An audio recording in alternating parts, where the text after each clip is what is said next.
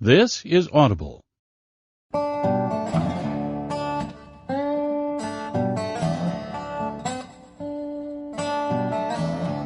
Brilliance Audio presents the unabridged recording of In the Heat of the Night by John Ball, performed by Dion Graham.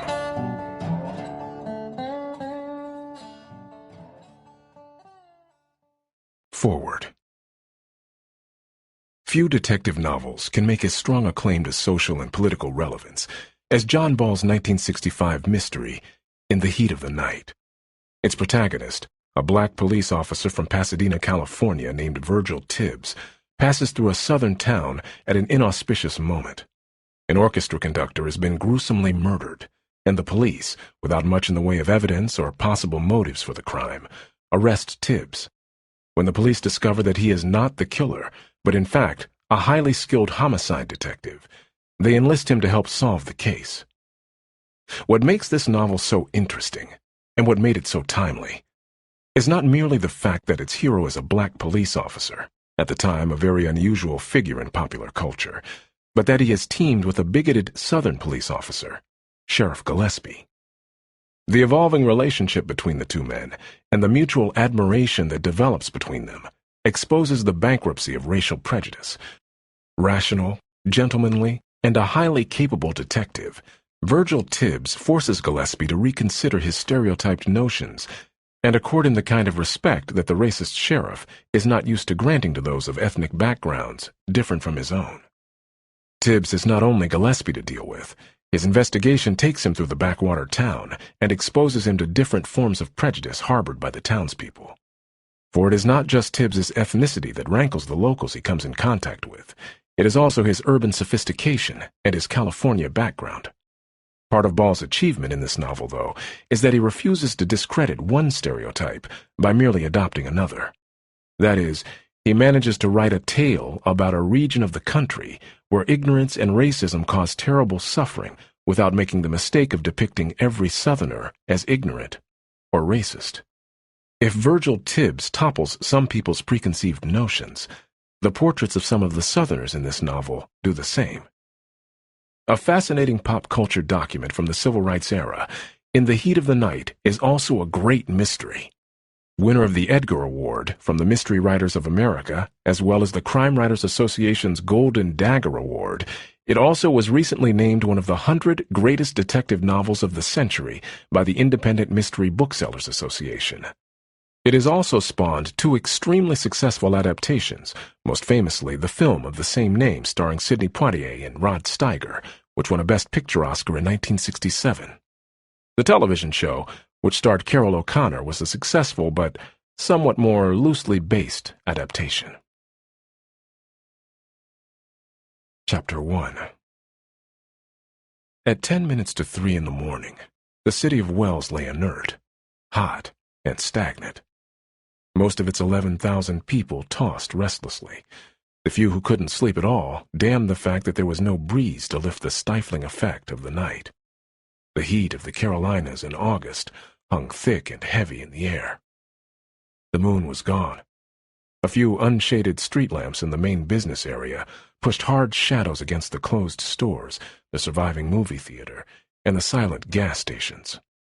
At the corner where the through highway crossed at right angles, the automatic air conditioner in the Simon Pharmacy was on, its steady throb purring against the silence of the night.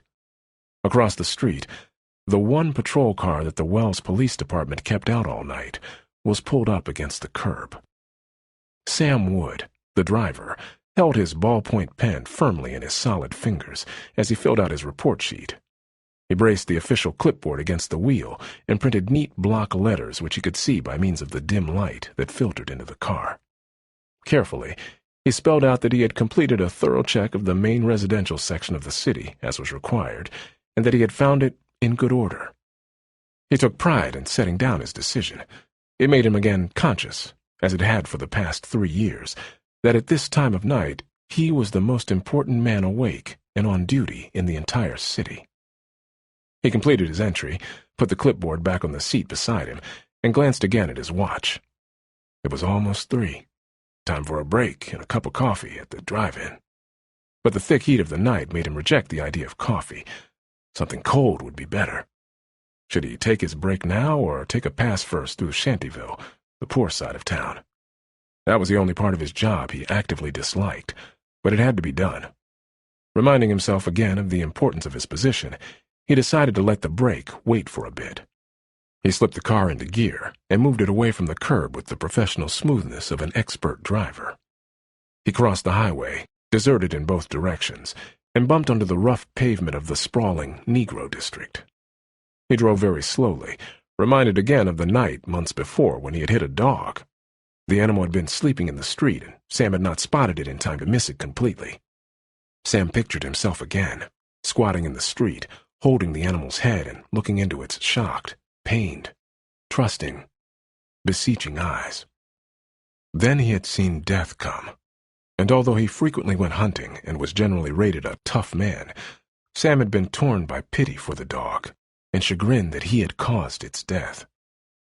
Sam kept his eyes on the road, avoided the worst of the holes, and watched out for dogs. The short loop to the Negro district completed, Sam braked the car over the bumpy railroad crossing and began to roll slowly up a street guarded on each side by old, ugly, largely unpainted clapboard houses. This was a poor white neighborhood, a place for those who had no money, no prospect of any, or who just didn't care. Sam wove the car up the street, concentrating on missing the holes in the road. Then he looked up and saw, half a block ahead of him, a yellow, distorted rectangle of light framing a window of what would be the Purdy house. A light at this hour could mean a bellyache, or it could mean a lot of other things. Sam despised the kind of man who would peer in windows at night, but to a police officer on duty, it was a different matter. He slipped the car over toward the curb so as not to disturb anyone unnecessarily, and slowed up enough to check carefully why the light was burning in the Purdy kitchen at 3:15 in the morning, though he thought he knew. The kitchen was lighted by a single unshaded 100-watt bulb hanging by its cord from the center of the ceiling. The thin, weary lace curtains which stretched, dead and motionless, across the open window did nothing to screen the view of the bright interior. There, plainly in view, her back turned, was Dolores Purdy. As on the 2 previous times this had happened during the past few weeks, she wore no nightgown. Exactly as the patrol car reached a point opposite the window, Dolores lifted a small pan off the stove, turned around, and poured the pan's contents into a teacup. Sam had a full view of her 16-year-old breasts and the agreeable curve of her youthful thighs. Something about Dolores, however, repelled him, and not even the sight of her naked body held any great interest. The reason, he guessed, was that she was always unwashed, or seemed to be. When Sam saw her raise the cup to her lips, he knew that no one was ill and turned his eyes away. For a moment, he contemplated warning her that she was on public view, but he decided against it because a knock at that hour might wake the whole house full of kids, and what was more, she couldn't very well answer the door with no clothes on. Sam turned at the next corner and headed back toward the highway. Despite the lack of any visible traffic, Sam made a full stop at the intersection and then turned north. He let the car gain speed until the hot air that was forced in the open windows created the illusion of a breeze. Then for 3 minutes he held the pace until the city limits were in view. He lifted his foot off the gas, crossed the boundary line, and swung the car easily into the parking area of the all-night drive-in. He climbed out smoothly for a man of his size and pushed his way into the restaurant. It was hotter inside than out. The center of the room was filled by a U-shaped counter covered with worn formica. Down one side, a row of hard plywood booths promised no comfort and little privacy. In one window, a totally inadequate air conditioner pounded out a thin stream of cool air that vanished unfelt, inches from the vent, where it was born. The wood walls had been painted an off-white at one time. The paint had yellowed with age. Above the grill, the black stain of hot grease vapor made a permanent monument to thousands of short orders that had been cooked, eaten, and forgotten. The night counterman was a thin 19-year-old whose 2 long arms thrust below the cuffs of his soiled shirt, as though they had been stretched by some infernal machine. His sharp, bony face still showed the signs of acne. His lower lip hung slightly open as though he were either accustomed to thrusting it out at people as a gesture of defiance, or didn't know how to make up his mind. At the moment Sam entered, he was jackknifed across the counter, resting his weight on his elbows, and appeared completely occupied by the violent comic book he had opened before him. In the presence of the law, he quickly slid his reading matter under the counter, squared his narrow shoulders, and prepared himself for the coming minutes he would spend with the guardian of the sleeping city. He reached for a thick coffee mug, as Sam sank onto one of the 3 remaining counter stools whose upholstered tops were still intact. "No coffee, Ralph. It's too hot," Sam said. "Give me a King Coke instead." He took off his uniform cap and drew his right arm across his forehead. The night man scooped a scratched glass half full of shaved ice, uncapped a bottle, and filled the glass up with liquid and foam. When the drink had settled down, Sam emptied the glass, chewed a sliver of ice into liquid, and then asked, "Who won the fight tonight?" "Ricci," the counterman answered immediately. "Split decision, but he still gets a shot at the title." Sam refilled his glass and drained it once more before he offered an opinion. "Good thing Ricci won. I don't go much for the Italians, but at least a white man gets a chance at the title." The counterman nodded in quick approval. "We got 6 black champs now, all the top divisions. I don't see how they can fight that good." He pressed his hands against the counter and spread his bony fingers in a futile attempt to make them look strong and powerful. He looked at the thick hands of the policeman and wondered if he would ever have hands like that. Sam helped himself to an orphan piece of cake that leaned under a clouded plastic cover on the counter.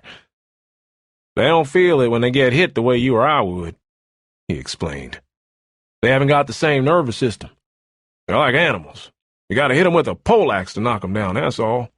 That's how they win fights. Why they're not afraid to get in the ring." Ralph bobbed his head. His eye said that Sam had pronounced the last word on the subject. He straightened the cake cover. "Mantoli was in town tonight. Brought his daughter with him. A real looker, I hear." "I thought he wasn't due until after the first." The counterman leaned forward, rubbing the counter with a grayed and soggy rag. "It cost more than they figured it would to finish up the bowl. Now they figure if they're going to repay the grant in time, they're going to have to charge more for the tickets. I hear Mantoli came to town to help them figure out how much people would be willing to pay." Sam poured the last of the bottle of Coke into his glass. "I don't know," he commented. "This thing may go over all right, or it may turn out the flop of the century. I don't know anything about classical music, but I can't see crowds of people flocking here just to hear Mantoli lead a band. I know it's a symphony orchestra and all that, but the people who like that sort of thing can hear the same orchestra all winter long without having to come down here and sit on hard seats to do it. And what if it rains?" He gulped the glass empty and glanced at his watch. "Yeah, what about that? I don't care about music neither, at least not that long hair kind," Ralph agreed. "But I say, if it can put us on the map like they say it can, and bring in tourists with money to spend, maybe they'll get this joint fixed up and we'll all live a little higher on the hog." Sam got up. "How much?" he asked. 15 cents. Cake's on the house. It was the last piece. Have a nice night, Mr. Wood." Sam laid down a quarter and turned away. Once the counterman had dared to call him Sam. He had given a cold stare of disapproval, and it had done the job. It was Mr. Wood now, and that was the way Sam wanted it. He climbed back into his car and reported briefly by radio before starting down the highway back into town. He settled in his seat, ready for the monotony that would make up the last part of the night. The air was thick again as the car gained speed. For the first time since he had come on duty, Sam allowed himself to damn the pressing heat that promised a scorching day to follow. And that meant another hot night tomorrow, and perhaps another one after that. Sam slowed the car as the central area loomed ahead. The night was still deserted, but Sam drove slowly through the small downtown district as a matter of habit. He thought again of Dolores Purdy. She would get married pretty young, he decided, and somebody would have plenty of fun rolling in the hay with her. It was then, a full block ahead, that he saw something lying in the road. Sam touched the gas pedal and the car spurted ahead. In the path of the 4 headlamps, the object grew larger until Sam braked the car to a stop in the middle of the street a few feet in front of what he could now see was a man sprawled on the pavement. He snapped the red warning lights on and swung quickly out of the car. Before he bent over the man, he first looked quickly about him, his hand on his holstered .38, ready for instant action. He saw nothing but the silent buildings and the hard pavement stretching out in both directions. Satisfied momentarily, Sam dropped down on one knee beside the man in the street. He was lying on his stomach, his arms above his head, his legs sprawled apart, and his face turned to the left so that his right cheek was pressed against the heavily worn concrete. He had abnormally long hair, which covered the back of his neck and then curled where it brushed the collar of his coat. Beside him, 5 or 6 feet away, a silver-handled walking stick looked strangely helpless on the hard roadway. Sam slipped his left hand under the fallen man and tried to feel for a heartbeat. Despite the sweltering heat, the man was wearing a vest tightly buttoned. Through it, Sam could detect no evidence that the man was alive. Then he remembered what he had read about apparently dead bodies. Sam had not had any special course of training for his job. He had simply been put on the payroll, had been briefed for a day on his new duties, and then had gone to work. But as instructed, he had studied the civic, county, and state codes, and had read the 2 or 3 textbooks made available at the small headquarters building. Sam had a good memory, and the information he had absorbed came back to him now in the moment of need. Never assume that a person is dead until he has been so pronounced by a physician. He may have fainted, been stunned, or be unconscious for any of several other reasons. Persons suffering from insulin shock have often been mistaken for dead and in some cases have revived after having been taken to morgues, unless a body has been so mutilated as to make survival impossible, such as decapitation. Always assume that the person is living unless decomposition has taken place to the point where life could not possibly exist. Sam moved quickly back to his car and picked up the radio microphone. At this hour he did not bother to use official language, but spoke quickly and clearly as soon as his call had been acknowledged. At the corner of Piney and the highway, approximately. Man in the road, appears to be dead. No evidence of anyone else nearby, no traffic for several minutes. Send the doctor and the ambulance right away. As he paused, Sam wondered for an instant if he had used the proper language in reporting in. This was something new to him, and he wanted to handle it properly. Then the voice of the night operator snapped him out of it. Stand by. Any identification of the victim? Sam thought quickly. No, not yet, he replied. I never saw this man before to my knowledge. However, I think I know who he is. He has long hair, wears a vest, carries a cane. A small man, not over 5'5". That's Mantoli, the operator exclaimed. The conductor, the man in charge of the festival. If that's him, and if he's dead, this could be one awful mess. Repeat, stand by. Sam pressed the mic onto its clip and walked quickly back to the fallen man. It was only 9 blocks to the hospital, and the ambulance would be on the scene within 5 minutes. As Sam bent over the man once more, he remembered the run-down dog, but this was infinitely worse. Sam reached out his hand and laid it very gently on the back of the man's head, as though by his touch he could comfort him and tell him that help was coming quickly, that he would only have to lie on the harsh pavement for 2 or 3 minutes more, and that in the meantime he was not alone. It was while these thoughts were running through his mind that Sam became aware that something thick and sticky was oozing against his fingers. With a quick, involuntary motion, he jerked his hand away. The pity he had felt evaporated, and a growing red anger surged up in its place. Chapter 2. At 4 minutes after 4 in the morning, the phone rang at the bedside of Bill Gillespie, chief of police of the city of Wells. Gillespie took a few seconds to shake himself partially awake before he answered. As he reached for the instrument, he already knew that it was trouble, and probably big trouble. Otherwise, the night desk man would have handled it. The night man was on the line. Chief, I hate to wake you, but if Sam Woods is right, we may have a first-class murder on our hands. Gillespie forced himself to sit up and swing his legs over the side of the bed. Tourist? No, not exactly. Sam had tentatively identified the body as that of Enrico Mantoli. You know, the fella that was going to set up a music festival here?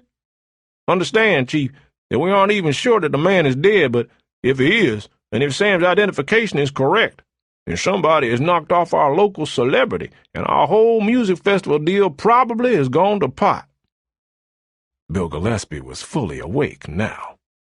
While he felt automatically for his slippers with his feet, he knew that he was expected to take command. The schooling in his profession he had had back in Texas told him what to say. All right, listen to me. I'll come right down. Get a doctor and an ambulance there right away, a photographer, and dig up a couple more men. Have Wood stay where he is until I get there. You know the routine? The night desk man, who never before had had to deal with a murder, answered that he did. As soon as he hung up, Gillespie rose to his full 6'4" and began quickly to climb into his clothes, running over in his mind exactly what he would do when he reached the murder scene. He had been chief of police and a Wells resident for only 9 weeks, and now he would have to prove himself.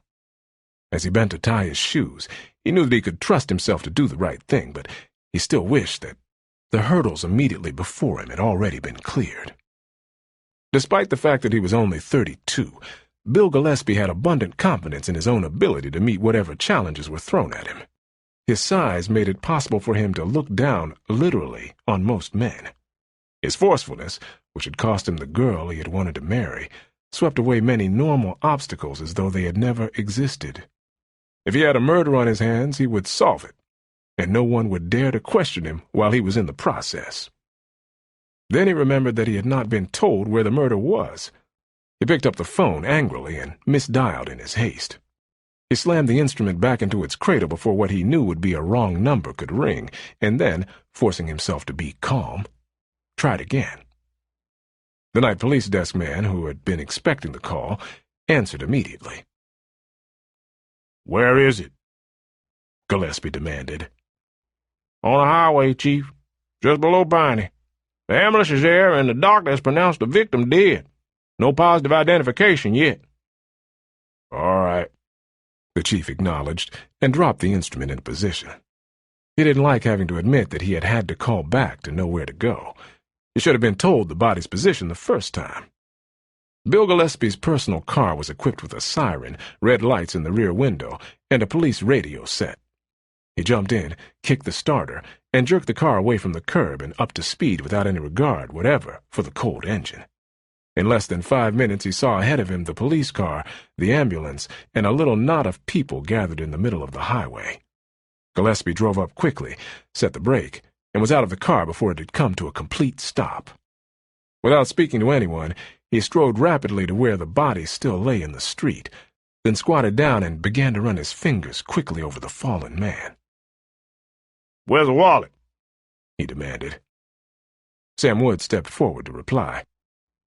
"It's missing. At least I didn't find it on the body." "Any positive identification?" Gillespie snapped. The young doctor who had come with the ambulance answered that.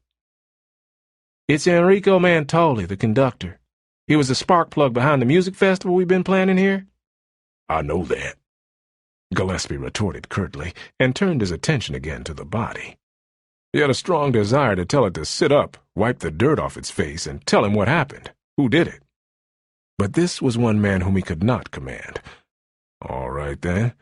It would have to be done some other way. Gillespie looked up. "Sam, take your car, check the railroad station in the north end of town to see if anyone is crazy enough to try to hitchhike out of here. Wait a minute." He turned his head quickly toward the doctor. "How long has this man been dead?" "Less than an hour, I should say.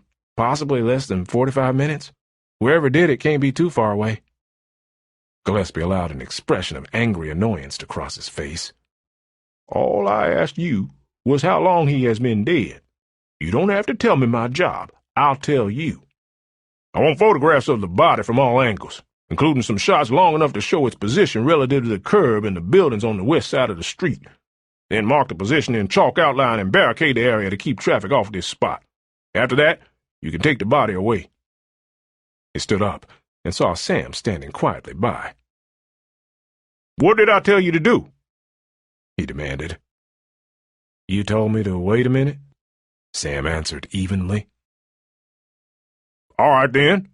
You can get going. Hop to it." Sam moved quickly to his patrol car and drove away with enough speed to avoid any possible criticism later. As he headed toward the railroad station, for a brief moment he allowed himself to hope that Gillespie would somehow make a public fool of himself and bungle the case. Then he realized that such a thought was totally unworthy of a sworn peace officer, and he resolved that no matter what happened, his part would be done promptly and well. At the last moment, as he approached the silent railroad station, he slowed his car down to avoid giving any undue warning to a possible murderer lurking inside. Sam pulled up close to the wooden platform and climbed out without hesitation. The station was a small one which dated back at least 50 years. At night it was inadequately lighted by a few dusty bulbs which seemed as ageless as the worn hard benches or the unyielding tile floor. As Sam walked rapidly toward the main waiting room door, he had a sudden desire to loosen the pressure of his uniform cap. He rejected the idea at once and entered the station every inch a police officer, his right hand on his gun. The waiting room was deserted. Sam sniffed the air rapidly and detected nothing to suggest that anyone had been there recently. No fresh cigarette smoke, only the habitual aroma of all such railroad stations, the evidence of thousands of nameless people who had passed through and gone on. The ticket window was closed, the glass panel was down. Posted inside was a square of cardboard with the arrival times of the night trains printed in heavy crayon. Sam looked carefully about the room once more while he thought. If the murderer was here, he probably did not have a gun. He had killed by hitting the dead man on the back of the head with a blunt instrument, and with a blunt instrument Sam was confident he could deal. He bent and checked the small area under the benches. It was clear except for dirt and a few bits of paper. Striding through the room, Sam pushed open the door to the train platform and looked both ways. The platform, too, was deserted. Walking with firm, authoritative steps, Sam passed the locked baggage room door, which he tested and found secure, and paused by the dingier door over which a white board sign specified colored. With his right hand once more on his sidearm, Sam pushed into the poorly lighted room, and then drew a quick gulp of breath. There was someone there. Sam sized him up at a glance, and knew at once that he did not belong in Wells. He was fairly slender and dressed up in city clothes, including a white shirt and a tie. Sam guessed that he might be about 30, but it was always hard to tell about blacks. Instead of being stretched out on the bench, he was wide awake and sitting up straight as though he were expecting something to happen. His coat was off and laid neatly beside him. He had been reading a paperback book up to the moment Sam entered. When he looked up, Sam saw that his face lacked the broad nose and thick, heavy lips that characterized so many Southern laborers. His nose was almost like a white man's, and the line of his mouth was straight and disciplined. If he had been a little lighter, Sam would have seen white blood in him, but his skin was too black for that. The Negro forgot his book and let his hands fall into his lap while he looked up into Sam's broad face. Sam took immediate command. "On your feet, black boy," he ordered, and crossed the room in 5 steps. The Negro reached for his coat. "No, you don't!"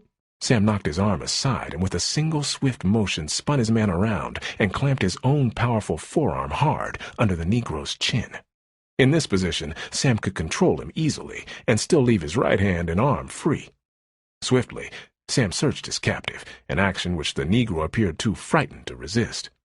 When he had finished, Sam released the pressure on the man's windpipe and issued further orders. "Stand against the wall. Face to it. Put your hands up, fingers apart, and lean against them. Keep 'em up where I can see 'em. Don't move until I tell you to." The Negro obeyed without a word. When his order had been executed, Sam picked up the Negro's coat and felt inside the breast pocket. There was a wallet, and it felt unusually thick. With a strange prickle of excitement, Sam pulled the wallet out and checked its contents. It was well stuffed with money. Sam ran his thumb down the edges of the bills.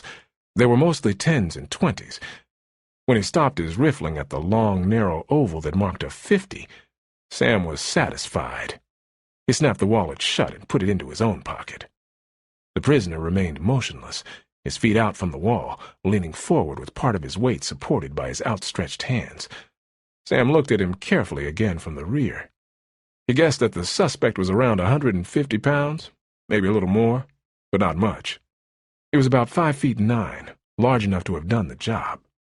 There was the hint of a crease on the back of his trousers, so his suit had at some time been pressed. He did not have the big butt Sam was accustomed to on many Negroes, but that didn't mean he was frail. When Sam slapped him to see if he had a weapon, the Negro's body was firm and hard under his hand. Sam folded the man's coat across his own arm. "Go out the door to your left," he ordered. "There's a police car in the drive. Get in the back seat and shut the door. Make one false move, and I'll drop you right then with a bullet in your spine. Now move." The Negro turned as directed, walked out into the city side of the platform, and obediently climbed into the back seat of Sam's waiting car.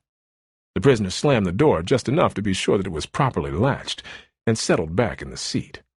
He made no move to do anything other than what he was directed. Sam climbed in behind the wheel. There were no inside door handles in the patrol car, and he knew that his prisoner could not escape. For a moment, he thought of the way Mantoli had been killed. Hit over the head, presumably from the rear, and probably by the prime suspect who was sitting behind him at that moment. Then Sam reassured himself with the thought that there was nothing in the rear seat which the Negro could use for a weapon, and with a bare-hand attack Sam could easily deal.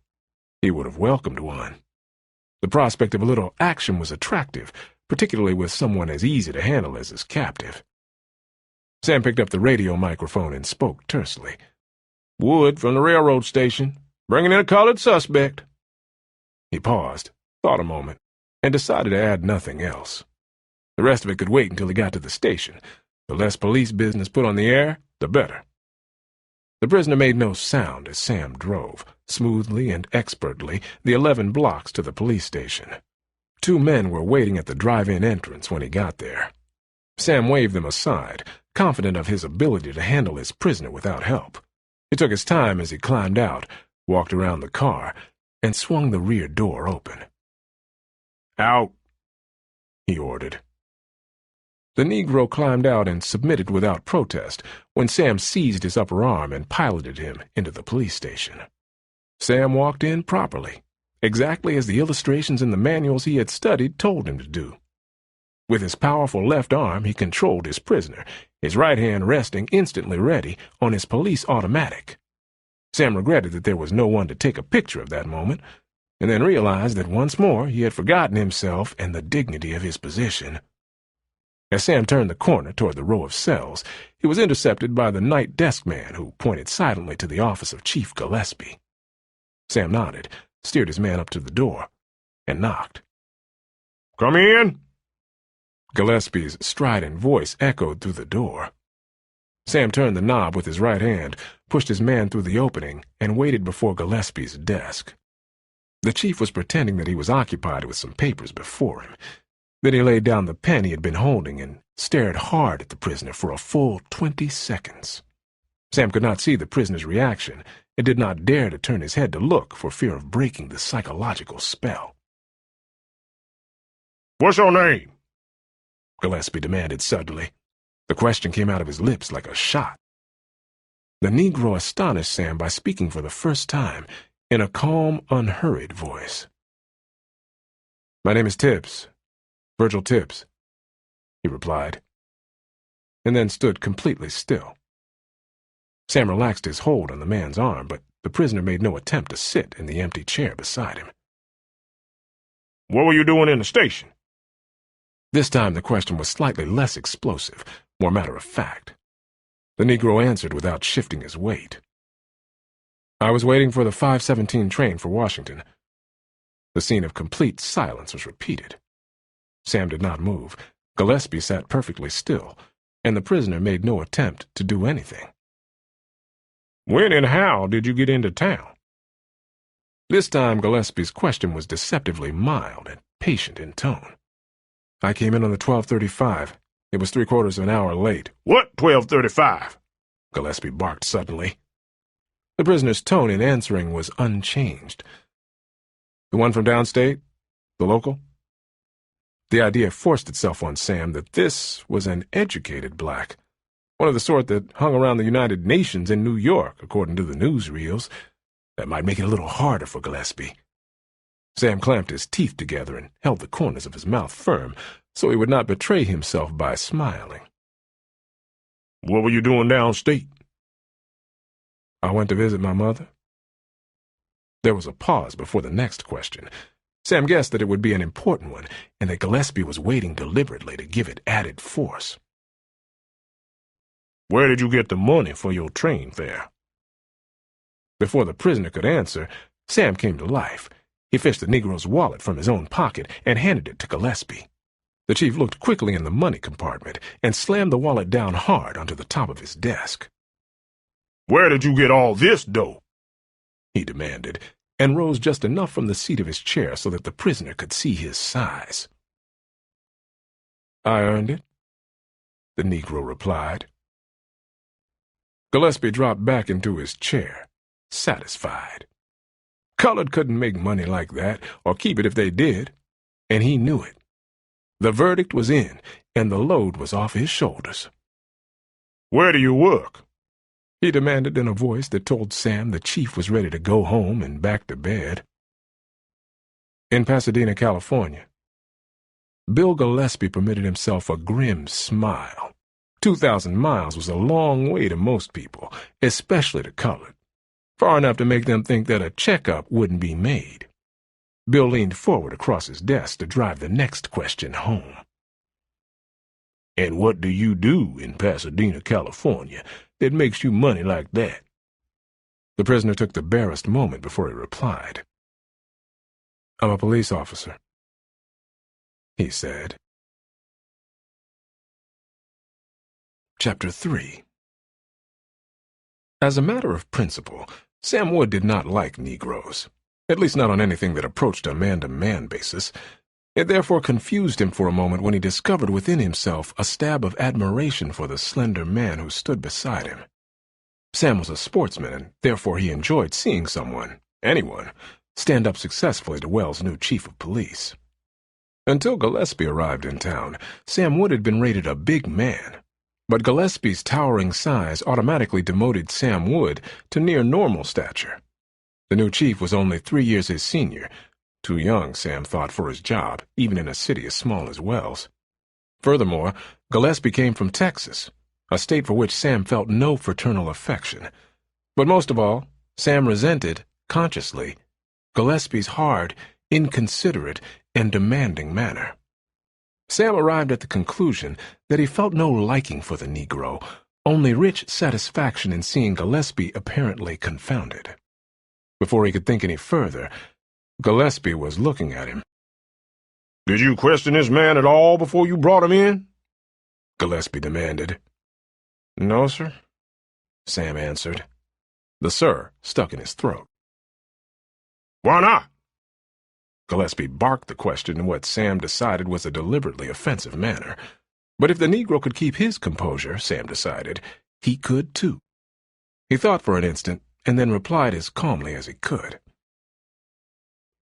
Your orders were to check the railroad station and then to look for possible hitchhikers or anyone else worth checking. When I found this man in the railroad station, I brought him in immediately so I could carry out the rest of your orders. Shall I go now? Sam was proud of himself. He knew he wasn't much with words, but that, he felt sure, had been a good speech. I want to finish checking this man out first.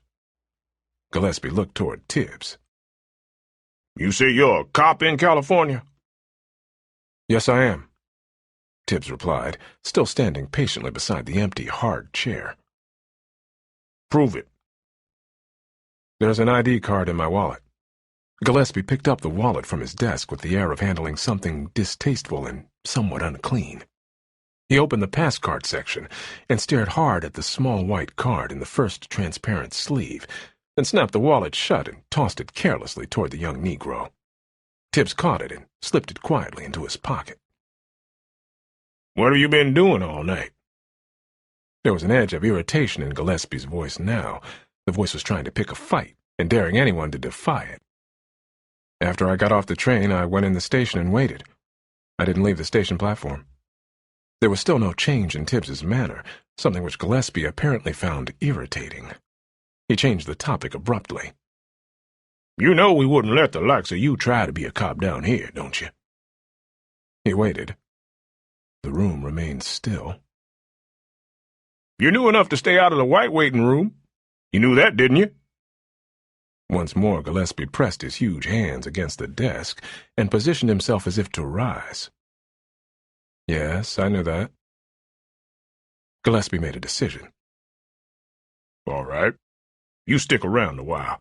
I'm going to check up on you. Take care of him, Sam." Without speaking, Sam Wood turned around and followed Virgil Tibbs out of the room. Ordinarily, he would not have permitted a Negro to precede him through a doorway, but this Negro did not wait for him to go first, and Sam decided it was a bad moment to raise an issue. As soon as the two men had left, Gillespie raised one massive fist and slammed it down hard on top of his desk. Then he scooped up the phone and dictated a wire to the police department of Pasadena, California. Sam Wood showed Virgil Tibbs to a hard bench in the small detention room. Tibbs thanked him, sat down, pulled out the paperback book that he had had in the station, and returned to reading. Sam glanced at the cover. It was On Understanding Science by Conant. Sam sat down and wished that he too had a book to read. When the sky began to gray through the window, and then grew streaked with curiously dirty stripes of high clouds against a lightning background, Sam knew that he would not be driving his patrol car any more that night. It was too late for that. He began to ache from sitting on the hard bench. He wanted a cup of coffee, despite the heat. He wanted to move around. He was debating whether he wanted to stand up and stretch and make a slight exhibit of himself doing so, when Gillespie abruptly appeared in the doorway. Tibbs looked up with quiet inquiry in his eyes. "You can go if you want to," Gillespie said, looking at Tibbs. "You've missed your train, and there won't be another one until afternoon. You want to wait here? We'll see you get some breakfast." "Thank you," Tibbs acknowledged. Sam decided this was his cue and stood up. As soon as Gillespie cleared the doorway, Sam walked out and down the short hall to the door marked Men, White. The night desk man was inside, washing his hands. Something about the twist of the man's mouth told Sam there was undisclosed news. "Got anything, Pete?" he asked. Pete nodded, splashed water over his face, and buried it in a towel. When he came up for air, he replied, "Chief got a wire a few minutes ago." He paused, bent down, and checked that all the toilet compartments were empty. "From Pasadena. Gillespie sent one out that said, 'We have serious homicide here. Request information regarding Virgil Tibbs, colored, who claims to be a member of Pasadena Police Department. Holding him as possible suspect.'" "I don't blame him for checking up," Sam said. "Wait till you hear what he got back." Pete lowered his voice so that Sam had to take a step closer to him. "Confirm Virgil Tibbs, member Pasadena Police Department past 10 years. Present rank investigator, specialist, homicide, other major crimes. Reputation excellent. Advise if his service is needed your area. Agree, homicide serious." "Wow," Sam said softly. "Exactly," Pete agreed. "I bet Gillespie doesn't know a damn thing about homicide investigation. If he doesn't clear this one up and fast, the whole town will be down on his neck.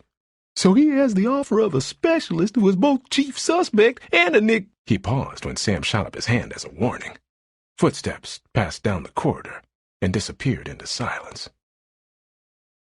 "What I want to know," Sam inquired, "is if Gillespie is as stupid as I think he is, how did he get this job in the first place?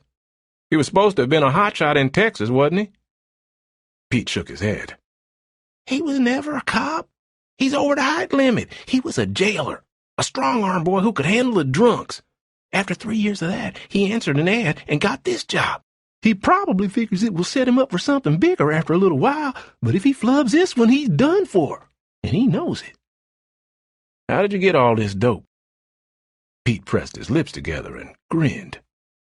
"I've been in this business a long time, and I've made quite a few friends here and there. I think I'll stick around a while and see what happens. I go on days beginning tomorrow, so it'll look all right. How about you?" "I think I will, too," Sam agreed. 10 minutes later, the body of Maestro Enrico Mantoli was brought in. The hospital had refused to hold it any longer. When Pete went to Gillespie's office to notify his chief of that fact in person, he found him with his hands thrust inside the waistband of his trousers and his mind obviously miles away. Pete waited until he was recognized, conveyed the news, and retreated rapidly while he was still in good order. A few moments later, Gillespie came out of his office, stalked down the corridor, and paused before the door of the detention room. He stared at Tibbs, who sat there, reading. When he saw Gillespie, he looked up and waited for the big man to speak. "Pasadena tells me you're supposed to be a homicide investigator," Gillespie barked. "I've done that," Tibbs replied. "Ever look at dead bodies?" Gillespie put a leer into the question. "Oftener than I like." "I'm going over to look at one now. Suppose you come along." Tibbs got to his feet. "After you, sir," he said. No one in the small morgue looked especially surprised when Virgil Tibbs came in silently in the wake of the towering Gillespie. The police morgue was a modest facility with a single surgical table in the middle of the room and a half-dozen grim drawers like a massive filing cabinet in one wall. There was a wood desk and a chair at one side, and next to it a cabinet half filled with instruments. The chief walked without hesitation to the slab in the middle of the room, bent over, and stared hard at the dead man. He walked around him twice. Once he reached out and carefully bent the dead man's arm at the elbow, then he replaced it as it had been. Finally, he squatted down and scrutinized the top of the man's head where he had been struck. Then he rose once more to his feet. With a long arm and an almost accusing finger, he pointed. "Virgil here works for the Pasadena Police Department investigating homicides. He wants to look at the body. Let him." Having made his pronouncement, Gillespie stalked out to the men's room to wash. As soon as he had removed both dirt and the feel of the dead man from his hands, Bill Gillespie began to think of breakfast. He had given up completely any idea of trying to complete his night's sleep. He decided also that there was no need to return home and shave. Good grooming was not expected under emergency conditions, and the fact that he showed visible signs of his extra duty might well be to his advantage. He decided to go and eat. He walked out through the station, folded himself behind the wheel of his car, and U-turned fast enough to skid at the finish. 6 minutes later, he slid the car to a stop at the all-night drive-in, terrifying the youthful attendant simply by the way he planted himself on a counter stool. "I want the ranch breakfast," he ordered. The nightman nodded quickly and set to work at once to prepare the wheat cakes, eggs, bacon, potatoes, toast, and coffee that made up the ranch package. Striving to please, he broke the yolks of both eggs, scraped them away, and tried 2 more. This time he succeeded. By the time all the food was served, he had refilled Gillespie's coffee cup 3 times. When at last the big man had finished eating, paid without leaving a tip, and left, the boy's hand was shaking so hard he had difficulty drawing a glass of water to slake his own thirst. Apart from stating his order, Gillespie had not said a single word, but the furrows on his brow had betrayed the fact that he had been concentrating on some thought or idea which he did not like. On the way back to the station, Gillespie drove more slowly. The sun was up now, and there was traffic on the highway. Part of his caution was dictated by the fact that he did not want to be detected flouting the traffic laws he was sworn to enforce, the rest by the fact that he wanted time to think. How, he asked himself, do you go about catching a murderer? Normally, you would probably start checking up to see who held a grudge against the deceased, but this was a simple case of robbery. He had learned 2 things during his brief visit to the morgue, that the dead man's wallet was missing, and that he had been reputed to carry considerable sums on his person. All right, then. How do you find the man who hit the deceased over the head in the dead of night and got away without a single witness being anywhere around? How do you find the man who wants more money than he is entitled to? How do you trace money without serial numbers, without anything to go on other than the fact that it exists? There won't be footprints to pick up in plaster in the middle of a paved highway or any usable tire marks. Just what the hell do you do? Well, you might ask to borrow a homicide expert. And then what do you do if you have one dropped into your lap and he has a black skin? Gillespie changed his mind and drove home. He shaved, put some deodorant under his armpits in lieu of a shower, rebrushed his hair, and drove back through the morning traffic to the police station. On the way, he made one decision. He would get rid of Tibbs as soon as possible. The Pasadena boys had been pulling his leg when they recommended him. Nobody could tell him that a colored man could do anything he couldn't do. Reinforced by this thought, Gillespie climbed the steps to the station 3 at a time, stopped at the desk, and demanded, "Where's Tibbs?" The day man, who clearly knew fully what was going on, said, "I believe, sir, he's still examining the body." "Still examining the body?" Gillespie exploded. "What the hell is he trying to do? Find out how a man died who was hit over the head hard enough to break his skull?" "I looked in a minute before I came on duty," the day man replied. "At that time, he was removing the dirt from under the fingernails. He asked if we had a microscope, and I said that we didn't. Then he took a ring off the corpse's finger and looked at the initials inside. By that time, I had to leave to come on duty."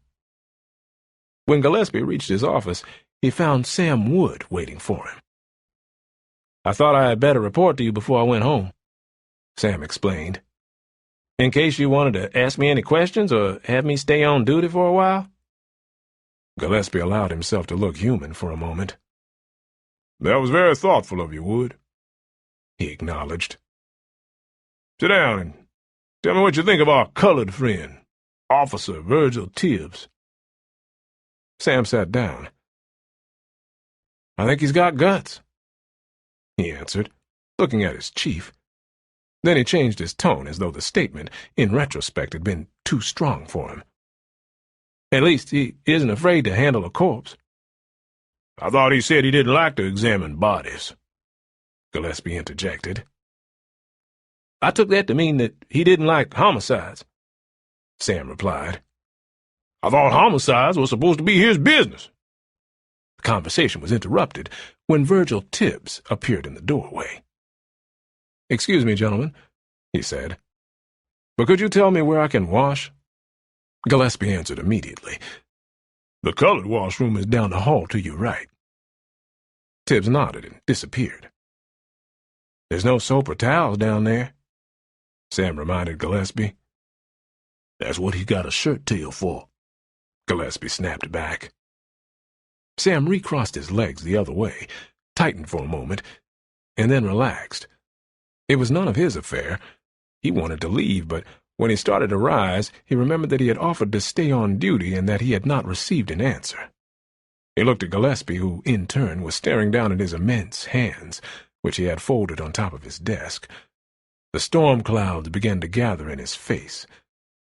Then he looked up. "Suppose you take your car and see if you can locate Mentoli's daughter. I heard she was a house guest of the Endicotts. Break the news to her and get her down here to make a positive identification of the body. I know that it will be difficult, but that is part of our job. You had better leave right away if you want to get to her before she hears it some other way. We haven't given anything out, but you can't keep a secret in this town very long." Virgil Tibbs reappeared in the open doorway and looked at Gillespie. "Do you wish the results of my examination, sir?" he asked. Gillespie leaned back at a slight angle. Because of his size, it was as far as he could go without risking a fall backward. "I've thought about it, Virgil, and I've decided that the best thing would be for you to leave town on the next train. This is no place for you. I know all I need to know about the body. Tell your boss when you get home that I appreciate his offer of your services, but they are quite unacceptable, and you know why." Gillespie leaned forward again. "Oh, yes. I'm having a release typed up absolving us from false arrest charges in your case. I want you to sign it before you go." "As one policeman to another," Tibbs said evenly. I don't intend to sue you or Mr. Wood for false arrest. You don't need to bother with a release. Thanks for your hospitality. An arm suddenly pushed Tibbs aside, and Pete, his face flushed, appeared in the doorway. We've got him, Chief. Dead to rights. It's Harvey Oberst. He's been in trouble before. The boys picked him up and found Mantoli's wallet on him. Gillespie looked back at Tibbs, who was still visible on one side of the doorway. Like I said, Virgil, we know our business down here. Go home. Chapter 4. Bill Gillespie looked at Sam Wood. You had anything to eat? He asked. Not this morning, Sam replied. And stay here and get some chow. Let Arnold go and pick up the Mantoli girl. No, that's all right. I'll go. I know how to get to the Endicott place, and I don't think Arnold does. Speaking of eating, we do owe Virgil some breakfast. We promised it to him. I told him to beat it. Sam Wood sensed that he could go a little further. Yes, sir, but there is no train for hours, and the only bus through here going north doesn't carry colored. It's my fault he missed his train. Since he is a cop, maybe we ought to let him wait here. Sam paused as inspiration hit him. So he'll at least speak well of us when he gets back to Pasadena. Gillespie recognized diplomacy as a necessary evil. All right. But there's no colored restaurants around here. Get hold of Virgil before he leaves, send him back in here, and have Pete bring him in a bologna sandwich or whatever he can pick up. It might be a good idea to let him see us wrap this one up, show him that we know how to handle men down here. His point won, Sam nodded, and retreated rapidly before Gillespie could change his mind again. He found Tibbs saying his goodbyes to Pete in the lobby. Virgil, Sam reported, the chief just remembered that he had promised you some breakfast. He wants you to go back to his office. Sam struggled with himself for a moment, and was glad when right triumphed. And thanks for letting me off the hook on false arrest. You could have made it tough. Virgil Tibbs started to hold out his hand and then, to Sam's immense relief, shifted his coat to his other arm instead. Don't mention it, Mr. Wood. I know you would extend me the same courtesy in Pasadena. For a moment, Sam was ashamed of the fact that if Tibbs had held out his hand, he would have had to look away, what with Pete there and all that. But Tibbs had saved him the embarrassment, and for that he was grateful. He left to carry out his unpleasant errand. Tibbs walked back down the corridor to Gillespie's office. "Mr. Wood said you wanted to see me?" he said. Gillespie waved into a chair against the wall. "I've sent for some breakfast for you. You can wait here until it comes. The boys are pretty busy right now. Meanwhile, we've caught our murderer." "You have a confession?" Tibbs inquired. "Don't need one," Gillespie retorted. "I've just read the folder on him. 19 years old and in trouble twice already. Once petty theft and once for playing around with a girl named Dolores Purdy. He had Mantoli's wallet on him." "Sounds like a good start," Virgil Tibbs agreed. "You'll see how good a start it is," Gillespie declared, and reached for his intercom. "Send Oberst in here," he ordered. While he was waiting, Gillespie flashed a look toward Tibbs. "Do you know what poor white trash means down here, Virgil?" he asked. "I've heard the term," Tibbs replied. There were footsteps in the corridor, and then a short, chunky policeman shoved a grown boy into the office. The prisoner was wearing handcuffs. He was too slender for even his moderate height. His blue denim pants fitted him so tightly that the awkward angles of his legs were outlined in sharp relief. His eyes were blinking rapidly, looking about him, down to his manacled hands, at Gillespie, and then back to his hands once more. He seemed to sway on his feet, as though balancing upright was a conscious effort almost beyond his skill. Gillespie drew himself up and roared at the prisoner. "Sit down!"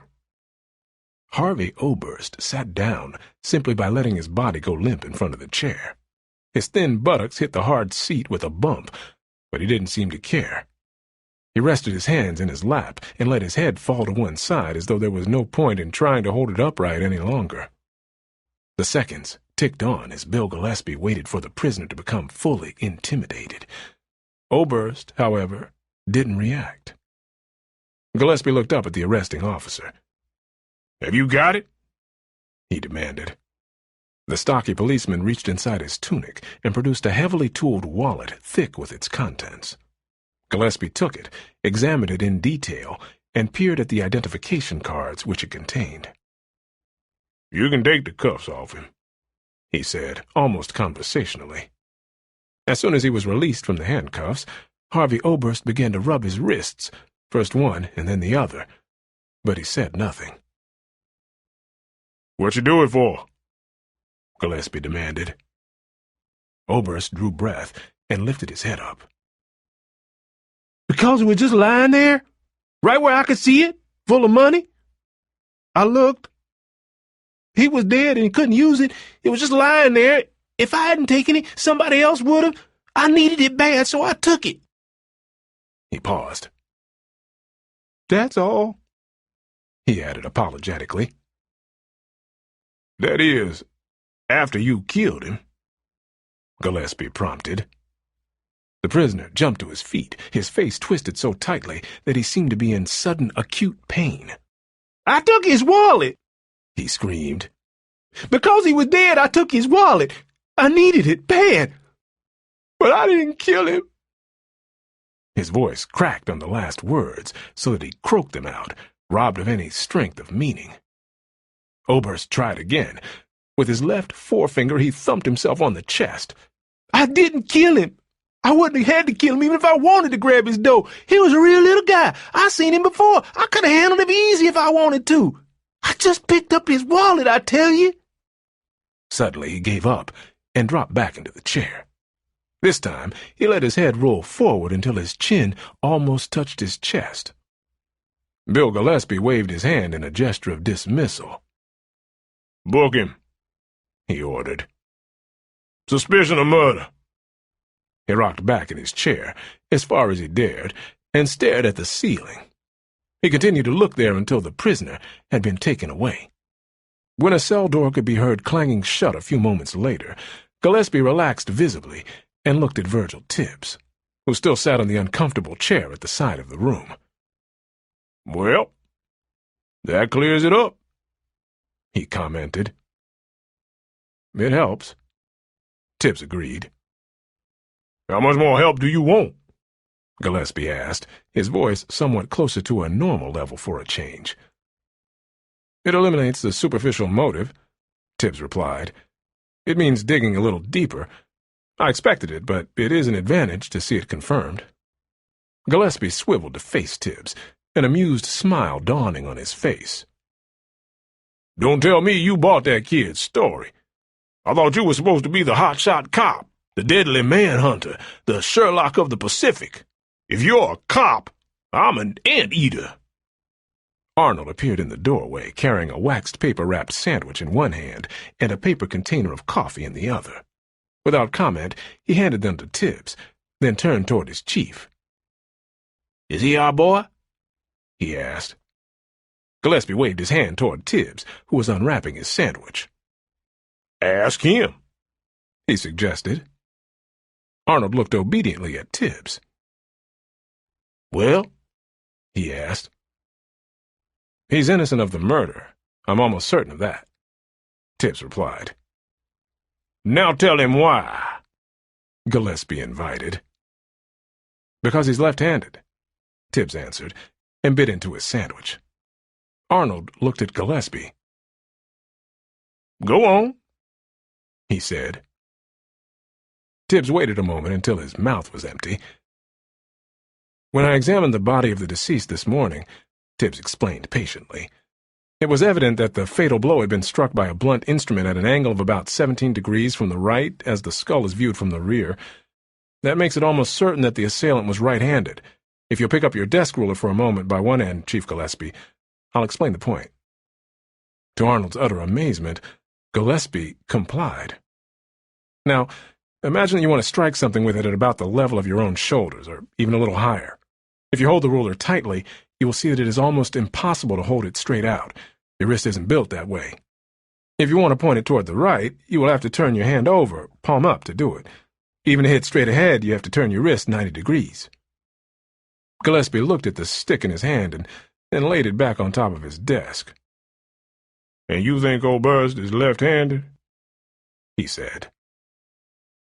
"I know he is," the Negro replied. "You remember when he thumped himself in the chest when he was trying to defend himself? Even if he was ambidextrous, he would still use his primary hand to do that, and he thumped himself with his left forefinger. I noticed when he walked in that he was probably innocent, but that confirmed it, in my judgment." Tibbs took another bite from his sandwich and moistened it with a sip of the thick, black coffee. "I didn't ask if you wanted sugar," Arnold said. "This is fine, thank you," Tibbs replied. "You just looked at that guy and decided that he was probably innocent. What was that? Intuition?" Gillespie asked. "No, his shoes," Tibbs answered. "And the fact that he needed a shave." Suddenly, Gillespie fell silent. Arnold waited for his superior to ask why shoes and a shave were important. Then he realized that Gillespie would not do that. It would be a come-down for him, and Bill Gillespie did not take kindly to come-downs. Arnold cleared his throat. He waited until Tibbs had his mouth empty between bites, and then asked, "Why?" "Consider the circumstances of the attack," Tibbs replied. "Mantoli was hit over the head from behind. That means that he was either assaulted by someone he knew and trusted, who stepped behind him for a moment and then hit him, or, more likely, someone sneaked up on him quietly enough to hit him without warning. If Mantoli had been warned, even by a second, he would have turned his head somewhat, and the blow would have landed at a different angle on the skull." "I can see that," Arnold agreed. "The suspect is wearing hard leather heels," Tibbs continued, "and he has steel plates on them to make them wear longer. In those shoes, every step he takes is noisy, and he couldn't possibly have made a surprise attack with them on." "A man can change his shoes any time," Gillespie interrupted. "You're correct, of course, Chief Gillespie," Tibbs agreed.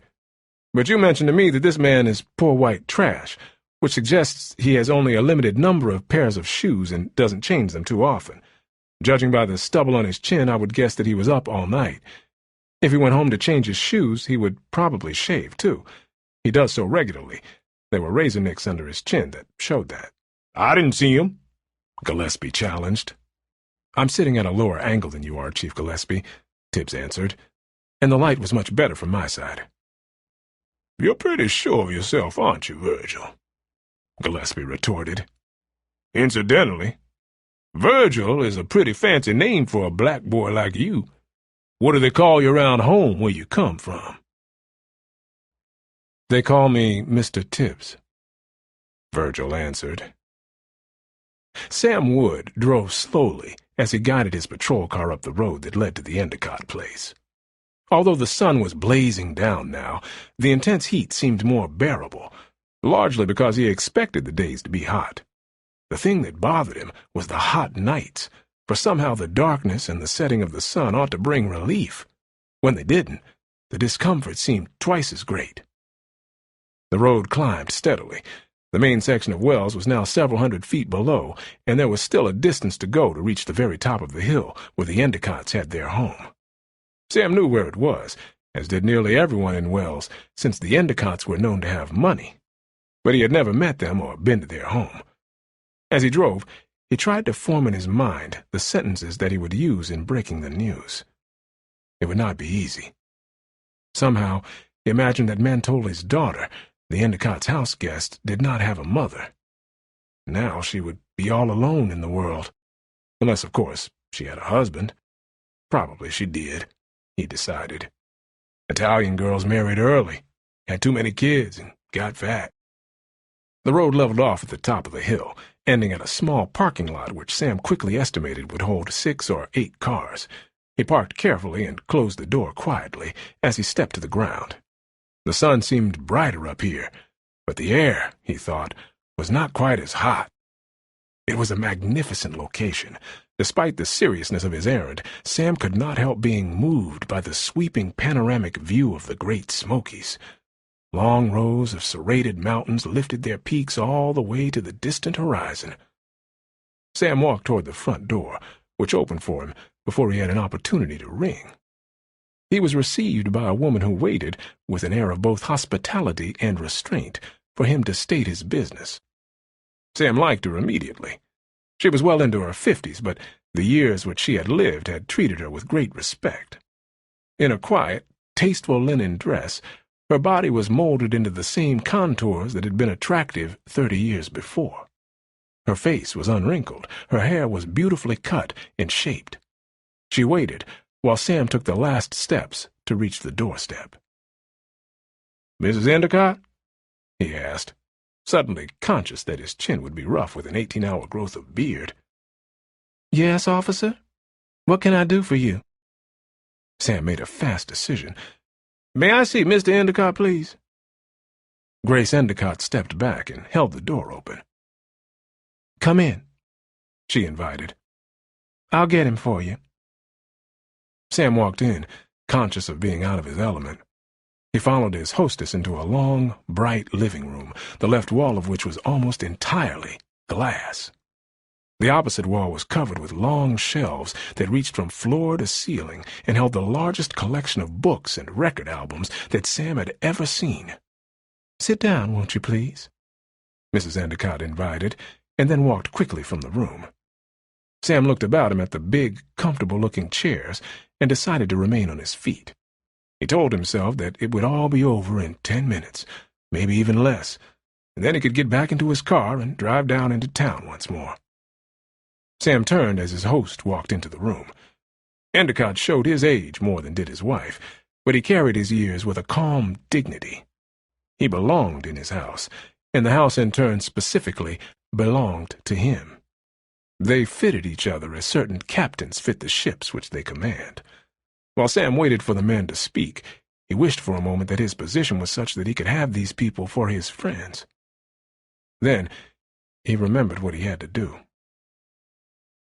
"I believe you wish to see me?" Endicott made it an invitation. "Yes, sir. I believe you know a Mr. Mantoli?" Sam knew it wasn't good, but he had started now and couldn't retreat. "Yes, we know Maestro Mantoli very well. I hope he is not in any trouble." Sam reached up and removed his uniform cap, ashamed that he had forgotten to do so until now. "Yes and no, Mr. Endicott." Sam flushed. There was nothing for it now but to state the facts. "I'm very sorry to have to tell you that he has been killed."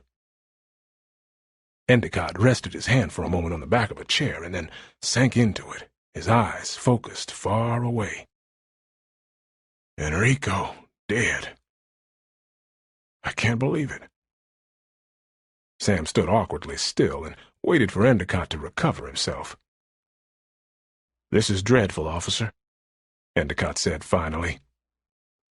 "He was our close and dear friend. His daughter is a guest here now.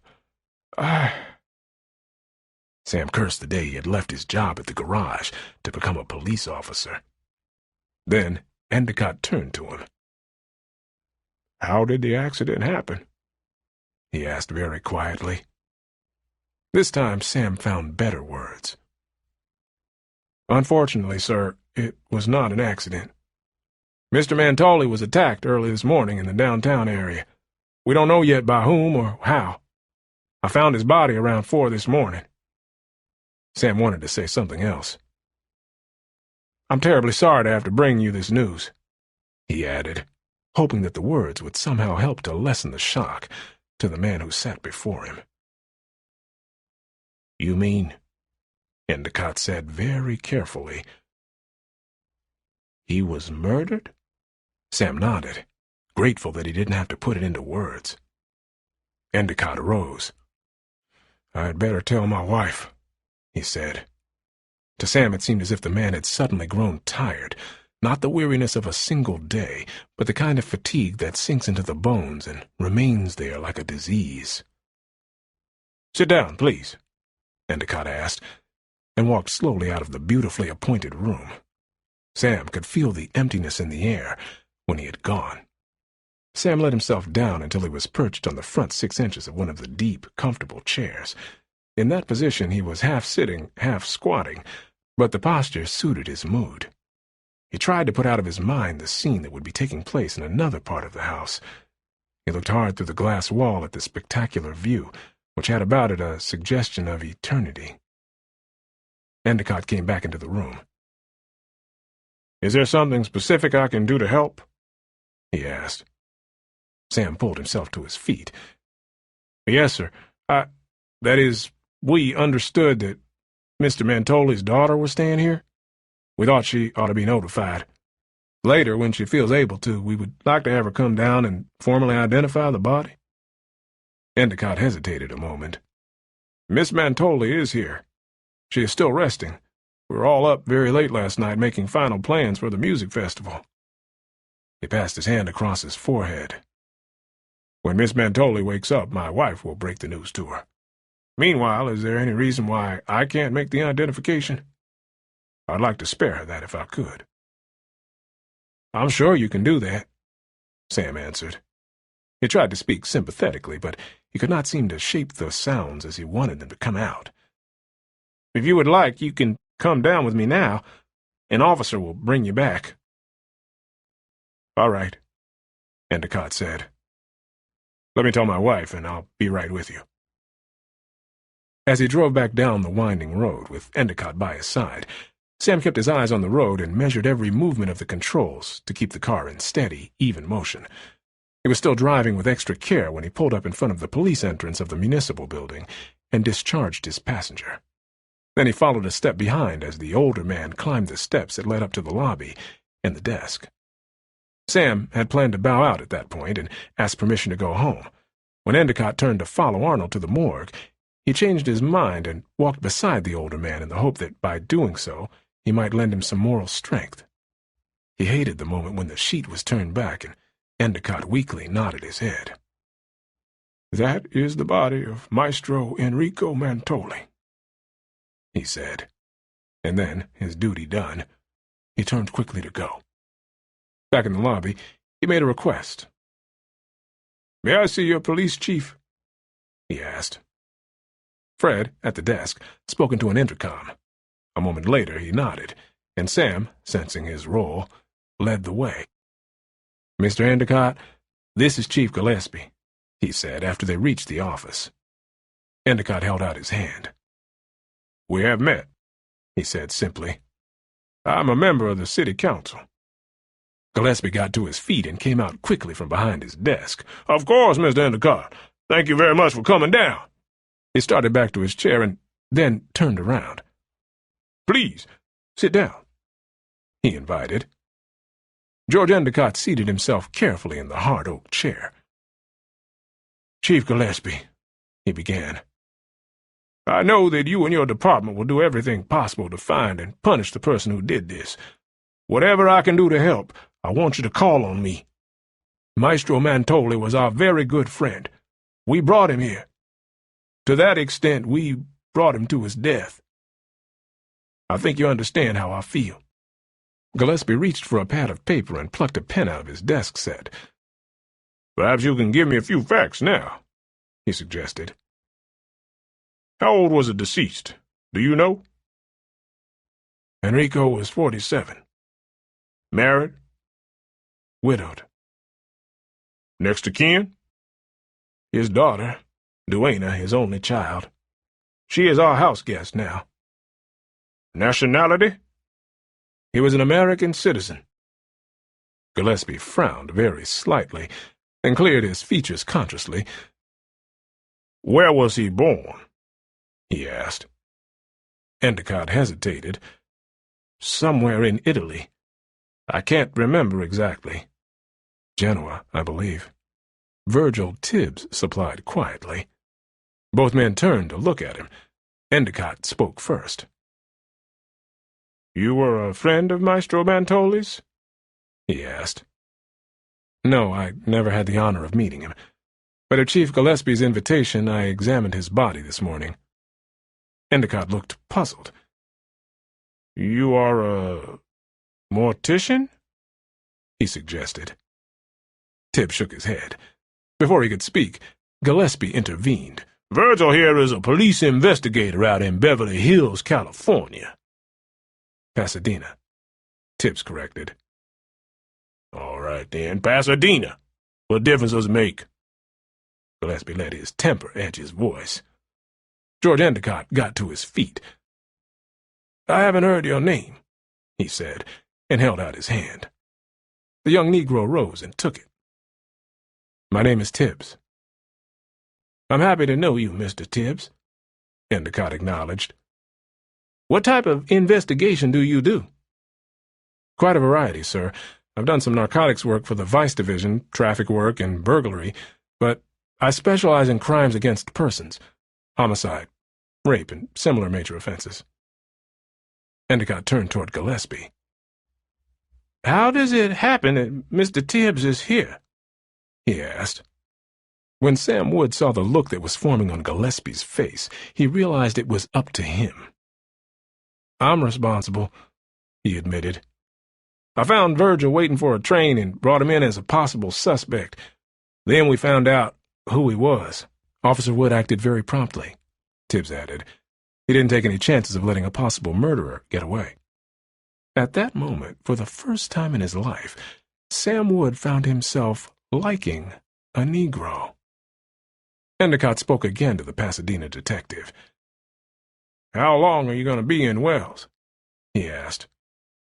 "Until the next train," Tibbs answered. "And when is that?" "If I remember, 3:40 this afternoon." Endicott nodded that he was satisfied. Gillespie shifted uncomfortably in his chair. It occurred to Sam Wood that this was the time to leave. Gradually it was dawning on him that his chief was on a spot and that he had put him there. He cleared his throat to give notice that he intended to speak. "Sir," he said to Gillespie, "if I can be spared now, I'd like to clean up and get some rest." Gillespie glanced up. "Go on home," he said. As Sam Wood settled himself behind the wheel of his 4-year-old Plymouth, he began to think about the obvious tension between Bill Gillespie and the Negro detective. There was no question in his mind who would win out, but he was disturbed by the growing feeling that if things broke the wrong way, he could be caught in the middle. Still churning over this sobering thought, he parked the car in front of his small house, let himself in, lost no time in taking off his clothes, and showered. For a moment, he contemplated getting something to eat. Then he decided he wasn't hungry and climbed into bed.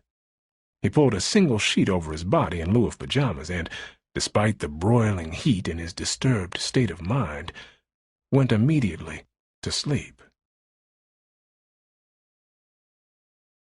Chapter 5. As soon as Endicott had left his office and was safely out of the corridor, Bill Gillespie turned toward Virgil Tibbs. "Who in the hell asked you to open your big black mouth?" he demanded. "If I want you to tell me anything, I'll ask you. I was questioning Endicott exactly the way I wanted to until you butted in." He clenched his massive right hand into a fist and rubbed it into the palm of his left. "Now get this. I want you out of here right now. I don't know when the next train is, and I don't care. Go down to the station and wait for it. When it comes in, never mind which way it's going, just get on. Beat it." Virgil Tibbs rose quietly to his feet. He walked to the door of the office, turned, and looked directly into the face of the big man who dominated the small room. "Good morning, Chief Gillespie," he said. As he walked through the outer lobby, the desk man stopped him. "Virgil, did you leave a brown fiberglass suitcase in the station this morning? Initials VRT on it?" Tibbs nodded. "Yes, that's mine. Where is it?" "We've got it. Wait 5 minutes till I finish this and I'll get it for you." Tibbs waited uncomfortably. He did not want Gillespie to come out of his office and find him still there. He was not afraid of the big man, but he saw no possible advantage in another scene. He stayed on his feet to suggest politely that he was expecting the wait to be a short one. After a long 5 minutes, the desk man returned with his bag. "Can I get a ride to the station?" Tibbs asked. "Go ask the chief. If he's okay with it, it's fine by me." "Never mind," Tibbs answered shortly. He picked up his bag and began to walk down the long flight of steps that led to the street. 9 minutes later, the phone rang in Gillespie's office. It was his private line, the number of which was known to only a few people. He picked up the instrument. "Gillespie," he acknowledged tersely. "This is Frank Schubert, Bill." "Yes, Frank." The chief made an effort to sound confident and cordial. Frank Schubert ran a hardware store and owned 2 gas stations. He was also the mayor of Wells and the chairman of the small committee which ran the city's affairs. "Bill, George Endicott just left my office." "Yes?" Gillespie almost shouted, and resolved to keep his voice under better control. "It was about this colored detective that one of your boys spaded up. He wanted me to call Pasadena and ask if we could borrow him for a few days. George is terribly upset about Mantoli's death, you know." "I know that, too," Gillespie cut in. He felt like he was being treated like a child. "We got through immediately to Chief Morris in Pasadena," Schubert went on. "He gave us his okay." Gillespie gulped a deep breath. "Frank, I appreciate your effort very much, but I just got rid of that guy, and frankly, I don't want him back. I've good people here, and I'm not inexperienced myself. Excuse me saying this to you, but Endicott is a meddler." "I know he is," Schubert agreed. "and he comes from up north, where they think differently than we do, but I think you're overlooking something." "What's that?" Gillespie asked. "The fact that this gives you a perfect out. Endicott wants us to use his black friend. Okay, go ahead and do it. Suppose he finds the man you want. He has no police power here, so he will have to hand the whole thing over to you. But if he fails, that lets you completely off the hook. And everybody in town will be with you. The whole blame goes to him. Either way, you win. If you don't use him and for any reason fail to nail your murderer in fairly short order, Endicott will be out for your scalp. And he's got more dough than anybody else in this town." Gillespie chewed on his lower lip for a moment. "I just kicked him out of here," he said. "You better get him back," Schubert warned. "He's your alibi. Be nice to him and let him hang himself. If anybody blames you, say that you did it on my orders." Gillespie knew then that he was hooked. "All right," he said in an unwilling voice, and hung up. He got up quickly, reminding himself that he didn't know the first thing about the procedure in catching a murderer, and that Virgil Tibbs was the unwitting alibi that would lift the whole responsibility from his shoulders. By the time he jackknifed himself into his car, he had decided that it would be good to give Tibbs the rope with which to hang himself. 2 blocks from the station, he found his man. Tibbs had paused for a moment to switch his suitcase from one hand to the other as Gillespie slid his car up to the curb. "Virgil, get in. I want to talk to you," he said.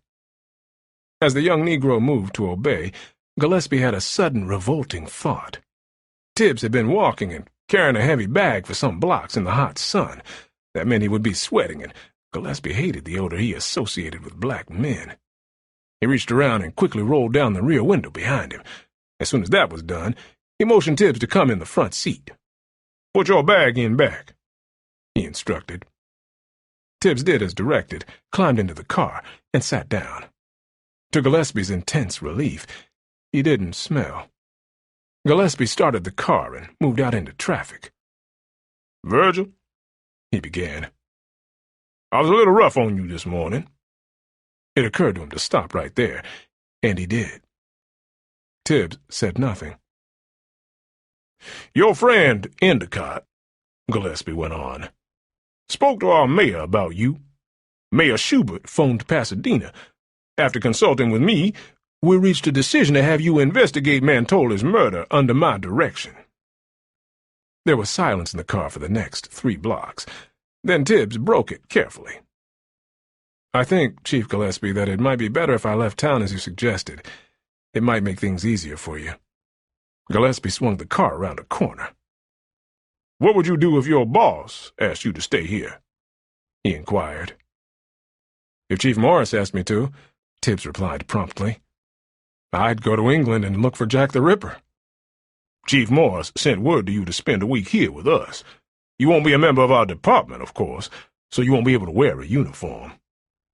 "I haven't for some time," Tibbs said. "Okay. What do you think you will need?" "I've been up all night and haven't had a chance to clean up," Tibbs answered. "If there is a hotel here that will take me, I'd like to shave, shower, and put on some clean clothes. Then if you can fix me up with some sort of transportation, that will be about all I'll need, at least for a while." Gillespie thought for a moment. "The hotels here won't take you, Virgil, but there is a motel for colored about 5 miles up the road. You can stay there. We've got an old police car in reserve I could let you have." "Please," Tibbs requested. "Not a police car. If you know a used car dealer who will lend me something that runs, that would be a lot better. I don't want to be conspicuous." Gillespie realized that it was going to be harder to make Tibbs undo himself than he thought. "I think I know a place," he said, and U-turned in the middle of the block. He drove to a garage on the other side of the railroad tracks. A huge Negro mechanic came out to meet him. "Jess," Gillespie instructed. "This is Virgil, who is working for me. I want you to lend him a car or get him one he can use for a week or so. Something that runs all right, something that maybe you fixed up." "Anything I fix up," Jess replied. "Runs right. Who'll be responsible?" "I will," Tibbs said. "Come on, then," Jess retorted, and walked back into his shop. Virgil Tibbs got out of Gillespie's car, pulled his bag from the rear seat, and spoke to his new superior. "I'll report in as soon as I can clean up," he said. "Take your time," Gillespie answered. "Tomorrow will be all right." He pushed hard on the gas pedal, and the car jumped away, throwing up a cloud of dust. Virgil Tibbs picked up his suitcase and walked into the garage. "Who are you?" Jess asked. "My name is Tibbs. I'm a policeman from California." Jess wiped his hands on a garage rag. "I'm saving up to move west myself.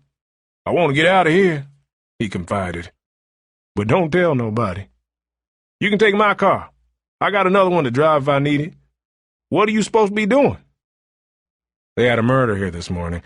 They don't know what to do about it, so they're using me for a fall guy." A look of heavy suspicion crossed Jess's round black face. "How you going to protect yourself?" he asked. "By catching the murderer," Tibbs answered. Because of the heat and the upsetting of his routine, Sam Wood had a short and fitful sleep. By 2 in the afternoon, he was up and dressed. He made himself a sandwich from the simple provisions he kept on hand, and then read his mail. The last of the 3 letters in the small pile he opened with shaking fingers. There was a note on a legal letterhead and a check. When he looked at the check, Sam stopped worrying about the murder. He shoved the letter and check into his breast pocket, looked at his watch, and hurried out of his house.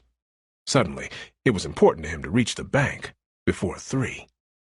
An hour later, Sam drove to the police station to pick up the news. It was also payday. To his amazement, he found Bill Gillespie in the lobby, talking to Virgil Tibbs. Sam picked up his paycheck at the desk, signed for it, and then turned to find Bill Gillespie waiting for him.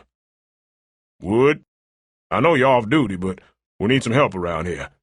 Can you drive Virgil up to the Endicott's? He wants to interview Mantoli's daughter." It was not a question, but a moderately put order. Sam did not understand the sudden toleration of the California detective, but discretion told him not to pick that time and place to ask. He was glad to go.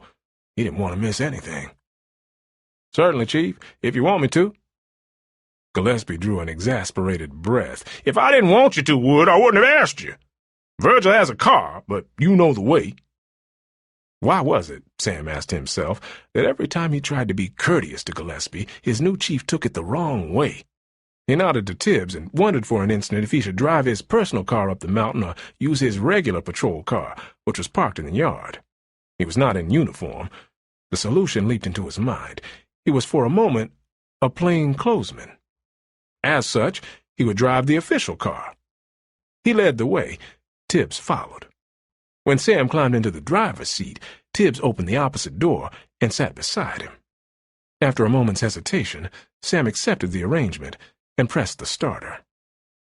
When they were out of traffic and moving through the outskirts toward the road that led up to the Endicott area, Sam yielded to his curiosity. "You seem to have gotten on the good side of the chief," he remarked, then wondered immediately if he had been too friendly, too overt, or both. "I know you must have been wondering," Tibbs responded. "My presence here embarrassed Chief Gillespie, and I had the bad judgment to intrude myself into an interview he was conducting." "I know," Sam said. Tibbs took no offense. "Without going into details, Chief Gillespie has assigned me to help on the Mantoli case for a few days. This is with the approval and permission of my superiors at home." "What's your status in?" Sam asked curiously. "None, except that I'm going to be allowed to try my hand. I may hang myself in the process." The car reached the end of the pavement and hit the gravel. "Think you can do any good?" Sam asked. "I can give you some references," Tibbs answered. "They can't do you much good here if they're in California," Sam pointed out. "They're in California," Tibbs acknowledged. "San Quentin." Sam decided to shut up and drive. When the door of the Endicott house swung open to him for the second time that day, Mrs. Endicott was there as before. She had changed into a simple black dress. Although she did not smile, she made him feel welcome. "I'm glad to see you, officer," she said. "I'm sorry I don't know your name." "It's Sam Wood, ma'am." She offered him her hand briefly. "And this gentleman, I'm sure, is Mr. Tibbs." She gave the Negro her hand for a moment. "Please come in, gentlemen," she invited. Sam followed his hostess into the big, spectacular living room. As he entered, he saw not only Endicott, but also a younger man and a girl. They were holding hands, and Sam sensed at once that it was his idea, not hers. The men stood up for introductions. "Duana, may I present Mr. Tibbs and Mr. Wood? Miss Mantoli, and Mr. Eric Kaufman, Maestro Mantoli's associate and manager." The men shook hands. Sam immediately did not care much for Kaufman. He was a youngish man who looked as if he was trying to be older, taller, and more important than he was. The girl was different. As she sat, quietly composed, Sam took a quick, careful look and revised drastically his estimate of Italian women. This one was not fat, and did not look as though she ever would be. She was dark, he noted, with a type of short-cropped hair which had always appealed to him. He reminded himself that this girl had learned only that morning that her father had been brutally murdered. He felt an impulse to sit beside her, to put his arm gently across her shoulders and tell her that somehow everything was going to be all right. But it couldn't possibly be all right for her. Not for a long time to come. He was still thinking about her when Virgil Tibbs calmly took command. "Miss Mantoli," Tibbs said, "we have only one excuse for disturbing you at a time like this. We need your help to find and punish the person responsible. Do you feel able to answer some questions?" The girl looked at him for a moment with eyes that were red-rimmed and liquid. Then she shut them and nodded silently toward chairs. Sam sat down with a strong sense of relief. He wanted very much to fade into the background and let Tibbs handle things. "Perhaps it would be easiest if I began with you," Tibbs said as he turned toward Eric Kaufman. "Were you here last night?" "Yes, I was. For the first part of the evening, that is. I had to leave at 10 in order to drive to Atlanta. It's a long way from here, and I had to be there early in the morning." "Did you drive all night?" Tibbs asked. "Oh, no. I got in about 2:30 in the morning. I checked into my hotel there to get some sleep, at least. I was up and shaving when the call came through," he finished. Tibbs turned to the girl, who sat with her head down, her hands held tightly together in front of her knees. When he spoke, his voice changed a little in timbre. It was quiet and matter-of-fact, but it showed an undercurrent of sympathy for the unhappy girl who sat before him. "Were there any unsuccessful candidates for the position your father held who might have been greatly upset by his success?" he asked. The girl looked up. "None at all," she answered. She spoke softly, but her words were clear, distinct, and unafraid. She had no accent whatever.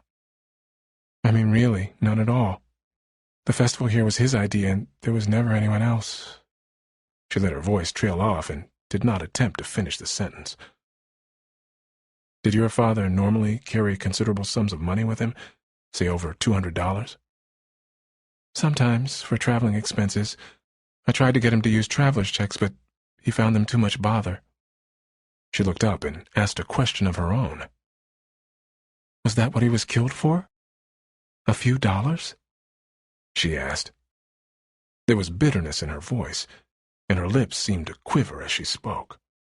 Her eyes grew wet again. I very much doubt it, Miss Mentoli, Tibbs answered her.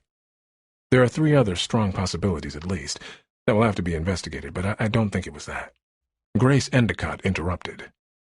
Mr. Tibbs, I appreciate what you are doing for us, but may I make a suggestion? Perhaps we can answer most of your questions between us and spare Duana. The shock has been a terrible thing for her. I know you understand that. Of course I do, Tibbs acknowledged.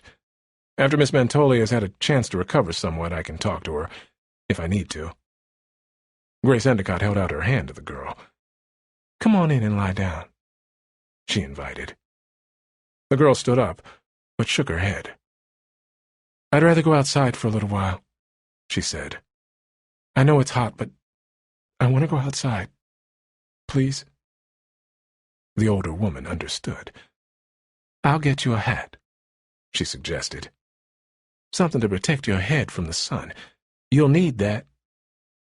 As the 2 women left the room, George Endicott said, I don't like her out there alone. We're well isolated up here, but until this thing is cleared up, I don't want to take any chances. None whatsoever.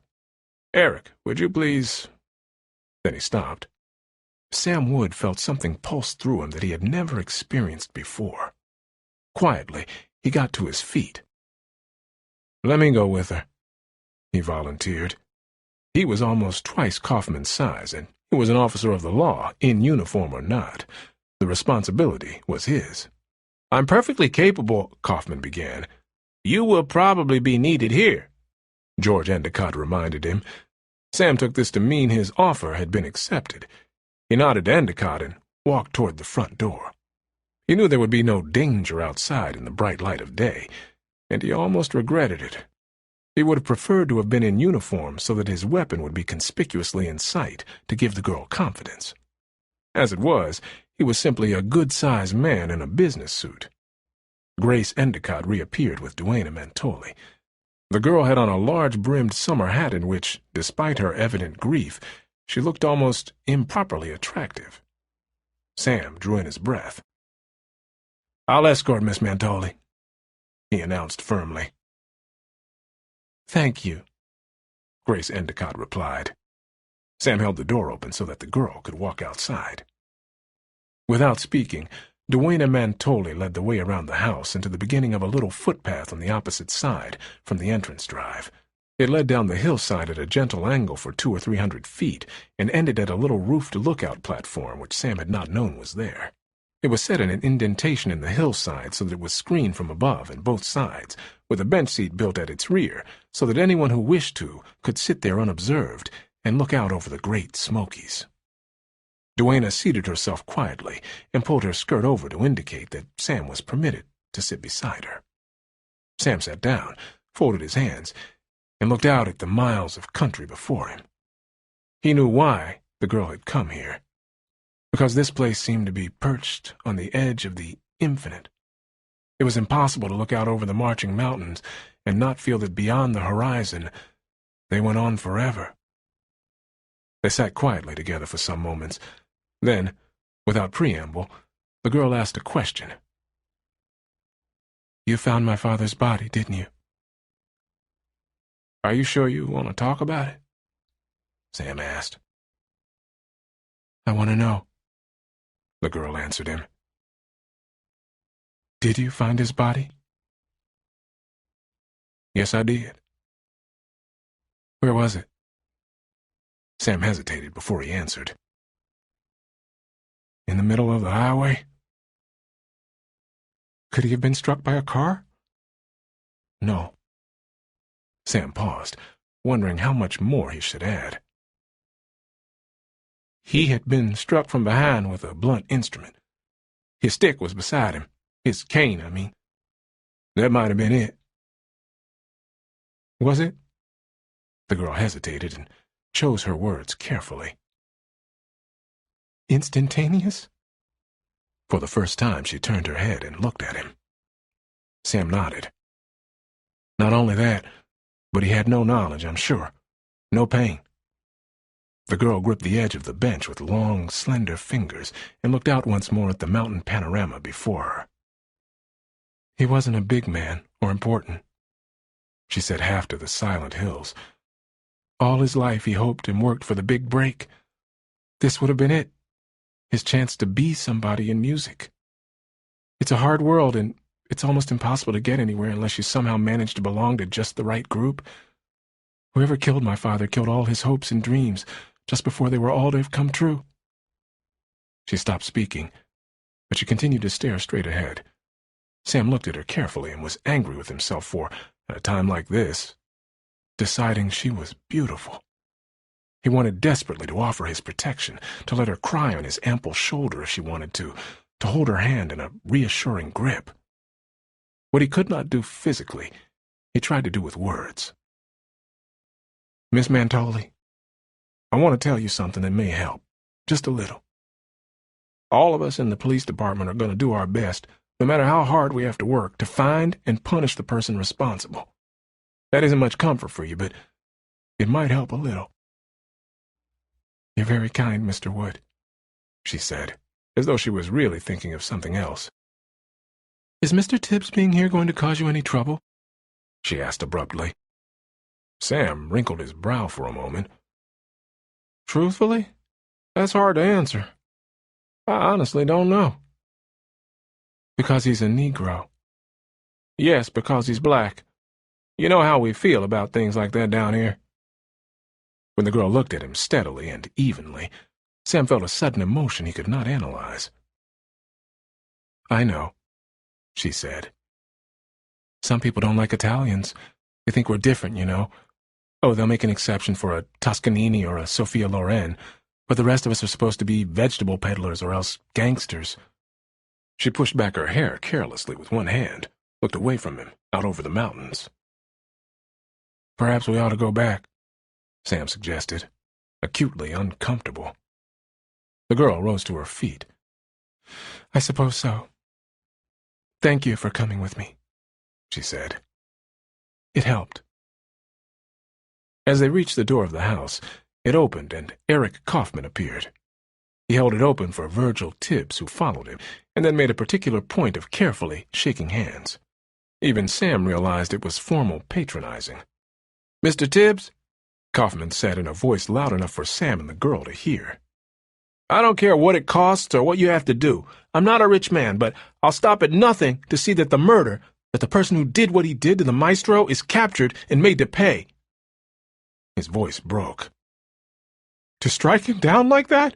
A man like him? Not even to give him a chance? Please, do your very best. Sam wondered how much of the speech was sincere and how much was calculated to impress the girl. He must know her well, Sam thought, and perhaps... He did not let himself finish the thought. Unreasonably, he wished that the girl had somehow risen out of the ground that day so that he might be the first to know her and to take care of her.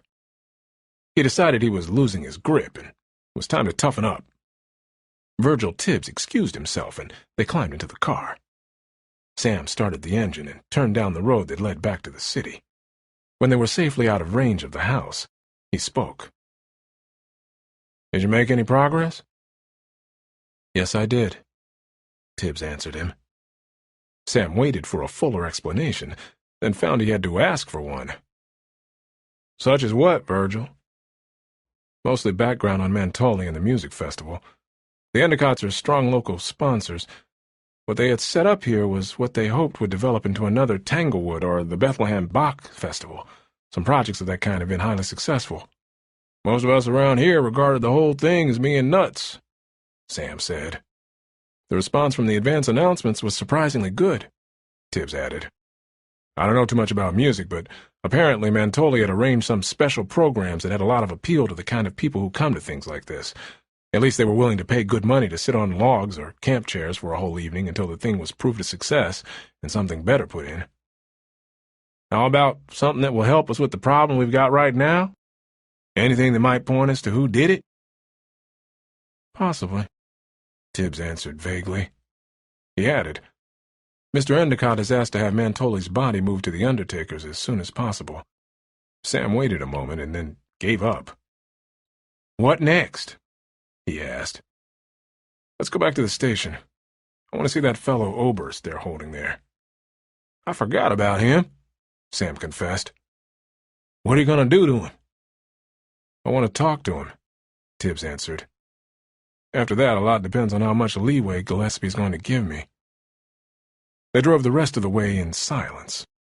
As he guided the car down the turns of the winding road, Sam tried to decide whether or not he wanted the man sitting beside him to succeed in what he had undertaken. In his mind, he saw a clear picture of Duana Mantoli. Then, as a projector shifts slides, he saw Gillespie, and without looking at him, the Negro by his side. That was what hurt. An outsider might be all right if he were a good fellow and all that, but the idea of a black man stuck up like a jagged rock in the middle of a channel? By the time they had reached the police station, Sam had still not made up his mind. He wanted the crime solved, but he wanted it solved by someone whom he could look up to and respect. The only trouble was, he couldn't think who it might be. Chapter 6. Virgil Tibbs stopped at the desk and made a request. Then he disappeared in the direction of the colored washroom to allow time for it to be considered and for Gillespie to be consulted. The chief was out of the building, so the desk man had to make his own decision. After recalling his instructions carefully, he made up his mind, called Arnold, and asked him to admit Tibbs to Harvey Oberst's cell. When the steel door swung partly open, Oberst half rose to his feet. You don't have to put him in here, he protested. Put him someplace else. I don't want no nig... The steel door clanked shut. He wants to talk to you, Arnold said acidly, and left. Oberst sank down on one extreme end of the hard board bunk. Tibbs seated himself calmly on the other. He had taken off his coat and tie and had rolled up his sleeves. He folded his lean, dark fingers in his lap and sat silently, paying no attention to Oberst. The minutes passed unnoticed, as neither man made any attempt to do anything. Then Oberst began to fidget. First he moved his hands, then he began to shuffle his feet. After a period of increasing nervousness, he found his voice and spoke. What you doing with white man's clothes on? He asked. For the first time, Tibbs appeared to notice that Oberst was present. I bought them from a white man, he answered. Harvey Oberst turned his attention now to his cellmate and looked him up and down with unconcealed appraisal. You been to school? He asked. Tibbs nodded slowly.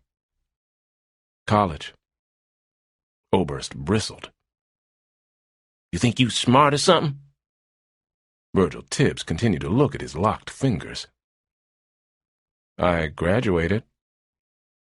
The silence returned for a moment. Where'd they let you go to college? In California. Oberst shifted his position and lifted his feet up onto the hard surface of the bunk. Out there, they don't care what they do. Tibbs ignored the comment. Who's Dolores Purdy? He asked. Oberst leaned forward. None of your business, he snapped. She's a white girl. Tibbs unfolded his hands, swung around, and put his own feet on the bunk exactly as Oberst had done. Either you answer my question, he said, or take your chances on being hanged for murder. Don't you give me any of your lip, black boy, Harvey snarled. You ain't nobody, and you ain't never gonna be nobody. High school or college don't make you white, and you know it. I don't especially want to be white, Tibbs said. But white or black, it doesn't make much difference when you're at the end of a rope. And after you've rotted for a few months in the ground, say a little more than a year from now, no one will know or care what color your skin was.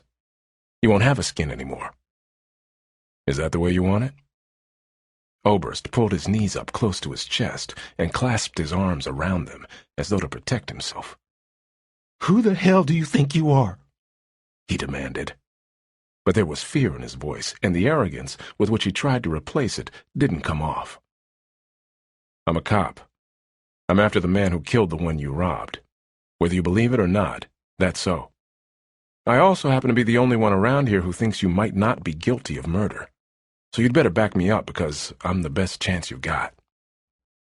You ain't no cop, Oberst said after a pause. Tibbs reached into his shirt pocket and pulled out a small white card sealed in plastic. I work in Pasadena. I'm an investigator. Call it detective if you like. I've been loaned to the police department here to find out who killed Mantoli. That's the dead man you found. Never mind how or why. Either you gamble on me or stand trial for murder. Oberst remained silent. Tibbs waited a long minute. Who is Dolores Purdy? He asked again. Oberst made his decision.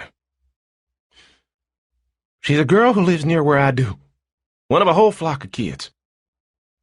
How old is she? 16, almost 17. You know what we call that kind in California? San Quentin quail, Tibbs said. Oberst reacted quickly. I got in trouble with her, but not that way. What happened? Oberst didn't answer. I can go out and look up the record, Tibbs reminded him. I'd rather get it from you. Oberst accepted defeat. This Dolores, she's young but real stacked, if you know what I mean. A real hot sweater girl type. There's lots of those, Tibbs commented. Yeah, but this Dolores is real proud of what nature done for her. She likes to show off. I took her on a date to Clark's Pond. We weren't planning nothing wrong. I don't want to join no chain gang. Tibbs nodded. Anyhow, she asked me if I don't think she's got a nice figure, and when I say yes, she decides to show me. It was her idea? Tibbs asked. Like you said, her idea. I didn't mess her up or anything like that. I just didn't try to stop her. Not too many people would blame you for that. But it was pretty dangerous. Maybe so. Anyhow, she gets half undressed, and right then a cop comes out of the bushes. I get hauled in. How about the girl? She got sent home. What happened after that? After a while, they let me go. Told me to never mess around with that girl anymore. Have you seen her since? Sure. She lives on 3rd Street in the corner of Polk. I live a half block from there. I see her all the time. She wants another date. That's all that happened? Nothing else, so help me. Tibbs got to his feet, took hold of the bars of the cell, and swung his weight backward so as to pull out the cramped muscles of his arms. Then he walked back and sat down again. Do you shave every day? He asked.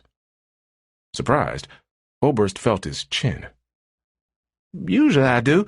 I didn't this morning. I've been up all night. How come? I went up to Canville to see a guy I know there. We had a couple of dates. Then you got back here pretty late?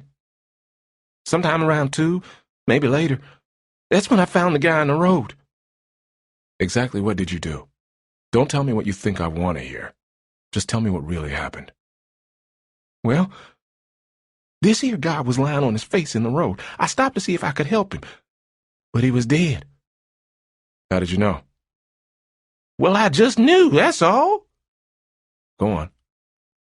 Well, I seen his wallet lying in the road, maybe 4 or 5 feet from him. Virgil Tibbs leaned forward. That's very important, he emphasized. I don't care whether you found the wallet or whether you took it out of his pocket. It makes no difference. But are you absolutely sure you found it on the road beside him? I swear I did, Oberst answered. Then you did, Tibbs conceded. What happened after that? I picked it up, and looked quick inside. I seen a lot of money. I figured he couldn't use it anymore, and if I left it there, whoever came along next would grab it. That's probably right, Tibbs agreed. Now, how did you get caught with it on you? Well, I got worried about it on account of the guy had been killed. If anybody found me with the wallet, I could be in awful bad trouble. So I went to see Mr. Jennings. He's head man at the bank, and I know him because I work for him weekends. I told him about it. He said it would have to be reported, and he called the cops. So I got stuck in here anyway. Now I don't know what I'll get. Tibbs got to his feet. Leave it to me, he advised. If your story holds up, you're all right. He called loudly to be heard, and waited for Arnold to come and let him out.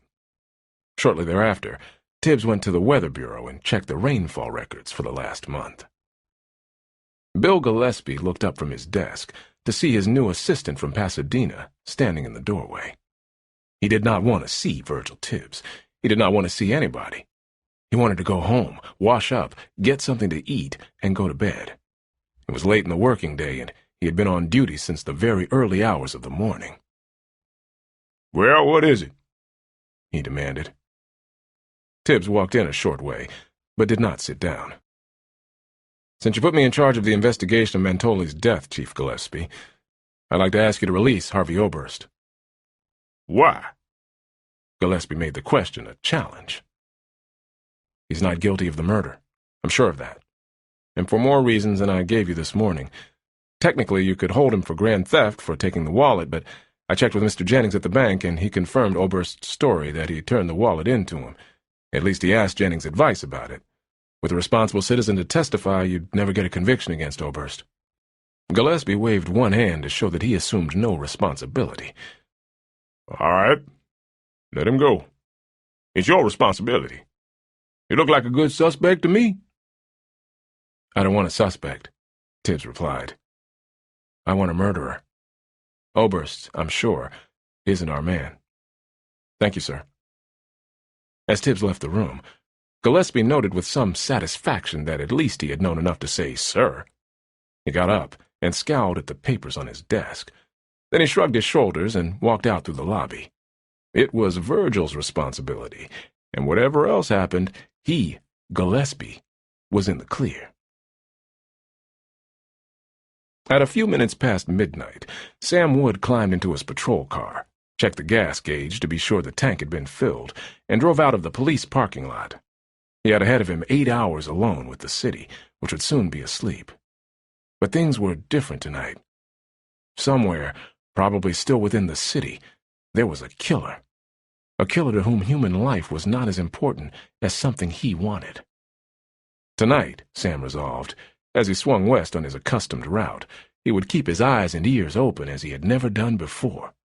He let his imagination take hold briefly while he visualized trapping and catching a murderer so clearly guilty of his crime that it would show the moment he marched him into the police station.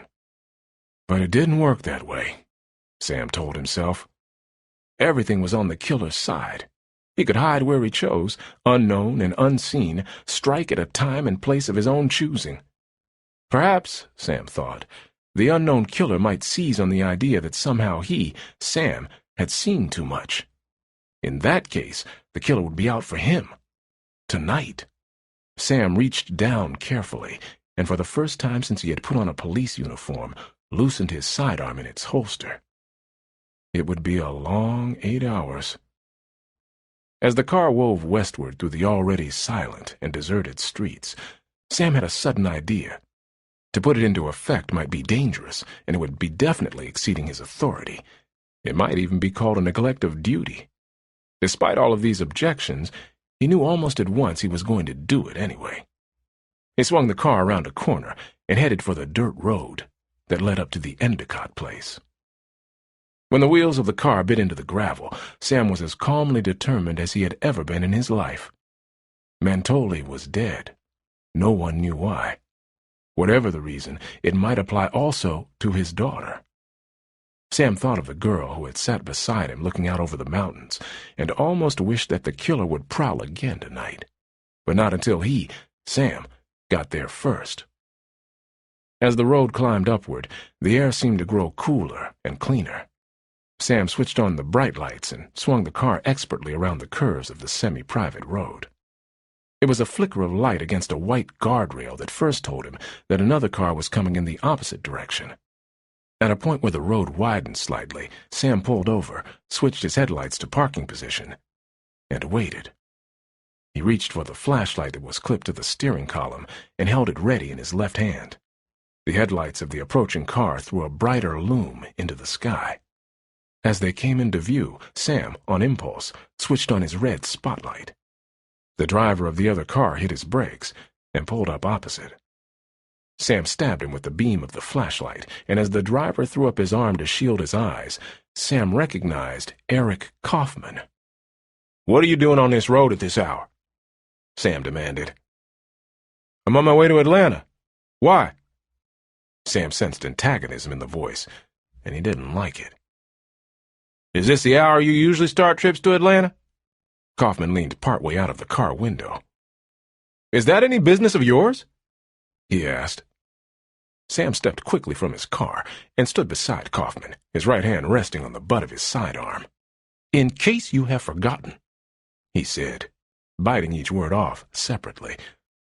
"Less than 24 hours ago, someone committed a murder in this town.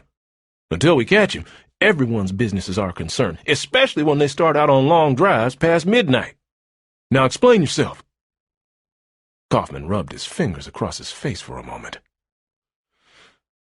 "I'm sorry, officer," he apologized. "I'm not myself, and you know why. I was up at the Endicotts discussing the festival until a few minutes ago. Because a good deal of local money has been advanced for this project, we decided that we have to go ahead despite the fact that Enrico is dead. If we let it ride for a year, we'll all be dead. I'm sorry, that's a bad choice of words." Kaufman stopped and made an effort to collect himself. "Anyhow, I've got to go to Atlanta to see what can be done to locate a named conductor to take over, and I've got to arrange for the orchestra. It was all lined up, but the news may have thrown everything off again." Sam relaxed a little. "That's fine. But why you leave at this hour? According to the story you told me and Virgil, you got very little sleep last night. You can't be in a very good condition to drive." "You're right about that," Kaufman agreed. "I'm leaving, frankly, because I don't want to be in the way up there. Duana is sleeping in the only guest room, and right now she needs all the rest and quiet she can get. The only sensible thing was for me to leave, drive out of town a little ways, and go to a motel. Then I can get an early start and be in the city by noon. Any objections?" Sam knew that the story made sense, and he didn't want to let his dislike of the man color his judgment. And he remembered that this lonely mountain road was not in his patrol area. In fact, he was neglecting that area right now, and if the killer should be prowling somewhere down there— "How is everything on top of the hill?" he asked. "All right. Strained, of course, but there's nothing wrong. Are you going up there? If you went up there now, you'd disturb them and possibly give them a scare. I'd rather you didn't, if you didn't mind." Sam motioned to Kaufman to go on. "Be careful," he warned. "Get off the road as soon as you can and get some sleep. Otherwise, you may end up in the morgue alongside your boss." Kaufman winced, but didn't comment. "All right, I will. Follow me down if you like, but leave them alone up there. They've had all they can take for one day." He pushed the drive button on his station wagon and eased it back into the center of the downgrade. Sam stood silently until Kaufman had gone well on ahead. Then he turned his car cautiously on the narrow road and followed. As he kept the car under control with second gear and brake, Sam reflected that Kaufman and Duana were probably very good friends. At least Kaufman was in a position to see a lot of the girl, and the way those people traveled around, he probably had a monopoly. The thought made Sam mad. He had met the girl only once, on the day when her father had been murdered, and yet he felt he was entitled to an interest and to worry about her protection. The wheels of the car hit the city pavement, and the ride smoothed out. As it did, Sam brought his mind back to the murderer, loose in the city. At least there was a good chance he was still in the city. The streets were silent and dark now, except for the lonesome dots of light under the widely scattered street lamps. Once more, Sam reminded himself that he was a prime target. The baking heat of the night began to be streaked with a kind of chill that hung in the blackness, waiting. A while back, Sam had read a book about a situation something like this. The author had used a word to describe it, an odd and unusual word which Sam had dutifully looked up in the dictionary. He could not remember the word now, but it began with M. He was pretty sure of that. Whatever it was, what the word meant hung in the air now. Sam was not a coward. Determined to do his duty, he made his complete patrol of the city. When he had finished, he took the precaution of parking in a different place to make out his report. He would not tempt fate by stopping across from the Simon Pharmacy, as he always did.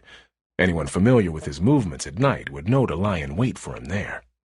When he had finished making out his careful statement, Sam put the board down and felt as though something was just about to be pressed against the back of his neck. He flipped the car into gear and drove at an unusually high speed, for him, to the drive-in and the sanctuary of its bright lights.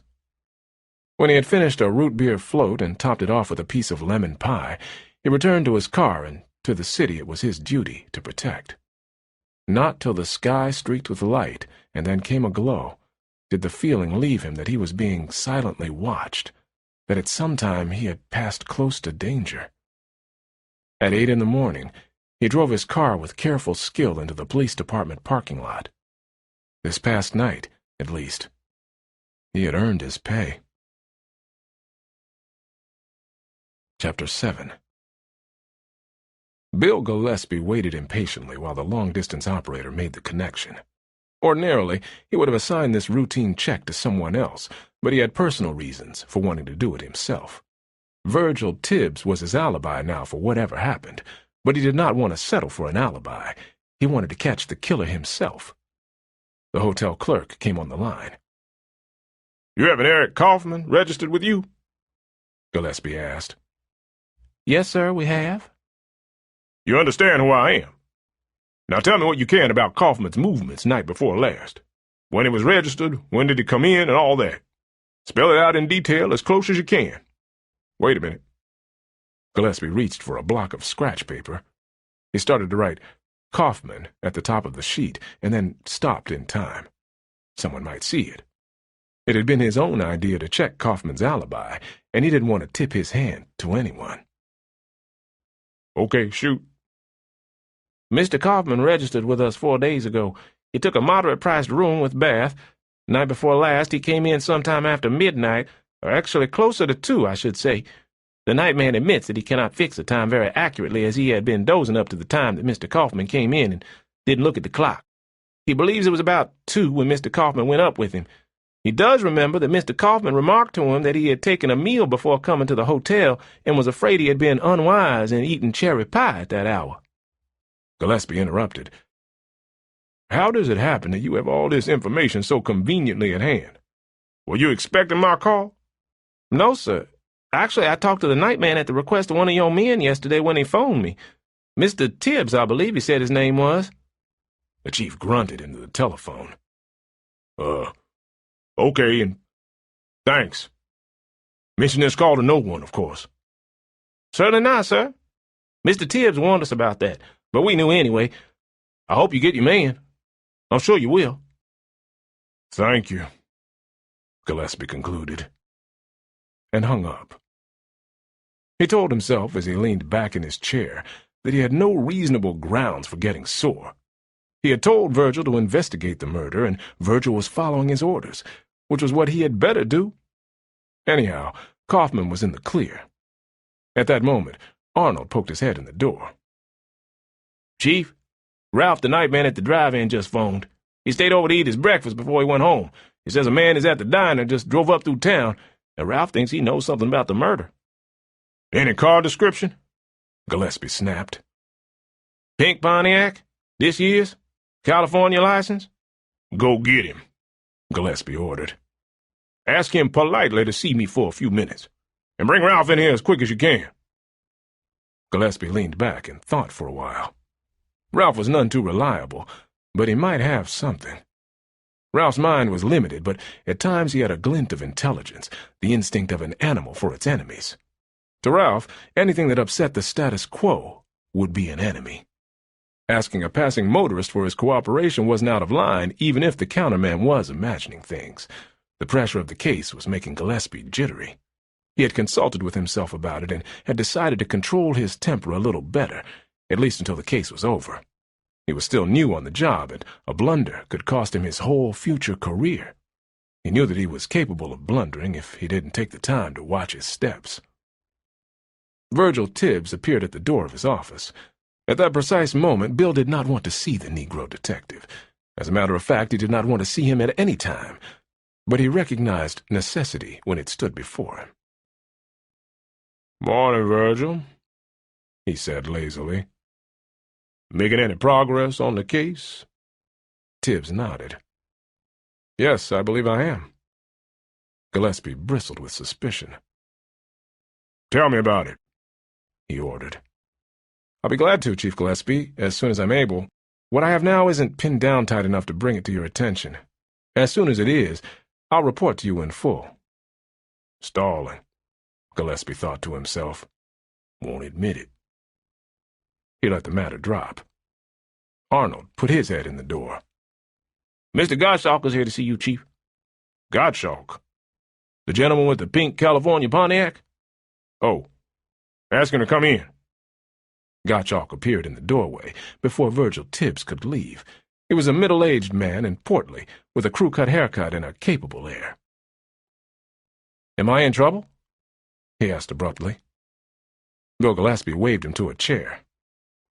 "I don't think so, Mr. Gottschalk, but I would appreciate it if you could spare me a little of your time. We had a murder here a couple nights ago, and we thought you might possibly shed some light on it for us." As soon as Gillespie finished speaking, Virgil Tibbs turned around in the doorway, came back into the office, and sat down.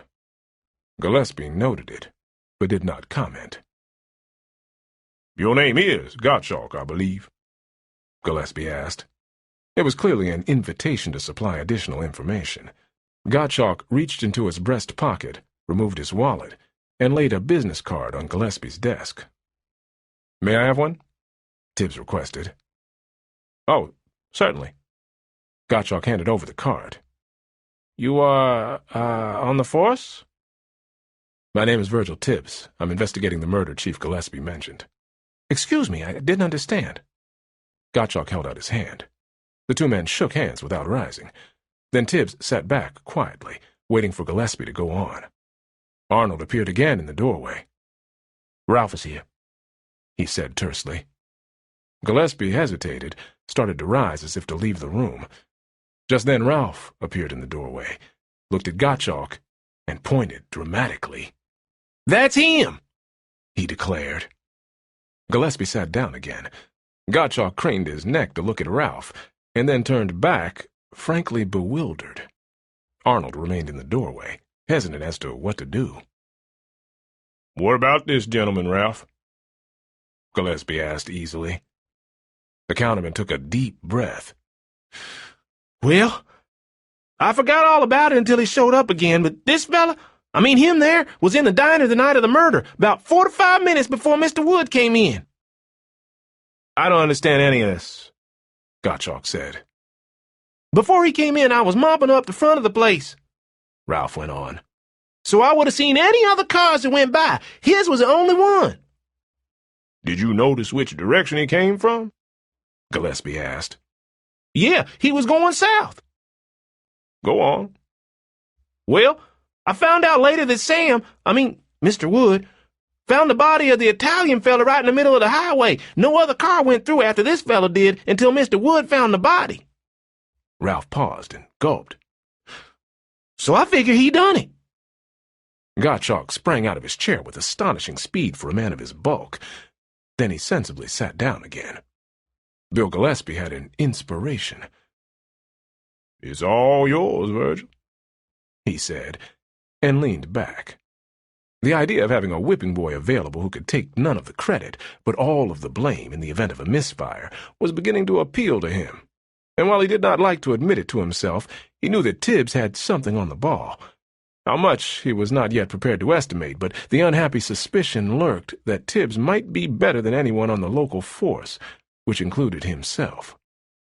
Gillespie felt much as a student pilot does, who is sure he knows how to fly, but who, faced with an unexpected situation which he has never before been called upon to meet, dearly wishes to have his instructor take over the responsibility. Gillespie had never had an instructor on whom to rely, which made it just a little bit worse. "I see by your card, Mr. Gottschalk," Tibbs began, "that you are a field test engineer." "That's right," Gottschalk replied in a reasonable tone of voice. "We're heavily tied in with the work at the Cape. I was on my way down there when I passed through here." "To be at the shoot they had yesterday?" "Yes, that's right, Mr. Tibbs." "What's the Cape?" Gillespie interjected. "Cape Kennedy." "Oh, of course." Gillespie nodded to Tibbs to go on.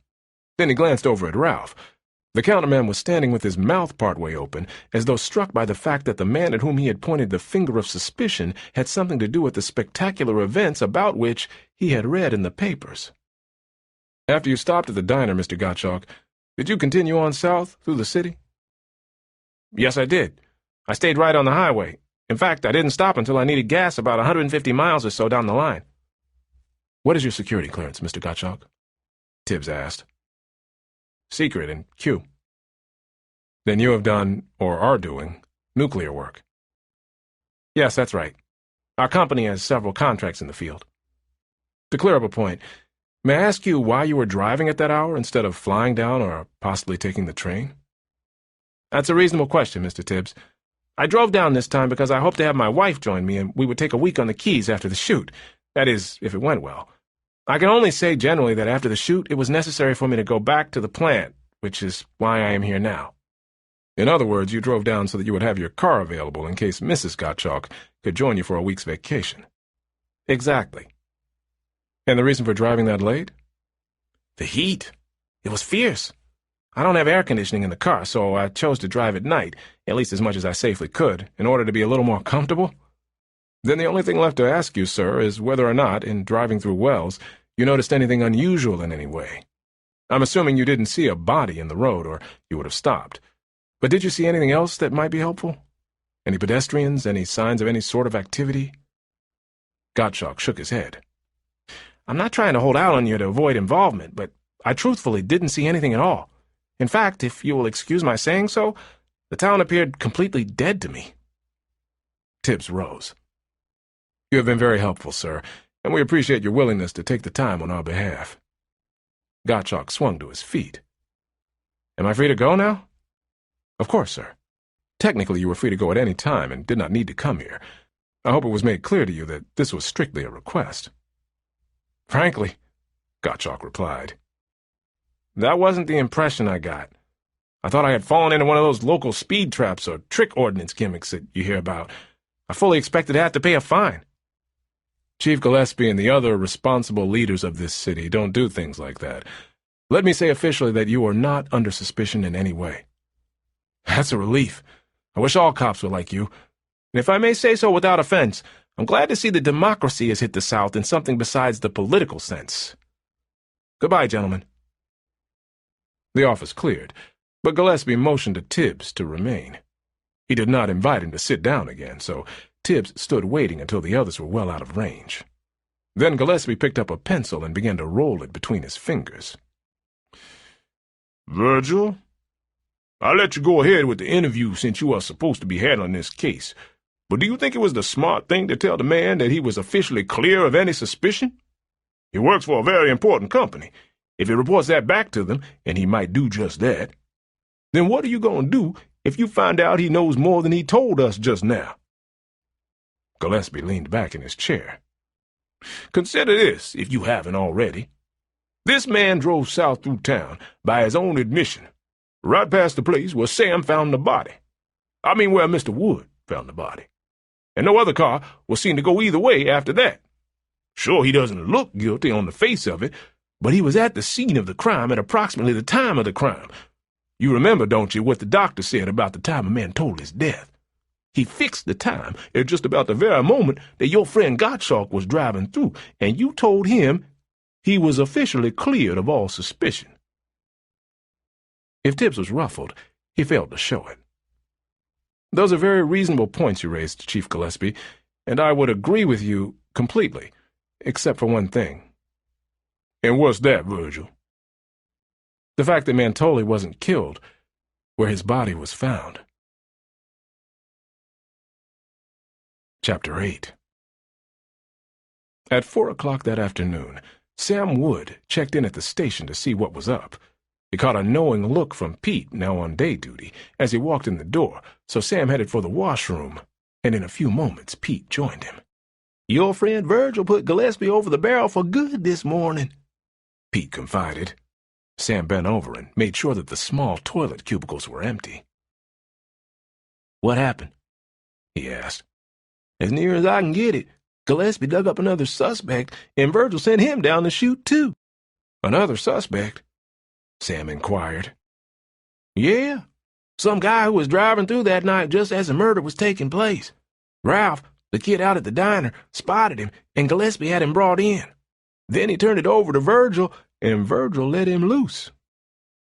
"And Gillespie let him get away with it?" "Yep.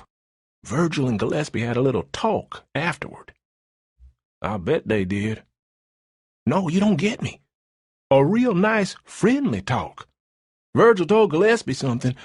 When Arnold went past the door, there was Gillespie as meek as Moses, listening to Virgil explain it to him. Arnold didn't get the drift, but it must have been something good. Maybe we could ask Virgil about it. Ask him if there are any developments. Show interest in his work." "Is he here?" "No, he's been out all day. Took that old car he's got and left. No one knows where he is." "Maybe he got lonesome and went down to find some nice black girl to shack up with." As soon as he had uttered the words, Sam was ashamed of himself. He wished he hadn't said them. "I don't know," Pete answered slowly. "He's awful smart for a black boy. I bet he's working on the case somehow." Sam made amends, and was glad he could. "I was just kidding. Virgil's all right. It wouldn't fool me if he came out on top of this thing. If he does, Gillespie will take it away from him. Well, anyway, he's no dope. Smartest black I ever saw," Pete concluded. Then he added a remarkable tribute. "He ought to have been a white man." Sam nodded his agreement. Reverend Amos Whiteburn, despite the heat of the day and the presumed informality of his own home, wore clerical black. The parlor was poor and dingy. What furniture there was had not been new for decades. The cheap rug was threadbare, and the window curtains totally disillusioned. Nevertheless, the tiny room was clean and was as presentable as its furnishings would permit. "As long as I have been in this community," Reverend Whiteburn said in a commanding bass voice, "this is the first time that I'd ever been consulted by the police. I take it as an honor." "Perhaps," Virgil Tibbs suggested, "your spiritual leadership has been such that there has never been any need." "Extremely kind of you, Mr. Tibbs, but I'm afraid I know to the contrary. Have you spent much time in the South?" "No more than I have to," Tibbs admitted. "My mother lives here. I'm trying to persuade her to move to California, where I can give her a better home, but she is elderly and has other children on the East Coast." "I understand," the minister agreed, his big voice almost booming in the little room. "For some of our people who have lived here all their lives, the shock of entering a different climate of opinion would be considerable." Tibbs went on. 2 nights ago, a man was murdered here. You must know about it. I'm investigating that murder, with official approval. Right now, I want to discover 2 things: the place where the murder was done, and if I can, the weapon used. Reverend Whiteburn leaned forward so that his chair strained under his bulk. "It was my understanding that the poor man met his fate in the middle of the highway." "He didn't," Tibbs replied. The minister rubbed his big chin.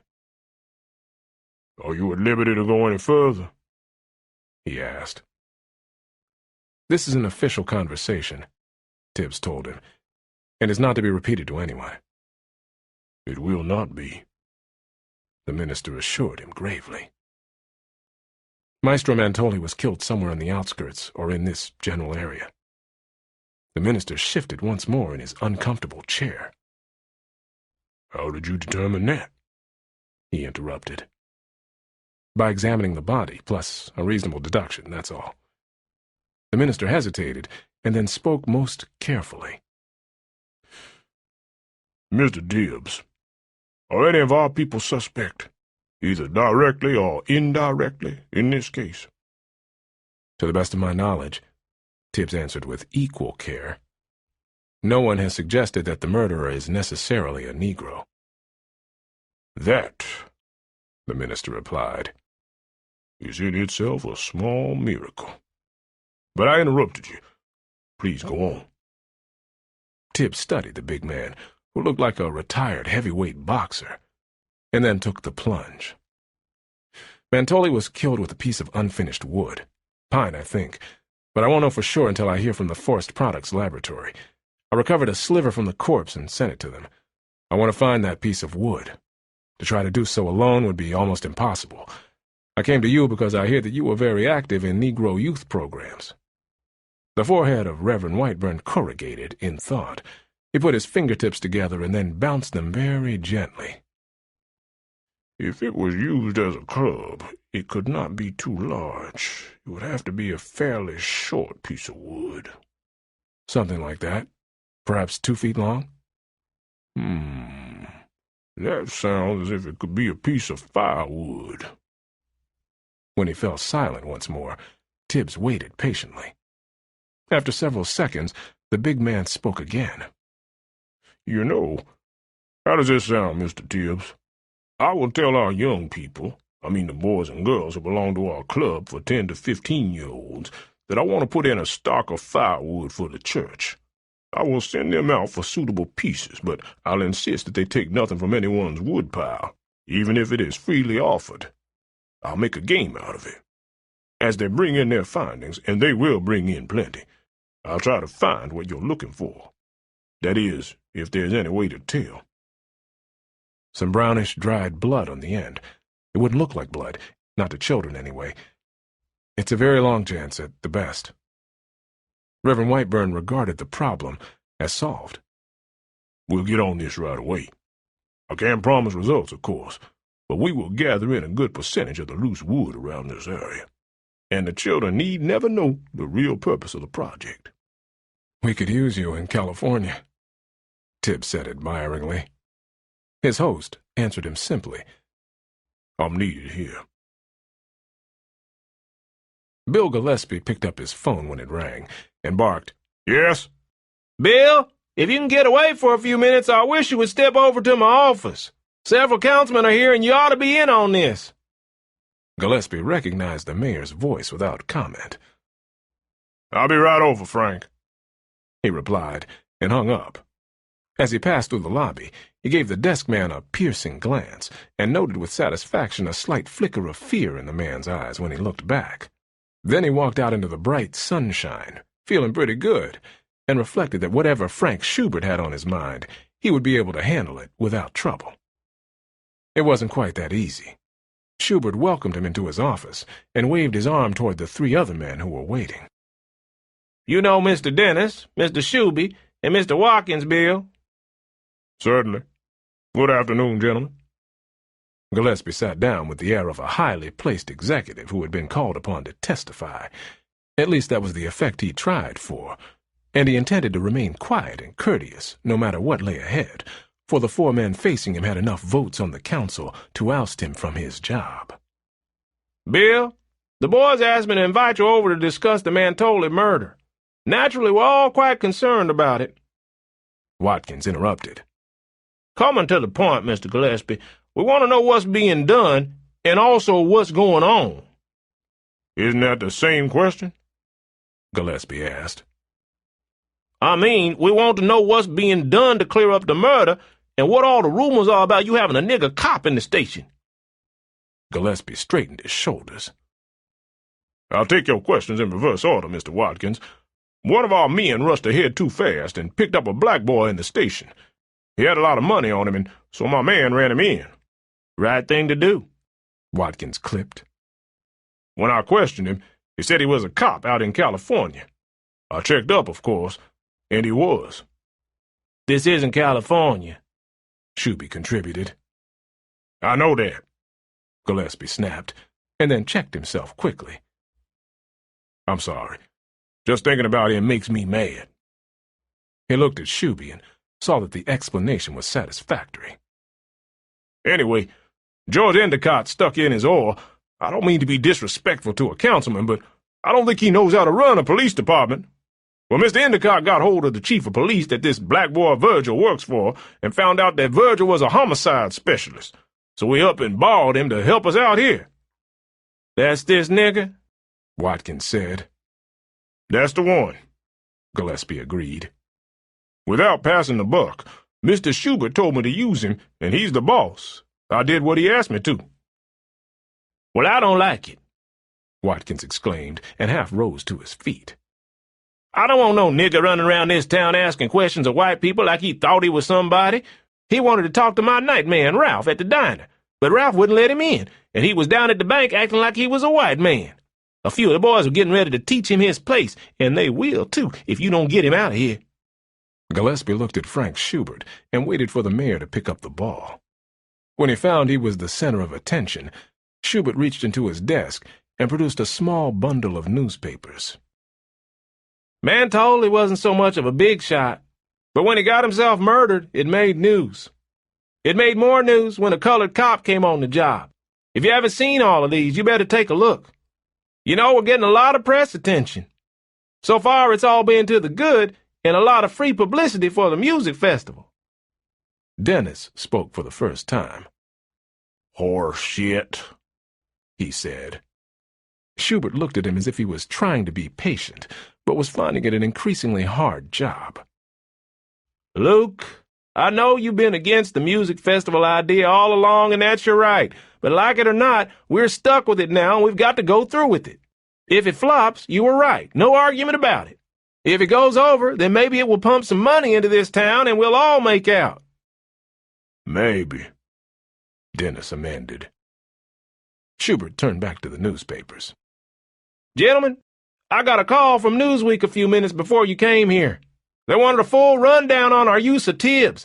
If they run it, that means national publicity for all of us. And what the hell will our town people think? Watkins demanded. Well, it doesn't make any difference. We're stuck with this nigger now until we can dump him, or until Bill here cleans up the case. Schubert turned toward Gillespie.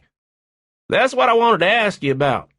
I'm not trying to put turpentine on your tail, but are you going to get us out of this fairly soon? Gillespie put a bite into his voice as he answered. There's a regular routine for this sort of thing, a routine that gets results. We're following it. In addition to that, I'm doing some investigating personally. I don't want to tell you gentlemen definitely when we will have our man under lock and key, but I will tell you in confidence that we are getting results. Furthermore, I'm keeping Virgil under control, and if he gets one bit out of line in this town, I'll slap him down hard. I know he was down at the bank, but he was very respectful there, and so far, he hasn't done anything that I can pin him for. I still don't like it, Watkins insisted. No news magazine in New York run by a bunch of nigger lovers is going to tell us what to do in our town. We live here, and we run this place. Frank Schubert slapped the palm of his hand hard against the top of his desk. Will, we all feel the same way. There's no question about that. But be practical. Gillespie is keeping this buck where he wants him. As for Newsweek, I don't know who runs it, and frankly, I don't care. I like it, and I subscribe to it. Now be reasonable. We got to ride it out, and this could be a big break for us. I don't care what we do, Watkins retorted. But I want to get rid of that nigger before the boys get impatient and rough him up. Then we'll get some publicity that we don't want. We might even get the FBI down here. Schubert hit the desk again. Sure. But the point is, we all want to get the case over with and get rid of that shine boy. Bill here says he has things under control. If he says so, then that's it. He turned to Gillespie. We're with you, Bill. You know that. Go ahead and do your job. Just don't let it drag on too long. When that's done, everything will be solved and maybe we can get back to normal around here. Dennis turned it sour.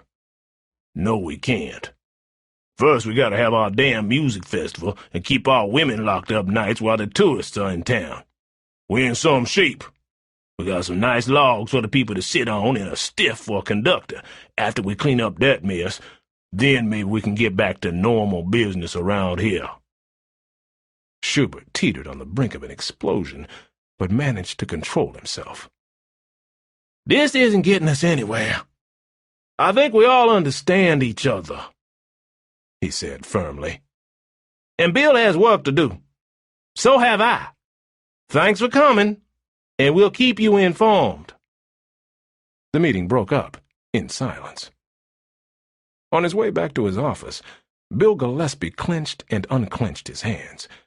There had to be a routine for murder investigation. He decided to dig it out and put it into effect. He had a staff, and he was going to see that they went to work. When Sam Wood reported for work at 11:45 that night, he was surprised to find Virgil Tibbs sitting quietly in the lobby. He was even more surprised when he learned that Virgil was waiting for him. After Sam had completed his check-in procedure, Tibbs came over and spoke to him. "If you don't mind, I'd like to ride with you tonight." Sam was puzzled by the request. He could think of several reasons why the Negro detective should and should not ride with him. You mean all night? Sam asked. Tibbs nodded. "All night." I don't know what Gillespie would say. Sam hesitated. "He told me to do what I liked. I'd like to ride with you." Come along, then. Sam didn't like the idea of 8 hours of companionship with Tibbs, but then he reflected that after 3 years of patrolling his shift alone, it wouldn't hurt too much to have a passenger for one night. In fact, it might be a good night to have someone else in the car. He recalled with a stab of conscience his uneasy concern of the previous night, and if he had refused to take Tibbs, Gillespie might have lit into him for that, too. The nightman was a witness that Tibbs had asked him and had indicated that Gillespie had given his blessing. Sam decided to make the best of it and led the way to his patrol car. When Sam slid behind the wheel, Tibbs opened the opposite door with quiet casualness and sat in the front seat beside him. Sam gripped the wheel firmly and wondered what to say about it. Still, they had sat this way on the drive up to the Endicott house. Very well, he could stand it again. He started the engine and backed out of the police parking lot. "What do you want me to do?" he asked as soon as the car was well away from the station.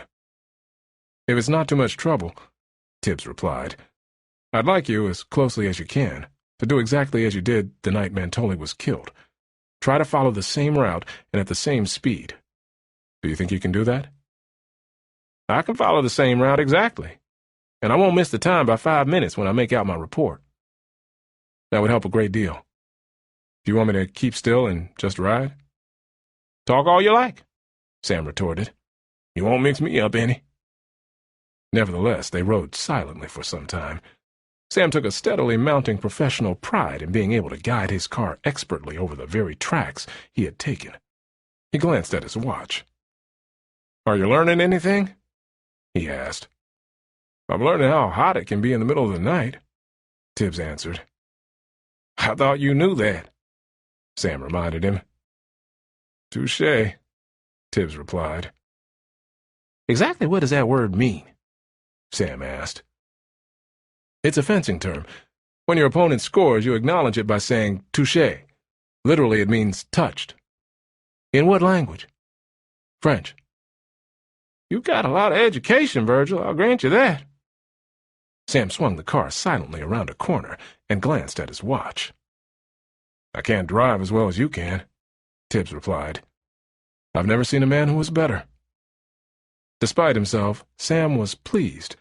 He knew that if he could do nothing else, he could drive a car with the best. He was glad that someone else was aware of it, too. Despite his training, he was beginning to like Tibbs as a person. "Maybe you know the answer to something, Virgil. I read a story once about a man that was real scared. He was out walking at night just waiting for somebody to jump out at him, and he thought he could smell fear in the air, if that makes sense. Anyhow, the writer used a word for it. I can't remember it, but it began with an M. Sort of, cat-sounding. I remember I looked it up at the time." Let me think. Could it be miasma?" Tibbs said. "That's it!" Sam exclaimed. "That thing has been bothering me. It's a kind of rare word. How come you know it? I read it in a story, too, more than once, so it was impressed on my mind. Just a coincidence. I wish I could have gone to school longer, Sam said, astonishing himself with the burst of confidence. I went to high school for a while, and then I got a job in a garage. I worked there for a while before I got this job. Did you go through the FBI school? Tibbs asked. No, I didn't. No chance to. Say, that reminds me. I want to ask you something. Tibbs waited a moment. Then he said, "Go ahead and ask." Maybe this isn't any of my business, but I heard that you told something to Gillespie today that seems to have shook him. I'd sure like to know what it was.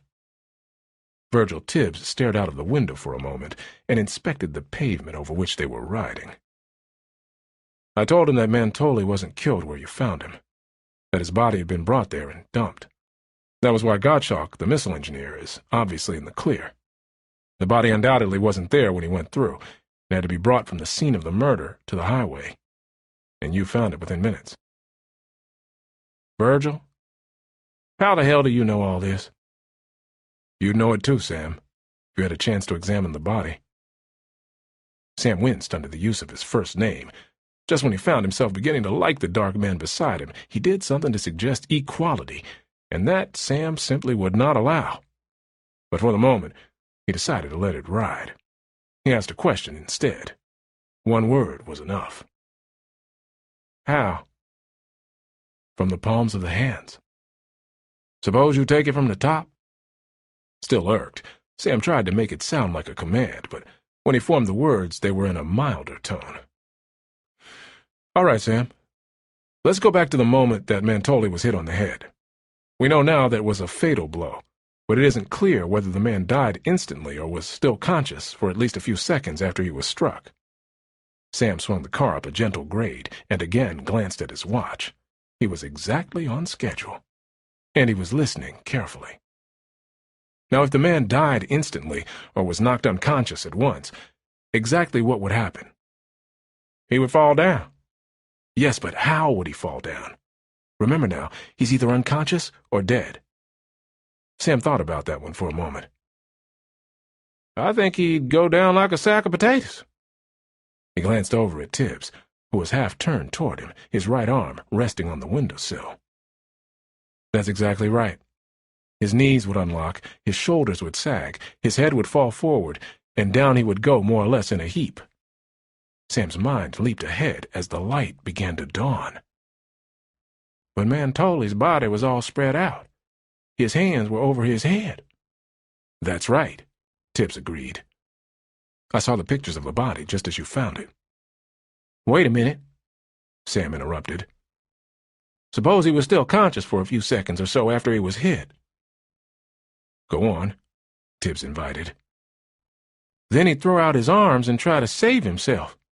Now you're beginning to sound like a homicide man, Virgil encouraged. And that's the way I found him. That's right. So perhaps he was conscious after he was hit. Sam was so interested in the conversation that he missed a turning. Looking quickly behind him, he made a U-turn a quarter of the way up the block and fed a spurt of gas to make up the time he had lost. I don't think so, Tibbs said. Maybe I missed a point. Suppose Mantoli had been hit where you found him. For his body to be spread out that way, he would have had to try and break his fall with his hands. I get it, Sam exploded. If he had done that, the pavement would have scratched his hands, probably taken off some skin. So? Then if there was no skin off the palms of his hands, or any marks like that, that wasn't where he fell. Or if it was, Tibbs finished, someone was careful to spread the body out afterward. Yes, though that isn't likely, Sam added, because it was in the middle of the highway and a car would have come along any time. I could have. Sam, Tibbs said, you have the makings of a real professional. This time, Sam didn't even notice that Tibbs had used his first name. His mind was jumping ahead to himself. Sam Wood, professional homicide detective. Then he remembered that the black man seated beside him was just that. "How did you learn your trade, Virgil?" he asked. "Some of the best training in the world and 10 years' experience. Everybody who joins the Pasadena Force starts out by going to school. It's amazing how much they teach you in a comparatively short time." Sam thought carefully for a minute before he asked his next question. "Virgil, I'm going to ask you something you aren't going to like, but I want to know. How did they happen to take you? No, that isn't what I mean. I want to ask you point blank, how come a colored man got all those advantages? Now, if you want to get mad, go ahead." Tibbs countered with a question of his own. "You've always lived in the South, haven't you?" "I've never been further than Atlanta," Sam acknowledged. "Then it may be hard for you to believe, but there are places in this country where a colored man, to use your words for it, is simply a human being like everybody else. Not everybody feels that way, but enough do so that at home I can go weeks at a time without anybody reminding me that I'm a Negro. Here I can't go 15 minutes. If you went somewhere where people despised you because of your Southern accent and all you were doing was speaking naturally and the best way that you could, you might have a very slight idea of what it is to be constantly cursed for something that isn't your fault and shouldn't make a difference anyhow." Sam shook his head. "Some guys down here would kill you for singing a thing like that," he cautioned. "You made my point," Tibbs replied. Sam pondered that one for some time. Then he decided that he had had enough conversation, and he remained silent until he at last slid the car up to the curb across from the Simon Pharmacy. When he checked his watch for the last time, it was exactly a minute ahead of schedule. Carefully, he picked up the clipboard and slowly filled in the report line. Then he looked at his watch, which now showed him that he had succeeded in filling half of the surplus minute. With a clear conscience, he noted down the time and then, switching on the dome light, handed the board silently to Tibbs. The Negro detective studied it carefully and then handed it back. Sam knew, without asking, that he would have noticed that the times this evening and on the fatal night were identical. And he was right. "That's amazing, Sam," Tibbs told him. "I know very few men who could have done that and come out right on the nose the way you did." Tibbs paused for a moment. "The next part is the most critical. You know that, of course." "Naturally, I know it, Mr. Tibbs." Sam let a touch of venom drip into his voice. "Then my confidence in you is justified," Tibbs answered. The answer baffled Sam. He wasn't sure just how it was meant, but there was no clear way he could take exception. "All right, let's go," he said, and put the car into gear. Still edgy, he bumped across the railroad tracks and into Shantyville and the Negro area of the city. When he got there, he leaned up over the wheel and watched, as usual, for sleeping dogs in the street. There were none. Carefully, he retraced his route past the tiny, unpainted frame houses, across the siding, and up the street that led past the Purdy house. At that moment, Sam thought about Dolores. What if she were to be up and about again? It had happened twice before. That would give a Negro a look at a pretty white girl with no clothes on. 2 blocks short of the Purdy house, Sam swung the car to the right and jogged 2 blocks down. A small sense of guilt fought for recognition, but Sam suppressed it. And the slight deviation, he felt, was absolutely undetectable. At the end of the 2 blocks, Sam turned again to the left and continued up the dark street exactly as he had driven all evening. When the car jolted suddenly on an unpaved patch of road, Sam was startled. Then he remembered that at the next corner there was a cross street that would get him back on his route. And it was the block past the Purdy house. When the corner came, he took it smoothly, climbed back onto the pavement, and kept straight ahead until he reached the highway. He made his stop, as he always did, and then turned right toward the diner. As he picked up speed, he wondered what to do with Virgil while he was at the diner. Colored were not allowed inside. No clear answer had come to him by the time he pulled into the parking lot. He looked at his watch. "Still on schedule?" Tibbs asked. Sam nodded. "I'll stop here 15 minutes to eat." Before he could say more, Tibbs relieved his embarrassment. "Go ahead, and don't hurry," he said. "I'll wait for you here." Inside the diner, Sam's conscience nibbled at his mood. It had been awakened by the slight detour, unimportant in itself and taken for a good reason, but keeping a man waiting, even a black one, while he refreshed himself in comparative comfort, annoyed Sam. He turned to Ralph. "Fix me up a ham sandwich to go, and wrap up a piece of pie. Better add a carton of milk and some straws." "It ain't for that nigger cop, is it?" Ralph demanded. "If it is, we're all out."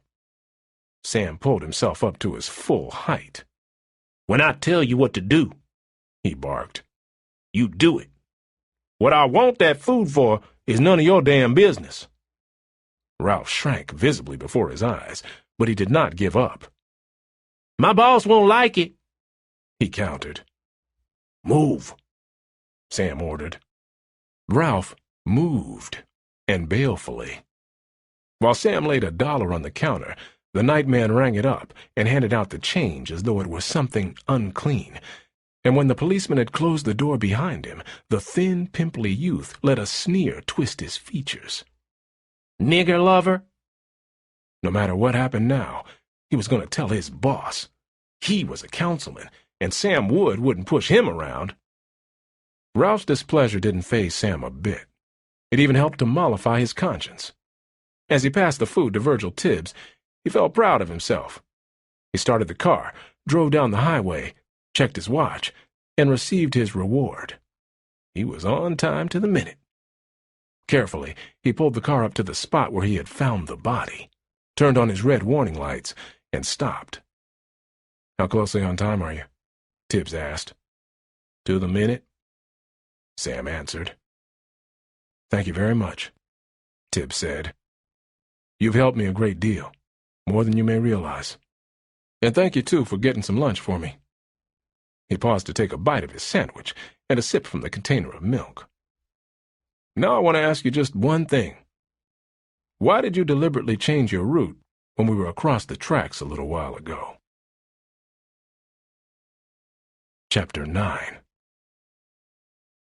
When Bill Gillespie was notified that he had been selected as chief of police for the little city of Wells, he had celebrated by buying several books on police administration and the investigation of crime. During his first weeks in Wells, they gave him a certain sense of importance, despite the fact that he had found no time to read them. After a session in Mayor Schubert's office, he decided to crack them without delay. In the quiet of the early evening, after he had eaten well and put on his slippers, he sat down under a good light and made an earnest attempt to study. He began with Snyder's homicide investigation. Before he had gone very far, he began to appreciate the number of things he did not know, the number of things that he should have done and hadn't. There was the matter of the body, for instance. In place of the careful examination that he should have made or had made for him, he had taken only a quick look and then had quickly left. Furthermore, he had done it before witnesses. Fortunately, the witnesses were probably not aware of his deficiency. Then he remembered that Virgil Tibbs had been there. Not only that, but when invited to do so, Tibbs had made what had apparently been a very thorough examination of the body, even though at the time his interest had been purely academic. Gillespie put the book down and folded his hands behind his head. In a rare mood of fairness, he admitted to himself that it was score one for the Negro detective. Then the happy thought hit him that he could still ask Tibbs for a report on his findings and thus fill the gap in his own investigations. The only thing against it was that it acknowledged Tibbs had some visible ability in his profession. Gillespie weighed the matter for a moment and then decided the price was not too high to pay. He would look better if he asked for the report. He would do so in the morning. When he finally went to bed, he felt that the evening had been very profitable. And he slept well. A vestige of his sense of well-being remained in the morning. He planned a number of things he was going to do while he shaved and breakfasted. When he arrived at his office, Eric Kaufman was waiting to see him. Gillespie received him and waved him to a chair. "What can I do for you?"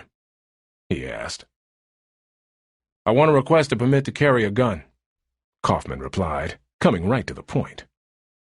"A gun? Why? Do you usually carry large sums of money?" Gillespie asked. "I wish I were in a position to," Kaufman answered. "Maestro Mantoli often did, and but I'm not accustomed to. Then why do you want to carry a gun? Kaufman leaned forward. I don't want to cast any reflections on your department, Chief Gillespie, and please don't take it that way, but there is a murderer loose in this area. He killed the maestro. His daughter, or I, may be next. Until we know why the crime was committed, at least, I will feel a lot better with some protection. You are planning to stay here for a while, then? Yes. Mr. Endicott and the committee have asked me to carry on as administrator of the festival activities, at least until someone else can be chosen. Duana, that's Miss Mantoli, is going to stay on until after the concerts as the house guest of the Endicotts. She really has no place else to go. I thought she would be going back to Italy with her father's body. She'll accompany the body to Italy, but she'll be back almost immediately. After all, she was born in this country. Mantoli was an American citizen, even though all of his people still live in the old country. Gillespie was satisfied. Mr. Kaufman, have you ever been convicted of a criminal offense? Kaufman reacted. Certainly not. I've never been in any kind of trouble, not even any serious traffic tickets. Gillespie spoke into his intercom. Arnold, will you please take Mr. Kaufman's application for a gun permit and make up his fingerprint card? Thank you very much, Kaufman said. Does that mean I may go and buy a gun now? Technically, no, Gillespie replied. The forms have to clear through channels first. How long will that take? Oh, a few days. However, if you feel yourself to be in any danger, though I am sure we can give you adequate protection here, go get a gun and bring it back here so we can register it. Then I will give you permission to carry it here in the city until your formal permit comes through. But if you go to Atlanta or any place like that, please don't take it with you. Kaufman stood up. You've been very kind, he said. Not at all. Gillespie rose, shook hands, and settled back in his chair as Kaufman disappeared. A moment later, Pete, the desk man, came in with the daily report. Anything on it? Gillespie asked. Pete shook his head. Hardly anything. Nothing I can see that will help with the Mantoli case. Pete hesitated for a minute. Did you know that Sam Wood had company part of the time last night? Gillespie used his eyebrows for question marks. Virgil was with him, Pete explained. He walked in here a few minutes before midnight and asked to ride along. You had given orders that Virgil was to get cooperation, so Sam took him. I bet Sam liked that, Gillespie commented. I gather he didn't, particularly, Pete replied. I hear Sam came back in here about 4 and got rid of him. I hear Sam was mad. Where is Virgil now? I don't rightly know. He borrowed a real estate map of the city, one with all the details and distances on it, and then took off in that car you let him have. When he checks in, tell him I want to see him, Gillespie instructed. Yes, sir. By the way, there's a letter in that pile on your desk we didn't open. It's marked very personal. Thanks.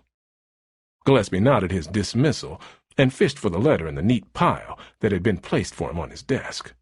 When he found it and saw that it was in a plain envelope without return address, he knew what to expect. He tore the envelope open angrily and read, as rapidly as he could get it over with, the single sheet that it contained. Gillespie, maybe you have wondered why you got the job here when a lot better men who would have taken the job were turned down. It's because you come from the South, and we figured that you were big enough to keep the niggers in their place. We don't want integration. We want you to keep the damn niggers out of our schools and every other place the nigger lovers want them to get. We don't want them neither in our police department. So get rid of that shine you got working for you and kick him out of town, or else. If you don't, we'll do it for you, and we ain't kidding. If you don't, we'll run you out too, and you're not too big to be put in your place either. You have been warned. The rage which Gillespie knew was his greatest problem surged up within him until it was difficult for him to control himself. He knew he should study the letter for a clue to the sender, but he also knew he would not find it.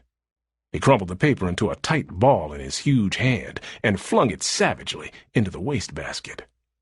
They would put him in his place, would they? Devoutly, he hoped they would try. He clenched his fists and held them up where he could look at them. No Southern white trash was going to tell a Texan what to do. And whether they liked it or not, he was chief of police, and they weren't going to take that away from him. He had not calmed down when the intercom came on. "Well?" Gillespie demanded. Virgil just phoned in to ask what garage took care of our official cars. I told him you wanted to see him. He's coming right in. The chief's first reaction was rage at the Negro detective who had put him in this position. Then his mood weather-vaned in a new direction. He had been ordered to get rid of Tibbs. Simply because of that, he resolved to keep him around as long as it pleased him to do so. He was still framing countermeasures in his mind when there was a tap on his door. He looked up to see the cause of his trouble standing respectfully in the doorway. "You wish to see me, sir?" Tibbs asked. Gillespie made a conscious effort to speak without strain showing in his voice, and to control his temper. "Yes, Virgil. I've been wondering when you were going to give me a report on your examination of Mantoli's body." Tibbs' usually expressionless face lit up with distinct surprise. "I gave it to Mr. Arnold 2 days ago. I thought you had it." Gillespie covered. "It's probably here on my desk, then. Also, I wanted to ask you why you went riding with Mr. Wood, last night." "Because I want to know exactly where he was prior to the time he discovered the body, which streets he drove and when." "Oh? You consider that important?" "Yes, sir, I did." "I see. And did you find out everything you wanted to know?" "Very nearly. I think I got the rest of it this morning." "Virgil, I understand Sam dropped you off here last night and he was sore when he did it. What did you do that upset Mr. Wood?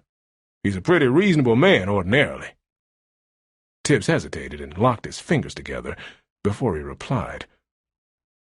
"Mr. Wood and I got on very well, though at one point he misled me a little, and when I commented on it, he dropped me off here without ceremony." "What do you mean Mr. Wood misled you? Be specific."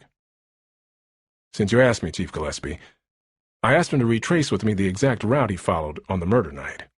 At one point, he made a slight deviation." Gillespie rocked back in his chair.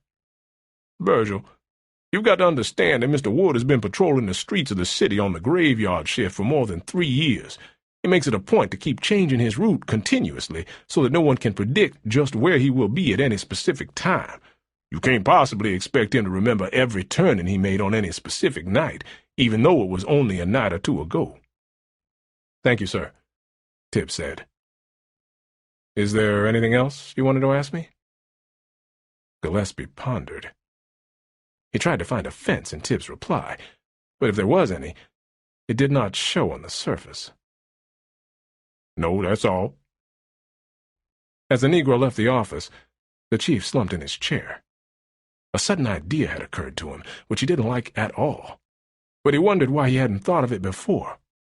The idea was a startling one, but it could be the answer. He shut his eyes and visualized someone holding a piece of wood, swinging it through the air in a vicious, utterly merciless blow that would land on and crush the skull of a little Italian. And the man he now saw swinging the crude club and destroying the life of a fellow human being was Sam Wood. Sam had had the opportunity. There was no doubt of that. For Sam, it would have been easy. For anyone else, a tremendous risk. If Sam had walked up to the little man, even in the small hours of the night, his victim would not have been on his guard, thinking he had nothing to fear from a policeman in uniform. On a sudden hunch, Gillespie picked up the telephone, called the bank, and asked to speak to Mr. Jennings. "I want to ask you something in strict confidence concerning one of our men here," Gillespie began. "Do you know Sam Wood?" "I know Mr. Wood very well," Jennings replied promptly. "What I want to know is this," Gillespie said. "Within the last 2 months or so, has there been any unusual activity in his account? Any unusual deposits or withdrawals? Has he had to borrow money?" "Ordinarily, we try to keep information concerning our depositors confidential," Jennings replied, obviously stalling. "In any event, we don't like to give it out over the telephone. You can appreciate why." Gillespie's temper shortened again. All right. You are being cautious, and I don't blame you. You're doing your job. But you didn't answer my question. Let me understand clearly, Mr. Gillespie, Jennings retorted. Is this an official request for information? You can consider it that. Then of course we'll cooperate. If you will come to my office whenever you find it convenient, I will allow you to look at the records. Can't you deliver them to me here? If you get a court order for us to do so, we gladly will, Jennings answered evenly. Otherwise, it would be much better if you could call here, since obviously we don't want to let our records out, and we try to avoid making copies whenever possible. Satisfied that he could do no better, Gillespie hung up. He was annoyed that the conversation had given him no hint one way or the other.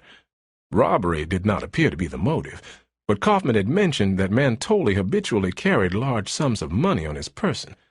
Sam Wood might have killed and robbed him, leaving enough money behind to divert suspicion. That sort of thing had happened before. Arnold appeared in the doorway. He had a few sheets of paper in his hand. Virgil says you want to see this report on Mantoli's body. Of course I want to see it, Gillespie snapped. What have you been sitting on it for?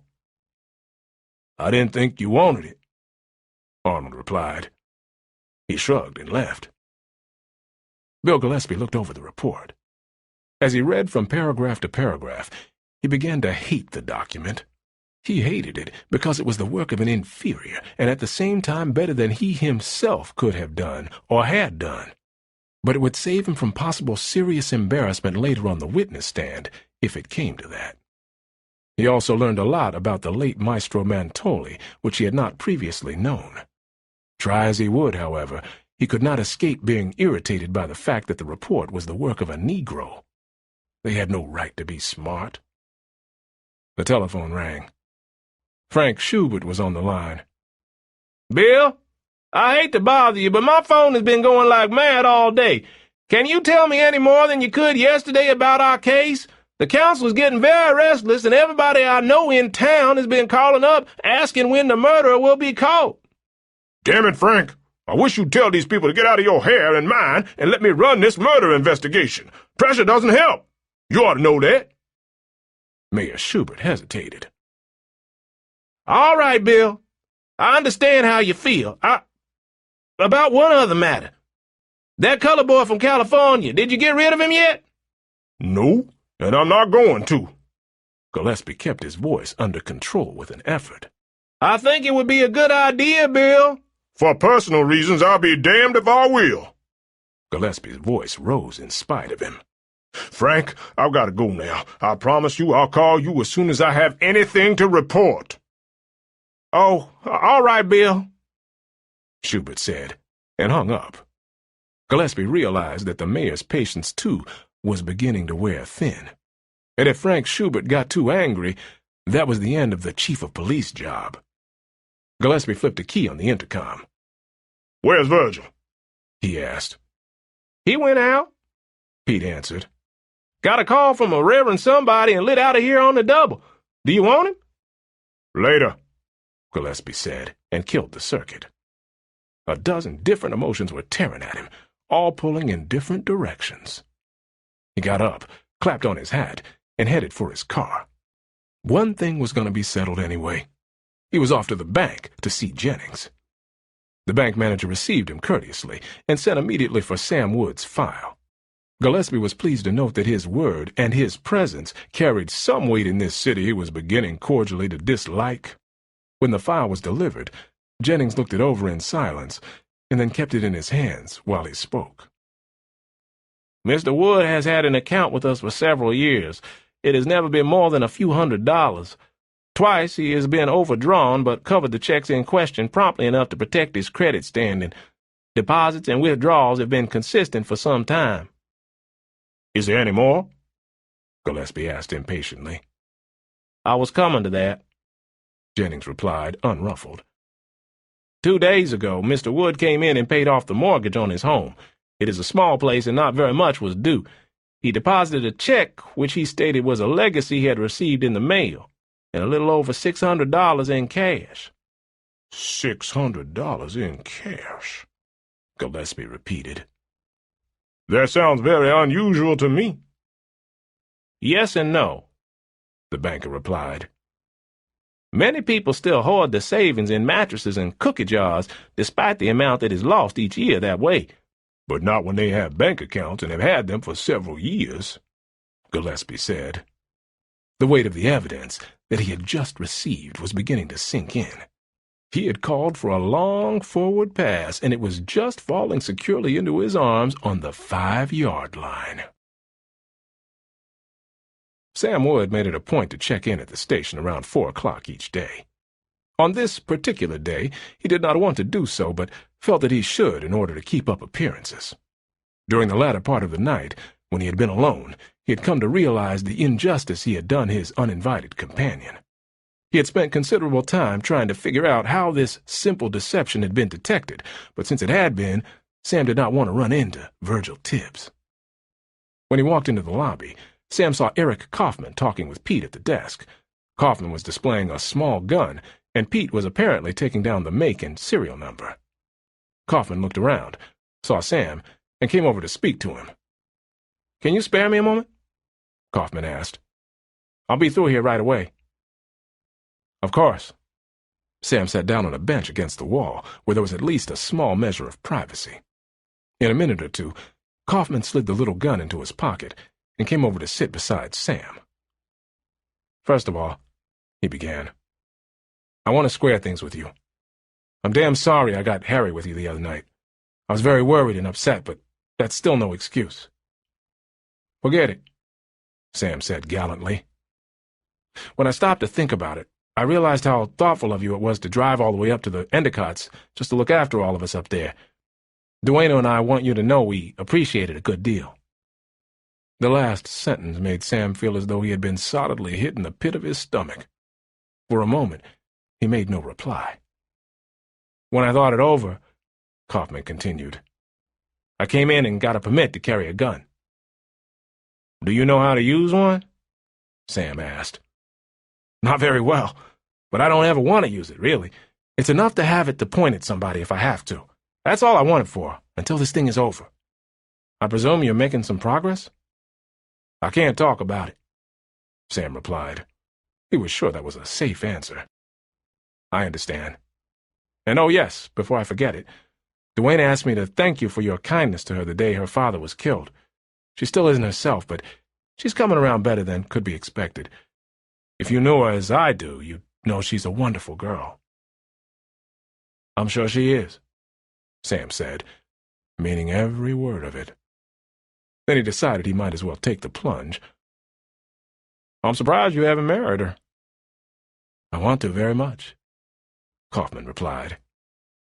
"I think all might have gone well, but then this dreadful thing happened. When it is all behind us and we can leave here, then she may come around."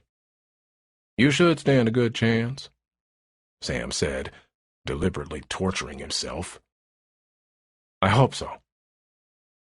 "Well, I sure wish you the best of luck," Sam lied cordially, and held out his hand. He liked Kaufman better today in spite of everything. It was nice to like people and to have them like you. Sam looked about him to see if Virgil Tibbs might be there. Pete saw him looking and called him over to the desk. "The boss wants to see you." "Right away," Sam acknowledged. He turned toward the corridor that led to Gillespie's office. On the way, he stepped in the washroom for a moment to smooth his hair and tuck in his shirt. Even though he had little respect for Gillespie, when he walked into his chief's office, he wanted to look, and to be, every inch a competent and reliable police officer. He walked the rest of the way down the corridor and knocked respectfully on the closed door. It was nearly 6 when Virgil Tibbs drove his borrowed car onto the official parking lot and climbed wearily from the driver's seat. Before closing the door, he reached back inside, then he climbed the steps into the lobby. The early night man on the desk looked up as Tibbs walked in. "Well?" he asked.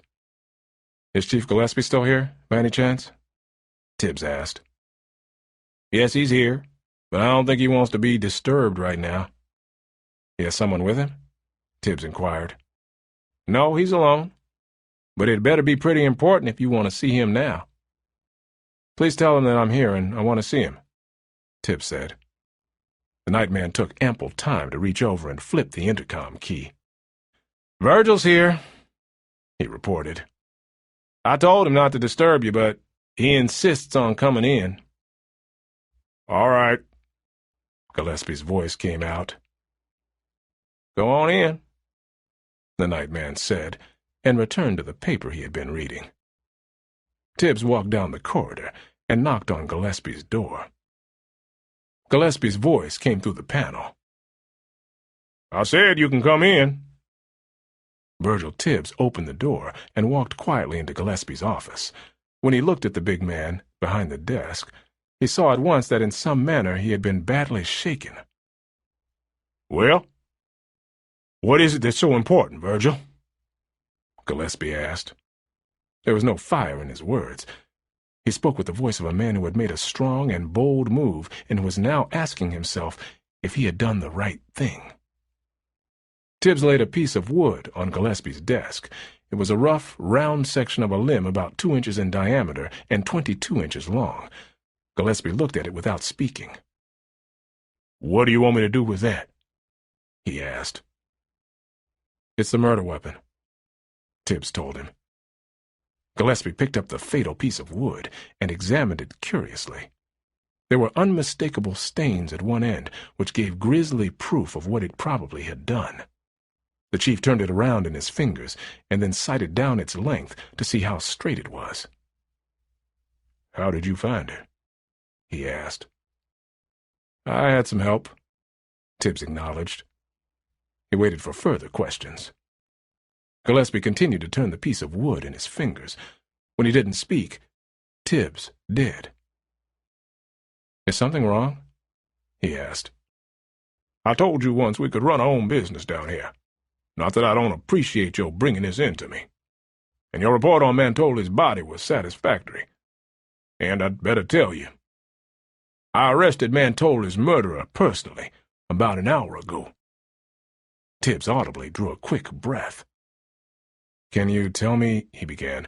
Who he is? Gillespie supplied. Whether you got a confession, Tibbs finished.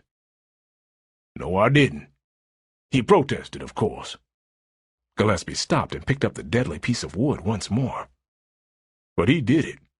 I know. He continued to examine the implement in his hands, and then hefted it for weight. What did this tell you, Virgil? He asked. It would be more accurate to say that it confirmed what I already knew, Chief Gillespie. Exactly what would that be? Who the murderer is, Tibbs answered. Gillespie put the piece of wood back on his desk.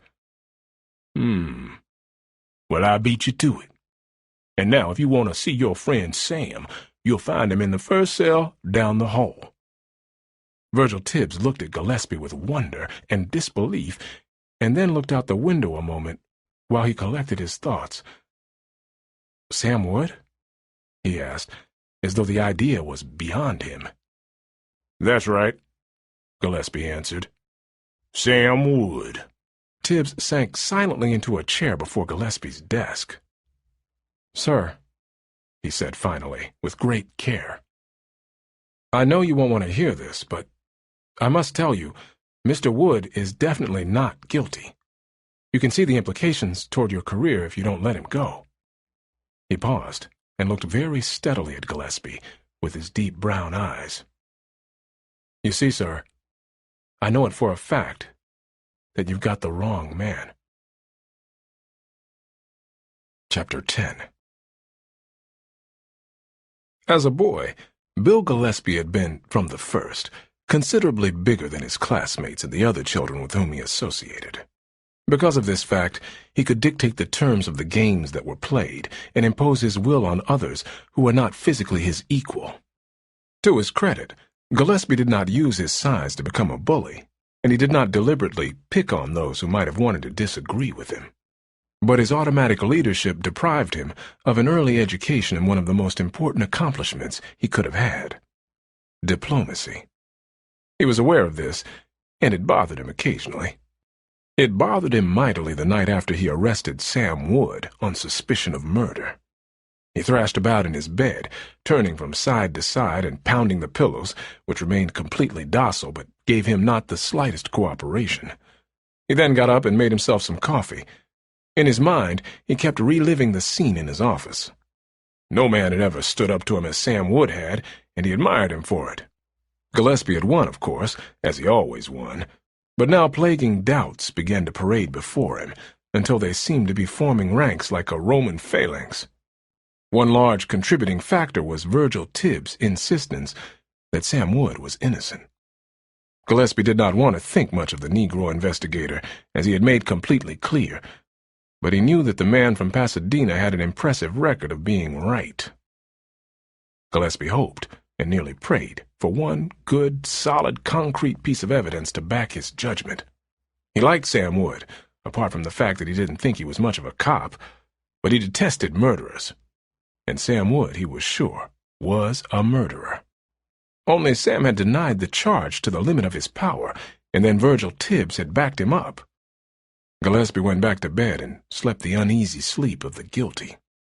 He felt no better in the morning, and went to his office wishing, for the first time, he had not accepted the appointment for a job he was not properly qualified to fill. He could feel the strain in the air as he walked through the lobby.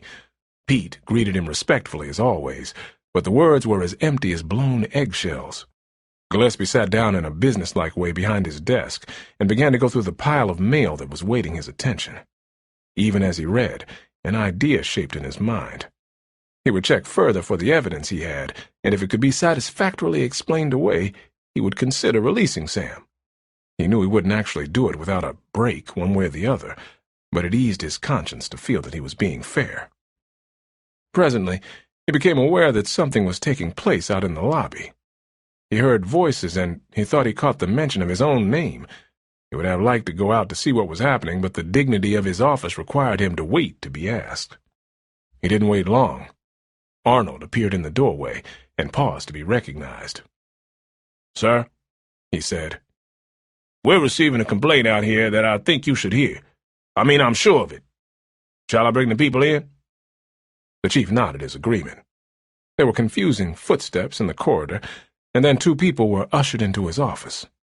The first was a raw-boned man with an extremely lean face which had been weathered into a maze of hairline wrinkles. He was dressed in work clothing and stood with his shoulders forward in an attitude of perpetual suspicion.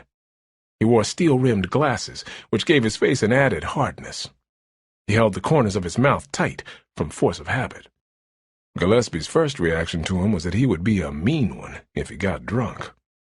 The other person was a girl, in her mid-teens as far as Gillespie could tell. She wore a sweater and skirt combination that emphasized the round ripeness of her body. She was slightly overweight, a fact which her flat-heeled shoes emphasized, but there was no mistaking the significance of every part of her body.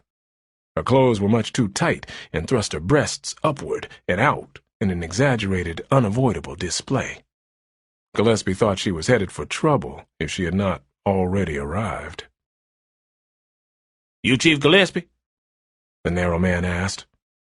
The three words were enough to show his lack of schooling and to reassure Gillespie that he was this man's master. "That's right," Gillespie said. "What's the problem?" "My name's Purdy. This here is my daughter Dolores." Upon being introduced, Dolores turned on a wide smile that was clearly designed to be captivating and significant. Gillespie looked back at the father. "She been got into trouble, Chief, and that's why we came down here." "The usual kind of trouble?" "I mean she's gonna have a baby. That's the kind of trouble I mean." Gillespie turned to the girl. "How old are you, Dolores?" he asked. 16. She drawled brightly. Her father laid a hand on her shoulder. "That ain't exactly right. You see, Dolores, she was sick for a while and got behind in school. Kids is awful hard on somebody who ain't as far as she ought to be, so we let it out Dolores was 15 when we moved here a year past. Actually, she was 17 then, so that makes her just 18 now." "That makes a lot of difference," Gillespie explained. "In this state, if a girl of 16 gets in a family way, That's statutory rape, even though she gives her consent. Unless she's married. Purdy put in. That's right. Unless she's married. But if she's 18 or over and gives her consent, then it's fornication, which is a lot less serious offense. Purdy's face grew harder still. He looked as though he were listening for some sound he expected to hear in the far distance. Well, what is it if some guy takes an innocent girl like my Dolores here and smooth talks her into doing what she hadn't oughta? Ain't that rape? Gillespie shook his head. That's seduction, and while it's a serious offense, it isn't as bad as rape. Rape belongs with murder, armed robbery, and other offenses that are the most serious in the book. Suppose you both sit down and tell me just what happened. Taking the cue, Arnold disappeared from the doorway. While Purdy and his daughter were still seating themselves, the intercom buzzed. Bill flipped the switch. Virgil's in the lobby, Chief. He won't know if he can have your permission to come in. He says it's important to the case he's working on. Gillespie drew breath to turn the request down flat. Then a sadistic thought hit him. He wondered how Purdy would like to describe his daughter's troubles with a Negro listening in. Purdy had interrupted him with a correction while he had been explaining the law, and that Gillespie had not liked. "Let him come in," he said. Tibbs entered the room as quietly as possible, and sat down on the bench as though he were there to await orders to do some job of work. "Send him out of here," Purdy said. "I ain't gonna talk about this with no nigger in the room." "If I want him here, he stays," Gillespie stated. "Now go on with your story and forget he's here." Purdy refused to give up.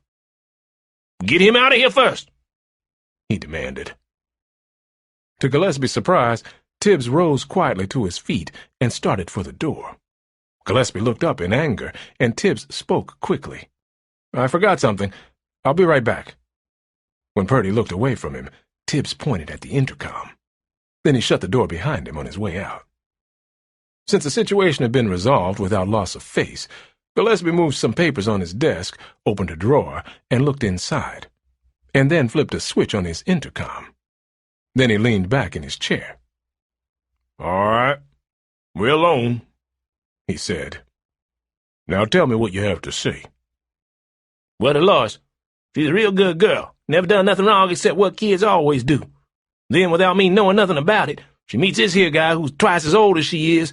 He ain't married, so he starts trying to go places with my girl here." "Why didn't you stop it?" Gillespie demanded. Purdy turned sour. "Mister, I work all night. I ain't got no time to stay home and take care of the kids and see what they doing every minute. Besides, Dolores didn't tell me nothing about it till afterwards." "He was a real nice guy," Dolores contributed. "I couldn't see nothing wrong with it. He was real nice to me." "Come to the point," Gillespie said. "When did it happen?" "Real late one night.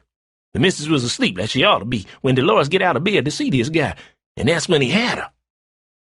Gillespie turned to the girl. "Tell me about it. Exactly what happened." Dolores did her best to look coy. It was a fair imitation. "Well, like Paul said, he was real nice to me. We talked, and then we sat real close together, and then—" She ran down only from lack of words. The chief picked up a pencil and tapped it against the desk. "I want you to tell me one thing," he demanded. "Did this man force himself on you so that you had to struggle against him? Or did it just work out that he went farther than he should?" Dolores hesitated a long time, long enough to give Gillespie the answer he needed. "I didn't rightly understand everything at the time," she said at length. Gillespie let his body relax a little. "All right, Dolores, this man did you wrong, of course, and we'll arrest him for it. We can charge him with seduction, and that's plenty. Now, what can you tell me about him?" Purdy refused to remain silent any longer. "You know him right enough," he exploded. "That's why we wanted to see you personal. It's that night cop you got out supposing to be protecting the women all the time. I know his name, too. It's Sam Wood. When Bill Gillespie was once more alone, he pushed the intercom and gave an order. "Send Virgil in here," he instructed. "Virgil isn't here." Pete's voice came back. "Well, where in the hell is he?" Gillespie demanded. "I thought he was listening on the intercom." "Yes, sir, he was. Just as the interview ended, he said something about having been the biggest fool in the country and beat it." "Is that all?" "Yes, sir, except for the fact that he made a very brief phone call on the way out." In that statement, Pete lied to his chief. It was not a very serious lie, and it was, in fact, Pete thought, an act of mercy. As he had rushed out of the lobby, the Negro detective had paused just a moment to say quickly, "Tell Sam Wood not to worry." Pete required only a fraction of a second to decide not to repeat that remark to Gillespie. It might go hard with the man who did. The ancient car that Jess the mechanic had loaned to Virgil Tibbs had been designed with adequate but conservative power. Consequently, it labored somewhat as it steadily pushed its way up the winding curves of the road that led to the Endicott home. When at last it reached the top, the radiator was showing signs of strain. Tibbs parked it on the small level area beside the house, set the brake firmly, and climbed out. A moment later, he pressed the bell. George Endicott opened the door promptly. "Come in, Mr. Tibbs," he invited. He was courteous without being cordial. He led the way to his spectacular living room, sat down, and waved his guest to a seat. "What did you want to see me about?" he asked. "I want to ask you some questions which I should have thought of long ago," Tibbs replied. "Due to some events which have just taken place down in the city, they are now quite urgent. That's why I asked if I could see you right away." "All right, then," Endicott agreed. "You asked them, and I'll do my best to answer you." "All right, sir. On the night that Maestro Mantoli was killed, I believe he was up here earlier in the evening. Is that right?" Endicott nodded. "That's right." "Who was the first person to leave the house?" "Mr. Kaufman." "And about what time did he leave?" "I should say 10 o'clock. Endicott pondered for a moment. "I can't be too exact about that. I don't believe anyone was paying very close attention to the time. We were very much engaged with other things." "Exactly who was here that evening?" "There was Enrico, that's Maestro Mantoli, his daughter, Mrs. Endicott, and myself, and Mr. Kaufman." Virgil Tibbs leaned forward and laced his fingers tightly together. He stared hard at them as he asked the next question. "Can you estimate the time when Maestro Mantoli left here?" 11:30, Endicott replied. Tibbs waited a moment. "When he left, how did he get from here down to the city?" This time Endicott paused before he replied. "I drove him," he said finally. "Were you two alone?" "Yes, we were. As soon as we left, the ladies retired." "Thank you. And about what time did you arrive back here?" "About an hour after I left. I can't give you the exact time. I told you we were absorbed in other matters that night." "Where did you drop Maestro Mantoli?" Endicott showed slight signs of impatience. "I dropped him at his hotel. We had offered to put him up here. He declined because he was a very considerate man, and he knew that if he accepted, Mrs. Endicott and I would have had to move out of our room for him. We have a guest room, but his daughter was occupying it. So he chose to stay at the hotel, despite the fact that it is decidedly second-rate." "From the time you left here together," Tibbs went on, "did you meet anyone else or see anyone else until you returned?" Endicott stared firmly at his guest. "Mr. Tibbs, I'm not sure I like the tone of that question. Are you asking me to prove an alibi? Are you suggesting that I killed a very close and dear friend?" Virgil Tibbs pressed his fingers even tighter together. "Mr. Endicott, I'm not implying anything. I am after information, pure and simple. If you saw anyone at that hour when you were down in the city that could offer a clue as to who might be guilty of the murder." Endicott stared out of the huge window at the remarkable view which extended for miles over the distant mountains. "All right, I'm sorry," he said. "You have to explore every possibility, of course."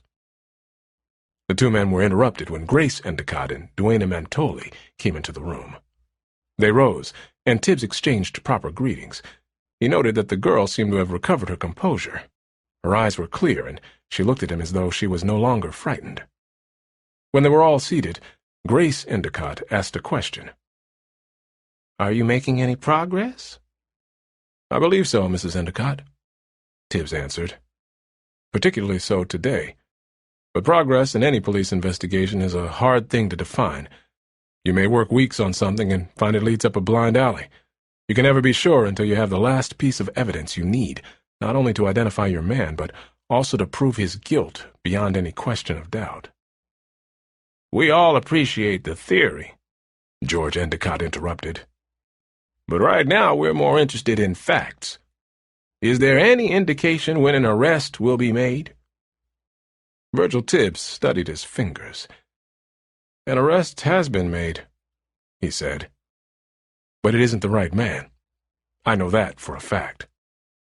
"Then why is he under arrest?" Endicott demanded. Tibbs looked up.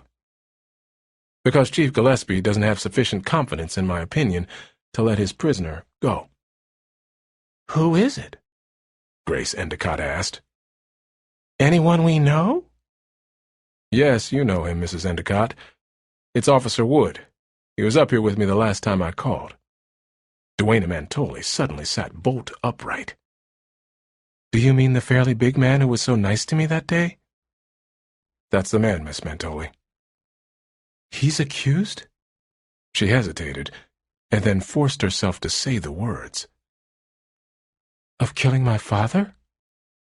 "That, and more," Tibbs replied. "And while no one appears to agree with me at the moment, I am personally sure that he's innocent." "If that's the case, why don't you prove it?" Endicott asked.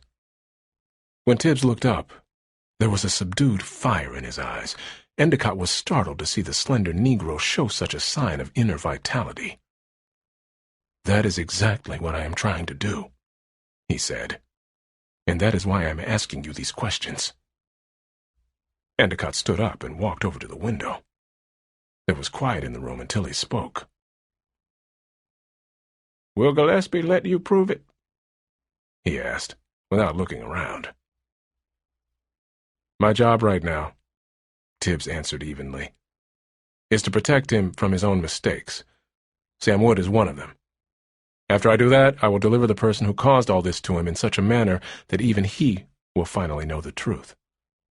Then I'm going home, where I have the right to walk down the sidewalk." Endicott turned around. "From the time we left here, Mr. Tibbs, I saw no one, and I don't believe Maestro Mantoli did either. That is, up until the time I left him at the door of his hotel. Then I wished him good night and came back here. There is no one, to my knowledge, who can prove what I say, but that is what happened." "Thank you," Tibbs replied. "Now I want to ask you a very few more questions, and I ask you to be particularly careful with your answers. A great deal depends on them. First, I've been told Mr. Mantoli often carried large sums of money. Do you know if he was doing so the last time you saw him?" "I have no idea. Actually, Enrico did not carry what you would call large sums of money. Sometimes he had several $100s on his person, but nothing beyond that to my knowledge." "Was he in any way an impulsive person?" "That's hard to answer," Endicott said. "I think I can say he was," Duane said unexpectedly. "He sometimes made up his mind on the spur of the minute on things, but he was usually right when he did. If you mean did he have a bad temper, the answer to that is no." Tibbs addressed his next question to her. "Miss Mantoli, was your father the sort of man who made friends easily?" "Everyone liked him," Duane replied. In that grim moment, everyone in the room realized at the same time that there had been one person who did not, but no one voiced the thought. One last question, Tibbs said, addressing himself to the girl. If I had had the honor of meeting your father, do you think he would have liked me? The girl lifted her chin and accepted the challenge. Yes, I'm sure of it. I have never known anyone so free of prejudice. Tibbs rose to his feet. Thank you.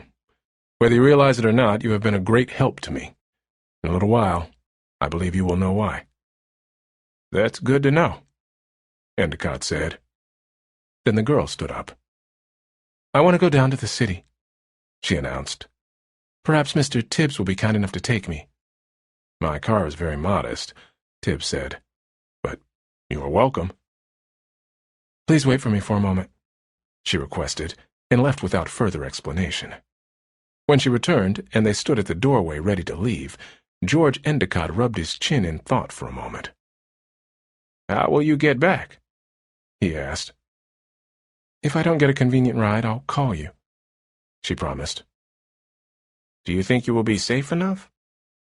If I need any help, I'll ask Mr. Tibbs. Tibbs ushered the girl into his temporary car, climbed in, and started the engine. In the brief time that she had excused herself, she had changed her dress and put on an especially feminine hat. Tibbs thought her quite devastating, but more than that, he sensed she had a firm purpose in mind. There was a set to her jaw, which she did not relax until they were well inside the city. Where would you like to go? Tibbs asked. To the police station, she said. Are you sure that is a good idea? He asked her. Very sure. Tibbs drove on without comment until they reached the official parking lot. Then he escorted her up the steps into the lobby. She went straight to the desk. I would like to see Mr. Wood, she said. Pete was caught entirely off balance. Mr. Wood isn't on duty right now, he hedged. I know that, Duana Mantoli replied. He's in jail. I want to see him. Pete reached for the intercom. A lady is here to see Sam, he reported. And Virgil just came in, too. Who is she? Gillespie's voice came out of the box. Duana Mantoli, the girl supplied. You can tell him Mr. Tibbs was kind enough to bring me at my request. Pete reported over the intercom. I'm sorry, she better not, Gillespie answered. Who was that? Duana demanded. That was Chief Gillespie. Duana's chin grew very firm once more. Take me in to see Mr. Gillespie, please, she said. If he won't see me, I'll call the mayor. Pete led her down the hall toward Gillespie's office. Sam Wood had reached the point where his mind had given up and refused, out of pure fatigue, to maintain the extremes of rage, frustration, hopelessness, and bitter disappointment which had racked him during the hours he had been sitting alone. Now he didn't care anymore. He never permitted himself to consider that he might be found guilty, but his career as a police officer was over. He could never return to it now. Shortly before lunchtime, when Gillespie had been out of his office, Arnold had stopped by and brought him up to date. Sam now knew he stood accused of seduction as well as murder. His cup of misfortune and moral exhaustion was brimful. Sam sat, his forearms resting on his knees, his head down. It was not a position of shame or defeat. He was simply bone-tired. He had exhausted himself thinking and trying to control the impulses which attempted, one after the other, to take command of his mind and body. Pete came and stood beside the bars. You've got a visitor, he announced. My lawyer? Sam asked. He's still out of town, expected back this evening. This is a different visitor. Pete fitted the key and swung the door halfway open. Sam watched him, mildly curious. Then his heart gave a great leap. Duana Mantoli walked through the doorway and into the harsh, unyielding jail cell. Profoundly embarrassed, Sam got to his feet. He had not shaved that morning, and his shirt collar was undone. He wore no tie. At that moment, these things disturbed him more than the accusations which hung over his head. Good afternoon, Mr. Wood. Please, sit down, Duana said calmly. Mystified, Sam sat down on the hard board that served as a comfortless bunk. Duana seated herself, straight and graceful, 4 feet from him. Sam said nothing. He did not trust either his mind or his voice. Mr. Wood, Duana said clearly and without emotion, I have been told that you are accused of killing my father. For a moment, her lower lip quivered. Then she regained control of herself. Very slightly, her voice softened in tone, and the formality evaporated from her words. I came here with Mr. Tibbs. He told me that you are not the man who did it. Sam gripped the edge of the bunk with all the strength of his fingers. His mind, rebelling once more against discipline, told him to turn, to seize this girl, and to hold her tight. So he hung on, and wondered if he was supposed to say anything. I didn't do it, he said, looking at the concrete floor. Please tell me about the night you found my father, Duana said. She looked straight ahead at the hard blocks that formed the wall of the cell. I want to know all about it. Just. The words would not come to Sam. I just found him, that's all. I've been on patrol all night. I stopped at the diner like I always do and then came down the highway. That's when I found him. Duana continued to look at the uncompromising wall. Mr. Wood, I think Mr. Tibbs is right. I don't believe you did it either. Then she turned and looked at him. When I met you, I was still in the first shock of everything that happens at a time like that. But even then I felt you were a decent man. I think so now. Sam turned his head to look at her. Do you mean you really think I'm innocent? I have a way of telling, Duana said. A very simple test. Will you submit to it? A sense of new life began to flow into Sam. His weary mind came back to the alert. And then, in a burst, he felt he was a man again. He turned to face the girl fully. You name it, he said. Whatever it is, I'll do it. All right, stand up, Duana instructed. Sam rose to his feet, resisting the desire to tuck in his shirt, wishing he could just have put on a tie. He felt self-conscious and awkward. Then, to his utter confusion, the girl got up, walked to him, and stood inches away. He felt his heart quicken as some mysterious mechanism within his body released adrenaline into his bloodstream. And for the first time in many years, he was suddenly frightened. Your first name is Sam, isn't it? She said. I want you to call me Duana. Say it. Yes, ma'am, Sam answered, wondering. Duana, Sam repeated obediently. Take hold of me, Sam, the girl said. I want you to hold me close to you. Sam's mind, which had said no so many hundreds of times during the last 24 hours, refused to let him obey. When he didn't move, the girl threw her head back. With her right hand, she pulled the hat from her head. Then she shook her head quickly and let her dark brown hair ripple down the back of her neck. You said you would do it, she challenged. Now do it. As she spoke the last 3 words, she closed the gap between them and rested her hands on his shoulders. Without thinking, without caring for anything else, Sam put his arms around the girl before him. In a confused instant, he knew she was warm and yielding and beautiful. He never wanted to let her go. The bars of the cell vanished in the surge of manhood he felt within himself. Look at me, Duana said. Sam looked. Sam had held girls in his arms before, but nothing in his lifetime had approached the sensation that engulfed him now. Now, the girl said. I want you to look at me and say, Duana, I did not kill your father. Do it, she commanded.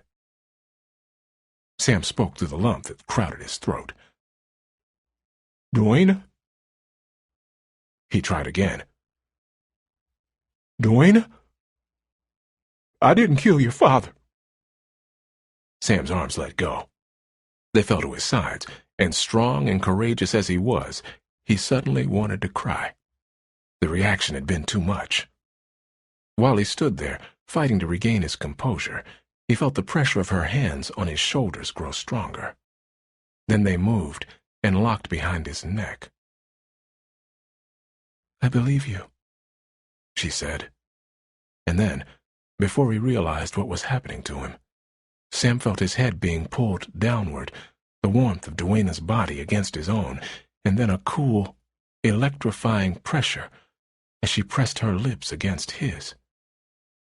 She was herself again before he could move. Quite calmly, she picked her hat up off the floor, looked for a mirror and a quick glance around the bare cell, and then took her small handbag from the end of the bunk. How do I get out? She asked. Sam filled his lungs with air and called for Pete. All through the long afternoon, Sam sat quietly and lived over and over again the few brief minutes that had given him a new reason to live. He even permitted himself to hope that he would emerge from this whole experience exonerated and respected by everyone. He was immeasurably strengthened by the knowledge that she believed in him, even though he stood accused of murdering her own father, and her faith would bring him through. Then he remembered something else. The ripe figure of smirking Dolores Purdy rose in his mind. The oceans of eternity separated her from the girl he had held that day, but Dolores said he had seduced her. What would Duana think when she learned of that? The dream castles which Sam had allowed himself to build split and crumbled into piles of arid and spiritless sand. Chapter 11. It was nearly dark when Virgil Tibbs drove the ancient car he had been loaned into the little filling station and garage operated by Jess, the mechanic. The big man was working on a huge air-conditioned Lincoln that was up on blocks in the rear of his garage. I need some gas, Jess, Virgil said. And I think maybe I can give you your car back tomorrow. Leaving us? Jess inquired as he started the pump. I think so, Tibbs replied. But that's between you and me. Don't let it out. Jess fitted the hose and began to feed gas into the tank. I won't. Pretty fancy car. Tibbs nodded toward the Lincoln. How come you're working on it? Tourist car, Jess answered laconically. The garage on the highway gets them, and they farm them out to me to fix. I'd like to get what they do for my work. They've got to pay their overhead, Tibbs pointed out. And if they're on the highway, it must be a lot more. Jess finished filling the tank. Wait a minute, he said, and disappeared around the side of his shop. In 3 minutes, he was back. We figure on you eating with us, he announced flatly. Thanks a lot, Tibbs replied. But I couldn't. I got a boy, Jess explained. He's 13 and he's never seen a real live detective. I promised him. Silently, Tibbs got out of the car. A few minutes later, he sat down to eat a modest meatloaf dinner, which was obviously being stretched for his benefit. At his right, Jess's son, Andy, watched his every movement until it was an embarrassment to eat. Finally, when the boy could contain himself no longer, he burst into speech. "Would you tell us about your first case?" he blurted, and waited with shining eyes. Tibbs obliged. It was a narcotics smuggling problem.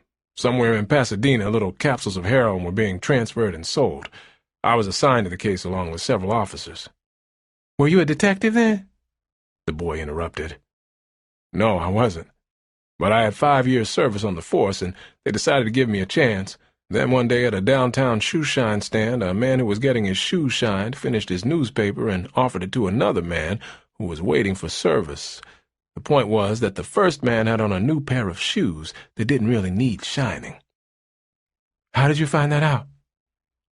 I was a shoeshine man, Tibbs explained. No one expected a Negro in a job like that to be a police officer. So if you'd been white, you couldn't have done it, the boy burst out. I guess you're right, Tibbs agreed. Though of course they'd have been caught sooner or later. But that was my real first case. Andy turned to his food and tried the difficult job of eating without taking his eyes off the sensational guest who was actually sitting at his father's table. When dinner was over, Tibbs excused himself, saying that he had urgent work to do. Since Jess's house was a short block from the garage where he had parked, Virgil said his goodbyes at the door and began to walk down the darkened street to where he had left his car. His mind was reviewing carefully what he had to do next. It would not be pleasant and there would be problems. But, as he had learned many years ago, he would have to overcome problems if he wished to remain in his profession. It was harder here, that was all. This thought was still in his mind when a warning was flashed to him. Too late. He whirled to look into the faces of two men who had crept up behind him. As they lunged forward, he saw only that one of them held a heavy piece of wood in his hand and that he had raised it to strike. Tibbs braced himself, although he knew he was slightly off balance. As the man swung, Virgil leaped toward him and thrust his left shoulder into the man's right armpit. The heavy piece of wood snapped downward. As it did, Tibbs grabbed the man's forearm and at the same instant straightened his knees upward with all his strength. The assailant's arm was trapped on top of Tibbs's shoulder. His weight was thrust forward, so that when Tibbs bent his back sharply forward, he had no choice but to ride over Tibbs's back until he was upside down. In the same coordinated motion, Tibbs yanked hard at the attacker's trapped wrist. The man screamed as the back of his neck hit the concrete. He was still falling when Tibbs let go of him and spun to face the other man, who was big but awkward and had no weapon. Instead, he doubled his fists and rushed in. Tibbs ducked under his first wild swing, grabbed his wrist, and spun around to the left. The big man, propelled by his own strength, twisted through the air and then fell heavily. Tibbs picked up the piece of firewood, which so closely resembled the murder weapon. Then he looked up to see Jess's boy, attracted by the noise, staring at him with mixed fright and disbelief. "Andy, go get your father as fast as you can, then call the police and tell them to come here." Andy ran off rapidly. He met his father halfway and poured out his message. A moment later, Tibbs was joined by the big mechanic, whose hands were opening and closing quickly as if waiting for the chance of combat. "They attacked me," Tibbs said. "Help me watch them." Jess looked at the men. "Don't nobody move," he commanded. The one who had attacked first was whining softly. His right arm lay twisted in an unnatural position. Andy came running back. "They're coming," he reported. "I told 'em 2 men said on Mr. Tibbs and to get the doctor." "Good, son," Jess said. "Now go get me a big tire iron. I don't need it, but it might be handy." Andy took off, winded but eager to do as he was bid. He was back in seconds with the wicked tool. "It's a good thing we got the phone for emergency repair calls," Jess said to Tibbs. Presently, a siren could be heard wailing its way from the direction of the highway. Red lights came into view down the street, and then the patrol car obeyed Andy's frantic signal to pull up to the curb. There were 2 uniformed men in it. Tibbs pointed to the figures which still lay quietly on the ground. "Assault with a deadly weapon," Tibbs said. "I'll prefer charges when we get to the station." "You'll prefer charges?" one of the uniformed men questioned. "I think he's Virgil," his partner said. "I'm Virgil," Tibbs admitted. "Go easy with the man on the right. I think his arm's dislocated or broken." When they reached the station, Gillespie was waiting for them in the lobby. "What happened?" he demanded. "I had dinner with Jess the mechanic, the man you introduced me to," Virgil told him. "When I came out and was on my way back to my car, 2 men jumped me. One of them tried to club me with a piece of wood." Gillespie seemed strangely pleased. "Bring him into my office," he ordered, and led the way. When the party had assembled as he directed, the chief sat behind his desk and viewed the 2 men for a long minute without speaking. Then he drew breath and made the room shake with the power of his voice. "Which of you 2 punks wrote me an anonymous letter?" he demanded. There was no answer. The silence was broken by the buzz of the intercom. Gillespie flipped the key. "The doctor you sent for is here," the night man announced. "Bring him in," Bill directed. A moment later, the desk man ushered in a tall, very slender, elderly Negro who carried a black bag. "I'm Dr. Harding," he said. Gillespie pointed a long finger at the man who clutched his injured arm to his side. "Fix him up," he ordered. "When I heard two guys had jumped Virgil, I figured it was Virgil who got hurt, so I told the desk man to call a colored doctor. Now you're here, you might as well go to work." Dr. Harding ignored the insult and looked at his patient. "He'll have to lie down," he said. "Where can we put him?" "Keep your hands off me," the man said. "I want my own doctor."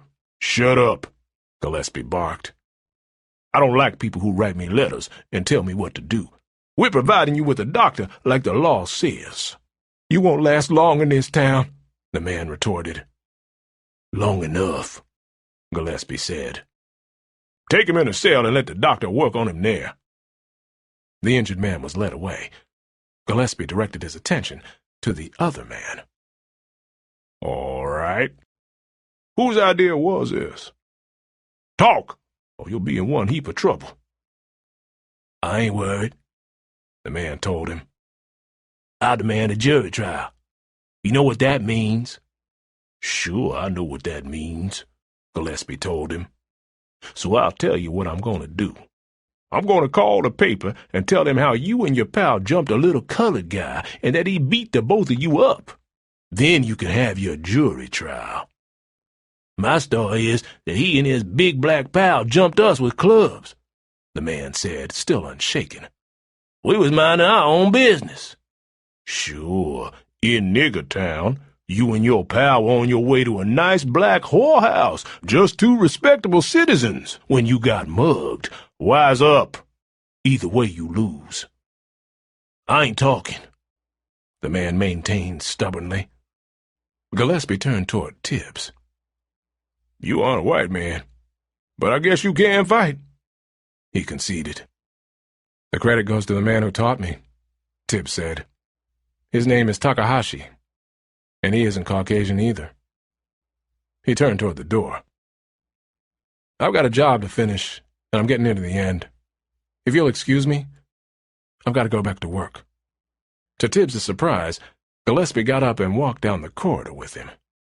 "Virgil," he said when they were by themselves, "I think you're smart enough to know you've got to get out of this town. Tonight you were lucky. Next time somebody may take a shot at you, and that you can't duck. I'm giving you my advice. Get out of here before I've got another murder on my hands. I'll tell him in Pasadena you did a good job for me."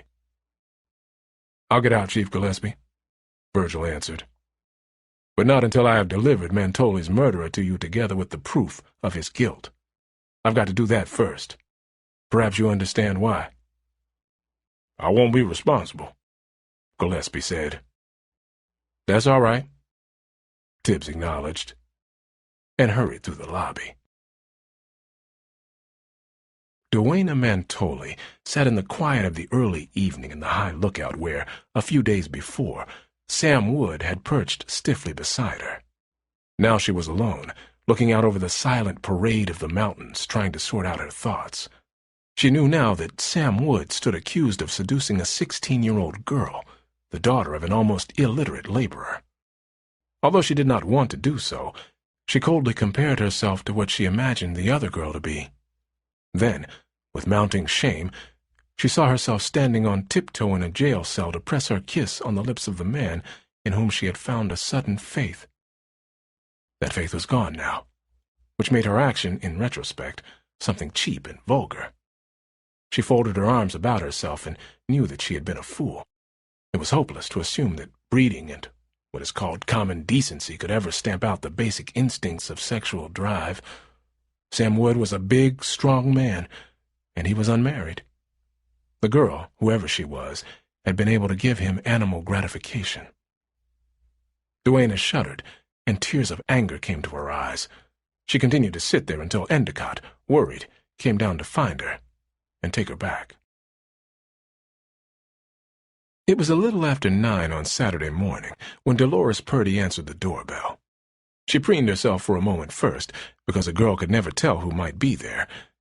When she swung the door open and looked into the dark-skinned face of Virgil Tibbs, her mood changed abruptly. "Niggers go to the back door," she snapped. "This one doesn't," Tibbs said. "I came to see your father." "Don't you come in the door," she ordered, and then shut it in his face. A minute later, it was reopened by Purdy with an expression of profound distaste on his face. "Get away from here," he said. "We don't want you around." "You don't have any choice," Tibbs told him, and calmly walked in. "I'm from police headquarters, and I've come to talk to you and your daughter." "I know who you are," Purdy snarled. "Now get out of here fast, or I'll break you in two." "If you try that," Tibbs retorted, "I won't be responsible for what happens to you. 2 other guys tried it last night." "Yeah, I heard tell. You and your pal jumped him at night and beat him up with tire irons. One of them is in the hospital." "If you don't want to join them, shut up and sit down," Tibbs commanded. "I've had about all I'm going to take of ignorant backtalk from you or anybody else. You came in and filed charges. I'm here to talk about them." "Ain't nothing more to say," Purdy said. "And no nigger is going to sit down in my front parlor." Tibbs walked in and sat down. "I came here to help you keep out of prison," he said. "Paul, make him go away," she demanded. "I'll go when I'm ready," Tibbs said. "Before I'm through talking to you, you'll both know that my coming here was the luckiest thing that could have happened to you."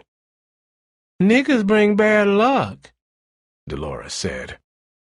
"Mr. Purdy," Tibbs began, assuming a conference had begun, "you and your daughter came to the station and told us that somebody had done her wrong. Now it's our job to see that she's taken care of, that the man is punished, and that her reputation is protected." "Sam Wood done her wrong," Purdy said. Tibbs nodded as though he believed it. "So you told us. Of course, Chief Gillespie was very surprised. Mr. Wood has been on the force for several years and was always looked on as a very reliable man." "He's in jail for murder." Purdy raised his voice almost to a scream. Tibbs nodded again. "I know. I'm not going to give away any secrets, but maybe there's a reason for it you don't know. I sat in a jail cell once for almost 3 weeks, until the man who was in there too told me something the police wanted very badly to know." "Black cop." Purdy threw it down like a curse.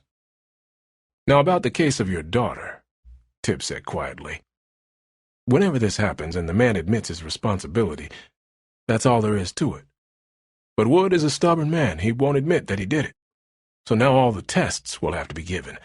That is, unless you can help me prove him guilty." "You mean I got to tell it again?" Dolores asked. "What tests?" Purdy wanted to know. "Well, in a case of this kind, there is a lot that has to be done. The law says so. You see, it's hard for a man to prove he didn't have relations with the girl. The only way you can do it is through certain medical evidence." "What's that?" Purdy asked. "She's my natural-born daughter." Tibbs spread his hands. "Nobody doubts that," he said. "And everybody knows you're a respectable man. But because Sam Wood says he never even talked to your daughter, the cops are going to take some tests on her, just to be sure." "There ain't no test that'll tell who done it to a girl," Dolores protested. "That's right," Tibbs agreed. "But there are tests that will prove a certain person didn't do it. Those are the ones you're going to have to take." "Like what?" Purdy asked. "Well, first they take a sample of her blood. That isn't so bad. They stick a needle in her vein at the forearm and draw out enough to fill some test tubes." "I don't like needles stuck in me," Dolores protested. "Who's gonna do that?" Purdy demanded. "The doctor will do it," Tibbs replied. "All these tests are done by doctors.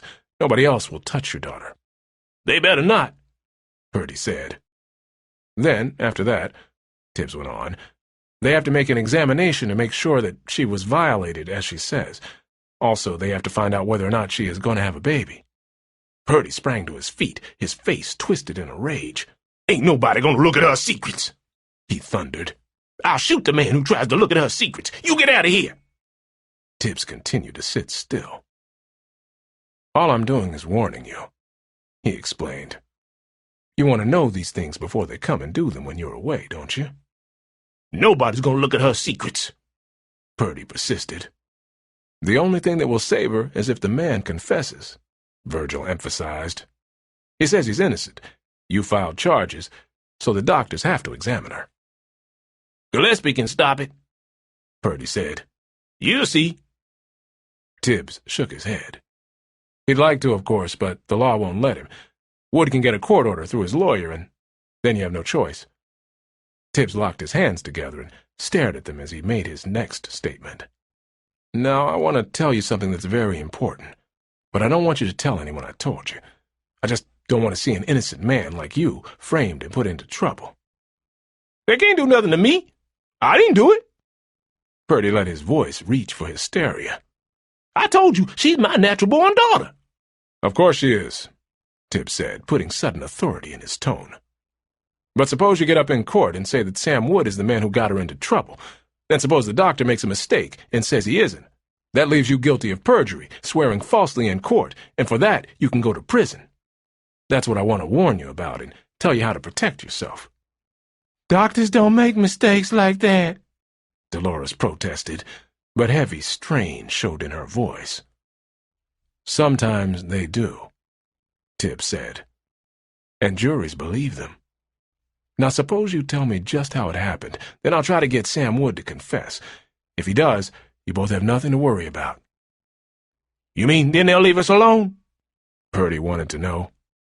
That's right, Tibbs told him. He turned to his daughter. Tell him, he ordered. Dolores wiggled in her chair and tried her utmost to look the violated virgin. Instead, she looked more like a carnival Cupid doll. Well, he's always coming past here at night, peeking in the windows, Dolores began. I should have told my pa, but I was kind of scared, him being a cop and all that. Then one night when Pa was out, he come by and knocked on the door, said he was on his way to work. He was asking for names of girls who would like to be queen of the music festival. He said I was real cute, and he wanted to put my name down for queen. She stopped and looked up. Virgil nodded for her to go on. Well, he sweet-talked quite a bit and said even though he worked nights, he still saw a lot of people and could get me enough votes so's I'd win. If and I did, I'd win me a trip to New York. I don't remember too much after that. He gave me a drink he said wouldn't hurt me but would make me feel real good. He said I was the future queen and everybody would wish they was me. He said in New York I'd learn to sing and dance and maybe even be in the movies. He said he could make it all come true and that I ought to be real grateful to him. After that, I don't remember so much, except when he went away, he said for me not to worry because he had been careful. Them's his words. He said he'd been careful. Tibbs got to his feet. "You're sure it was Sam?" he asked. "I just don't want to make any mistakes that might hurt you." Dolores looked up, her face a mask. "It was Sam," she said. Virgil Tibbs left the house and drove away. He went to the police station and put in a long-distance call to Gottschalk, the missile engineer.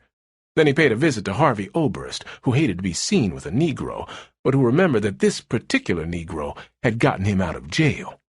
Then he called on the Reverend Amos Whiteburn and talked to 2 small boys who were produced for his benefit. After that, he returned to the police station and phoned a hotel in Atlanta. All this done, he called on 2 Negro residents of Wells and 4 white residents, 2 of whom refused to receive him. He also paid a visit to Dr. Harding. When at last he was finished, he was weary almost to exhaustion. He had had very little sleep, and he was tired of battling opposition that was no fault of his. But at least he had his reward. He was ready now to talk to Bill Gillespie. Chapter 12. In the morning, after a bitter and restless night, Duana Mantoli arose to find that she had made up her mind. She took a long, refreshing shower. When she was through, she paused for a minute to look at herself in the glass. She knew that she was unusually pretty, and she knew also that she worked hard to keep herself that way. Very well. Physically, she could at least match anything that wore skirts. The thing she must do now was to call upon another part of her heritage. It was time for her to use her brain. She dressed and went down to breakfast. George and Grace Endicott were waiting for her. "We've heard from Eric," Grace told her as soon as she was seated. "and he has very good news. 2 pieces of it. First of all, he's managed to get a very prominent conductor to save the festival for us." "Who is it?" Duana asked. "Eric wouldn't say. He said he wanted to surprise us when he gets here. The other good news is that the agency handling the ticket sales reports we are doing much better than they had expected." "I'm glad to hear that," Duana said. She drank a glass of orange juice and told them what was really on her mind. "You're going to think I'm crazy when I tell you this, but I'm going down to the city today to see Mr. Schubert. I want to talk to him." "What about?" Endicott asked. "I don't like the way things are going. Something's wrong. He's got a man in jail I happen to think is innocent. I don't understand why he hasn't been released on bail or else brought up for indictment, whatever the legal procedure is." Grace Endicott took over. "I wouldn't, Duana. Frankly, neither you nor I are experts in these things, and all we would do is get in the way of the people who are. It won't help matters, and it might even hinder them." Duana poured herself more orange juice and drank it. "You don't understand. Mr. Wood, the officer who was up here that day, is in jail. He's not guilty. I know it. Don't ask me why now, but I know. That's why I want to see the mayor." George Endicott picked his words carefully. "Duana, I think you're getting emotionally involved. Sit tight and let the men handle it. If Wood is innocent, he won't be in jail very long. And then there's Tibbs. He impresses me as competent." "That won't help him much here," Duana retorted. Then she changed her tack. "Oh, well. Are you going down today?" "Yes, this afternoon." "Then may I come along for the ride? Maybe I can at least do some shopping." Endicott nodded his consent to that. Frank Schubert adjusted his posture in his chair, conscious of the challenging femininity of his visitor.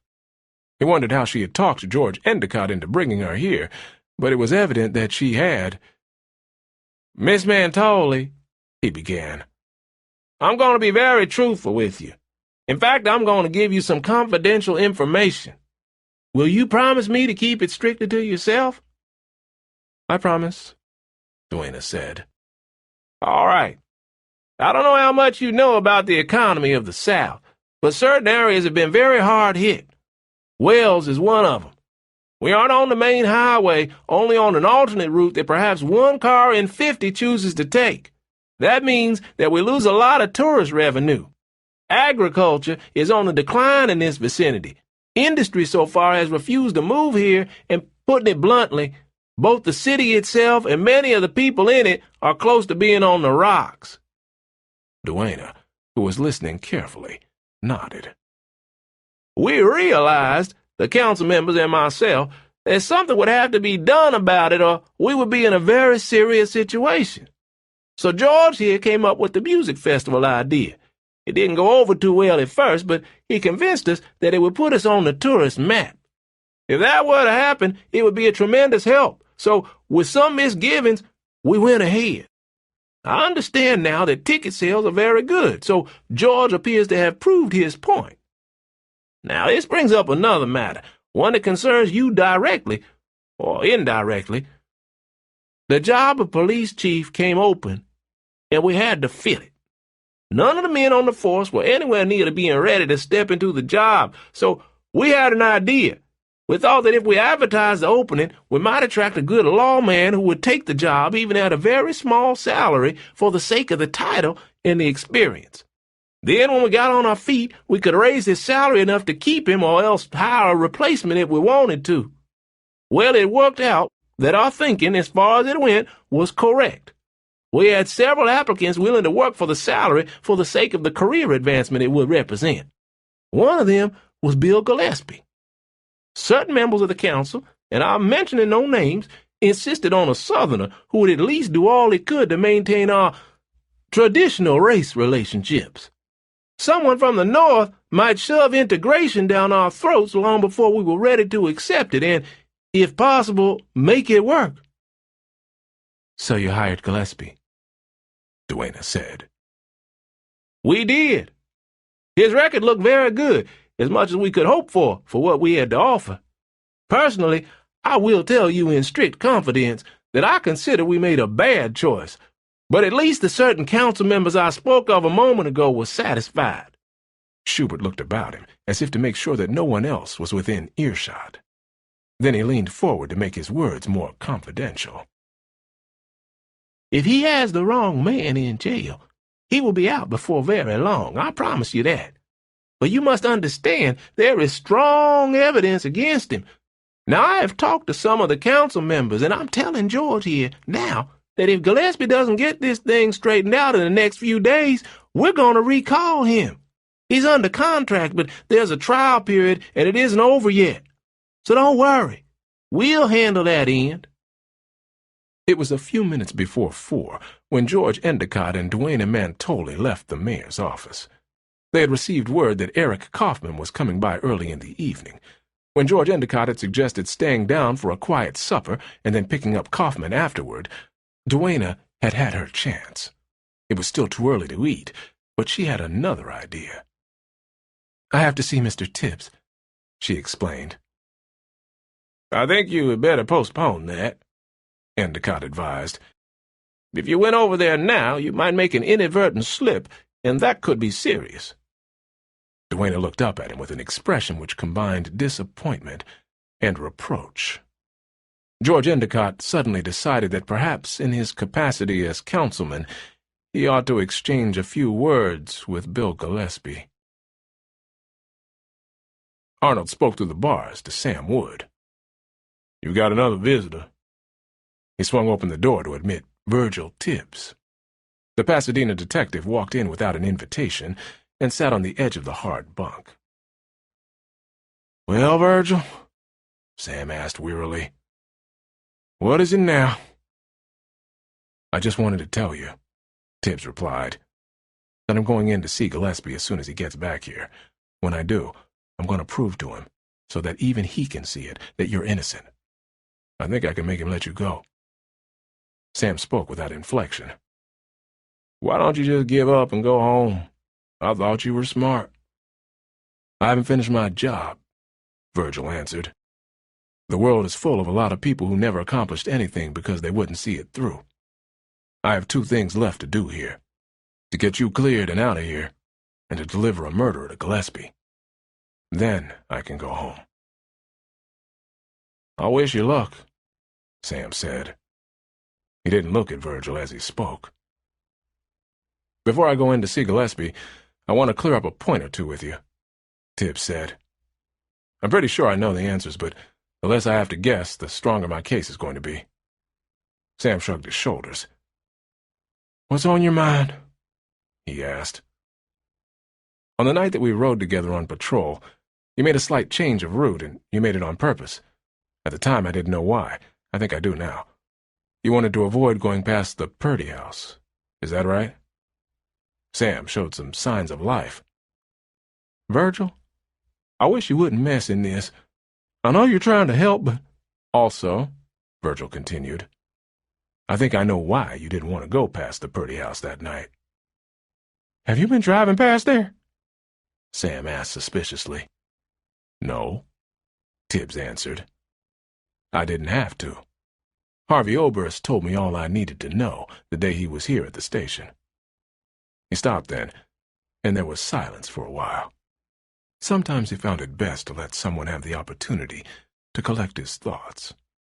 He knew that Sam was thinking, and that is exactly what he wanted him to do. Finally, Sam broke the silence. "Virgil, let's go back to the beginning. You've said several times I changed route on you that night. Why do you think so?" "There's nothing to that," Tibbs replied. "The night we were together, you detoured down a short stretch of dirt road. When I was waiting for you outside the diner, a little after that, I noticed the dust the road had left on the car. That's not unusual, Sam interrupted. Granted, but the night you picked me up at the railroad station, there was no dust on the car. That means you couldn't have gone down that dirt road shortly before you picked me up. Maybe you just didn't notice the dust. I noticed. Besides, I had a hunch the car had been washed that afternoon, and I later checked with the garage that maintains the official cars. Even a light film of dust would have been visible. You mean when I brought you in for questioning, you still took the time to notice how much dust there was on my car? You couldn't. You were a little too scared at that point, Virgil. No, I wasn't, Tibbs answered. I simply kept my mouth shut until I knew what the score was. It was the only safe thing to do.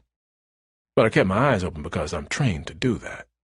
Well, for example, how do you know that it hadn't rained and settled the dust on that short stretch? Sam persisted. I checked the Weather Bureau records on that point. Silence took over once more. Sam digested the information he had just been given and decided that to hold out any longer would be not only foolish, but probably useless. Whether he liked to admit it or not, Tibbs knew his business.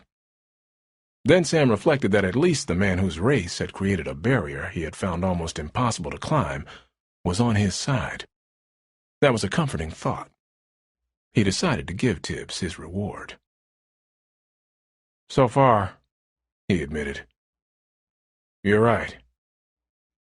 I wish you told me earlier, Sam, Tibbs said more easily. It would have saved a lot of time. Your time, I mean. To Sam's surprise, Tibbs rose to his feet. For your information, I had a little talk with Mr. Purdy and his daughter, Dolores. I scared them pretty well with the prospect of medical examinations to uphold her story. Then I made a date for them to come in here late this afternoon for an examination. I didn't say what kind. If I can get her to change her story in front of witnesses, then the charge against you goes out the window. When you've been proved innocent of that, the rest will be easier. For the first time, Sam felt the desire to cooperate. Virgil, maybe it would help if somehow you could find out who did knock her up. I know that's asking a lot. Thanks, Sam, Virgil replied. I think I already know the answer. When Bill Gillespie was told that Virgil Tibbs wanted to see him, he decided to keep Virgil waiting a few minutes just to keep him in his place. After what he considered a proper disciplinary period, he buzzed the intercom and said that he could come in. Because of the delay, Tibbs walked into Gillespie's office at almost the exact moment that George Endicott escorted Duana Mantoli into the lobby of the police station. Endicott was edgy about the call, but he realized he had a determined girl on his hands, and he preferred to have the interview with Gillespie take place when he could at least exercise some control. He stepped to the desk. "We'd like to see Chief Gillespie," he stated. "Is he free right now?" Pete, knowing he was addressing a councilman and the wealthiest citizen of Wells, said, "You can go right in. Nobody's with him but Virgil." They walked down the hall, and George tapped on the side of the open door. Gillespie looked up, saw who it was, and said, "Come on in."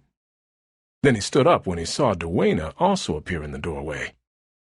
"Sit down, please," he invited after he had been introduced to the girl. "Virgil, run along and I'll talk to you some other time." Virgil did not move to go. "What I have to say is fairly important, Chief Gillespie. Since Miss Mantoli and Mr. Endicott are here, perhaps it would be just as well if they heard it too."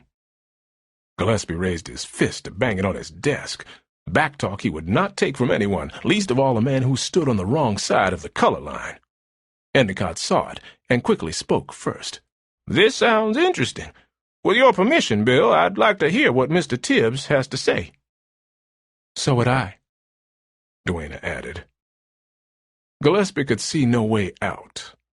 Inwardly vowing a quick and deadly reprisal the moment he had Tibbs alone, he accepted temporary defeat. "As you wish, Mr. Endicott." They all sat down. "Before I begin," Virgil said, "I'd like to ask that Sam Wood be brought in here to listen." He looked at Gillespie. "Also, Chief Gillespie may want to ask him some questions." Fuming and cornered, Gillespie flipped his intercom and gave an order. A few moments later, Sam Wood was ushered into the room. Gillespie nodded silently toward a chair, and Wood sat down. With a second nod, Gillespie dismissed Arnold, who had brought the prisoner in.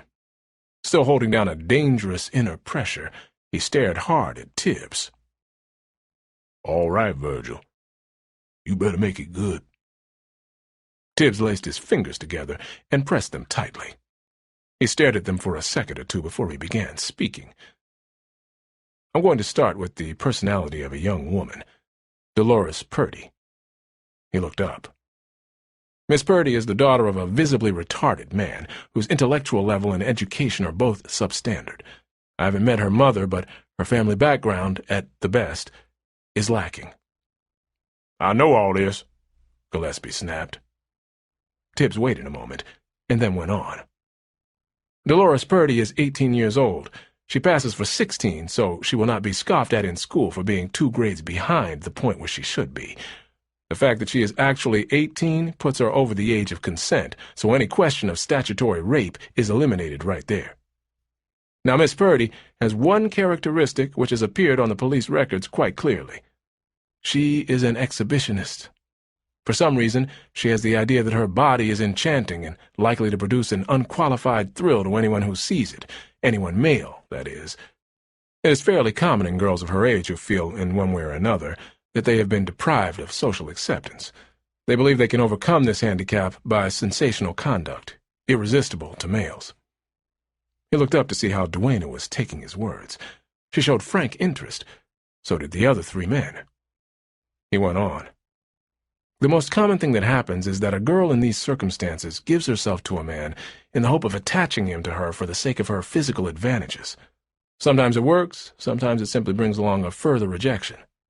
According to Harvey Oberst, who is a little older than she is, she displayed herself to him without his even asking for that favor. I believe this is so because of 2 supporting pieces of evidence. The first is her visit here to file a complaint against Mr. Wood. It is a serious matter to come into a police station to make an accusation against a popular and respected officer, but instead of being in the least upset, she had on figure-revealing clothes and wore her brassiere in such a way that it pushed her breasts up in an unnatural and highly conspicuous position. That is not the action of a modest girl who has been violated." Tibbs paused and waited a moment, but none of his 4 hearers showed any signs of interrupting him. "Now we come to the matter of Mr. Wood. On the night of the murder, Mr. Wood drove his police car past the Purdy home. This was entirely consistent with careful performance of his duty. He had already covered almost every other part of the city, and for him to patrol this area was both his privilege and his obligation. He went past a few minutes after 3 in the morning. He has not told me what took place in that moment, but I can guess. A few nights later, when I was riding with him, Mr. Wood pointedly avoided driving past the Purdy house. Not knowing why, I jumped to the conclusion that he had something to conceal. My faith in him was shaken for a time. I was wrong, and for thinking that of him, I apologize." "How did you know where the Purdys live?" Gillespie asked. "Harvey Oberst mentioned it when I interviewed him here a few days ago, and I checked for myself with the records." Gillespie nodded that he was satisfied. "Now, putting the pieces together as far as we have them, here is what happened as closely as I can reconstruct it.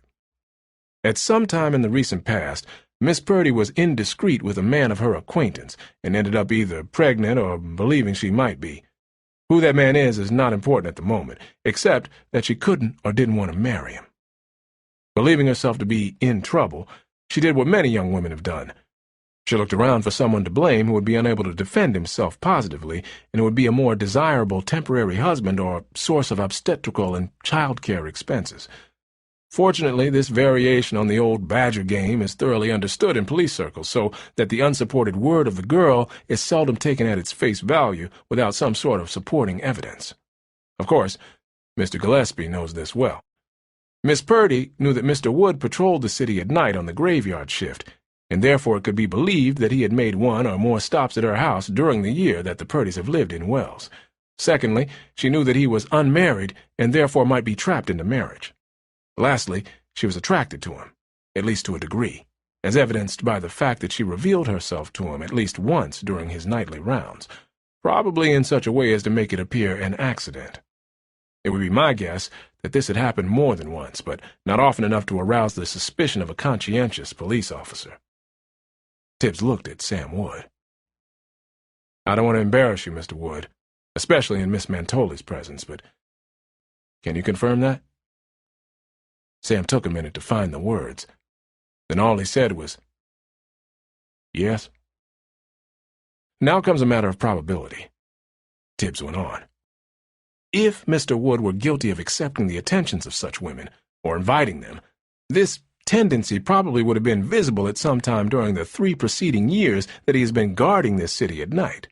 This is not completely true, because people who have always led exemplary lives have been known to commit murder or run off with bank funds without warning. However, Mr. Wood is a bachelor, with the right, therefore, to invite young women out in as great a variety as he chooses. If he had been inclined to take advantage of an unschooled girl, he probably would not enjoy the very good personal reputation that he has in Wells.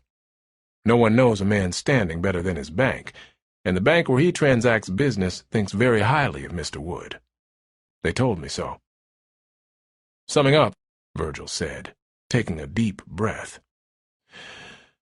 "concerning the charge Dolores Purdy made against Mr. Wood, I think it's a damn lie." "Could you make her admit it?" George Endicott asked. The intercom buzzed. Bill Gillespie flipped the switch. "Mr. Purdy and his daughter are here to see you," the voice came through. Gillespie carefully scanned the faces of the 4 people before him. "Bring 'em in," he instructed. "and bring a couple chairs with you." There was a tense quiet in the office, while the footsteps of the Purdys could be heard coming down the hall. Everybody watched the doorway.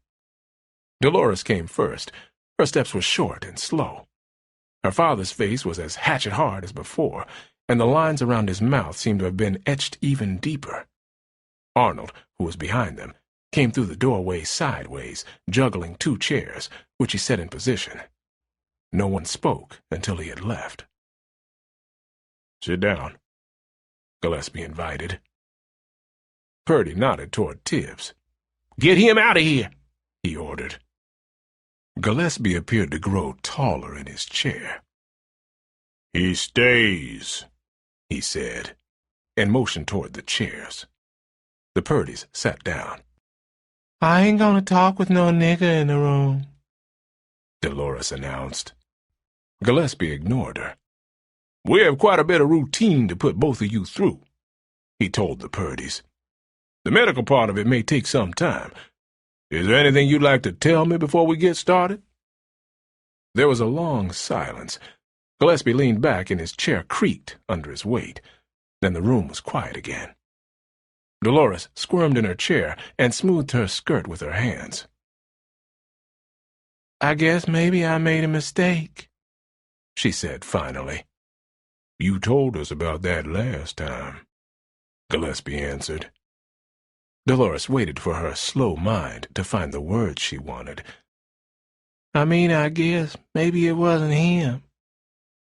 "You mean Mr. Wood?" Gillespie asked. "Yeah, him." Purdy cleared his throat and took the floor. "You see, Dolores, she don't sleep so good at night sometimes. She seen the police car come past and she knowed who was in it. Then when she went to sleep after that, she dreamed about him, and that's just what give her the idea." "You mean," the chief said, "your daughter saw Mr. Wood in the patrol car and then just dreamed that he had had relations with her?" The muscles of Purdy's jaw worked before he answered. "Yeah, something like that," he said. Gillespie tilted forward. "I find it pretty hard to believe a girl like Dolores would dream so vividly about a thing like that she would come down here and file a formal complaint.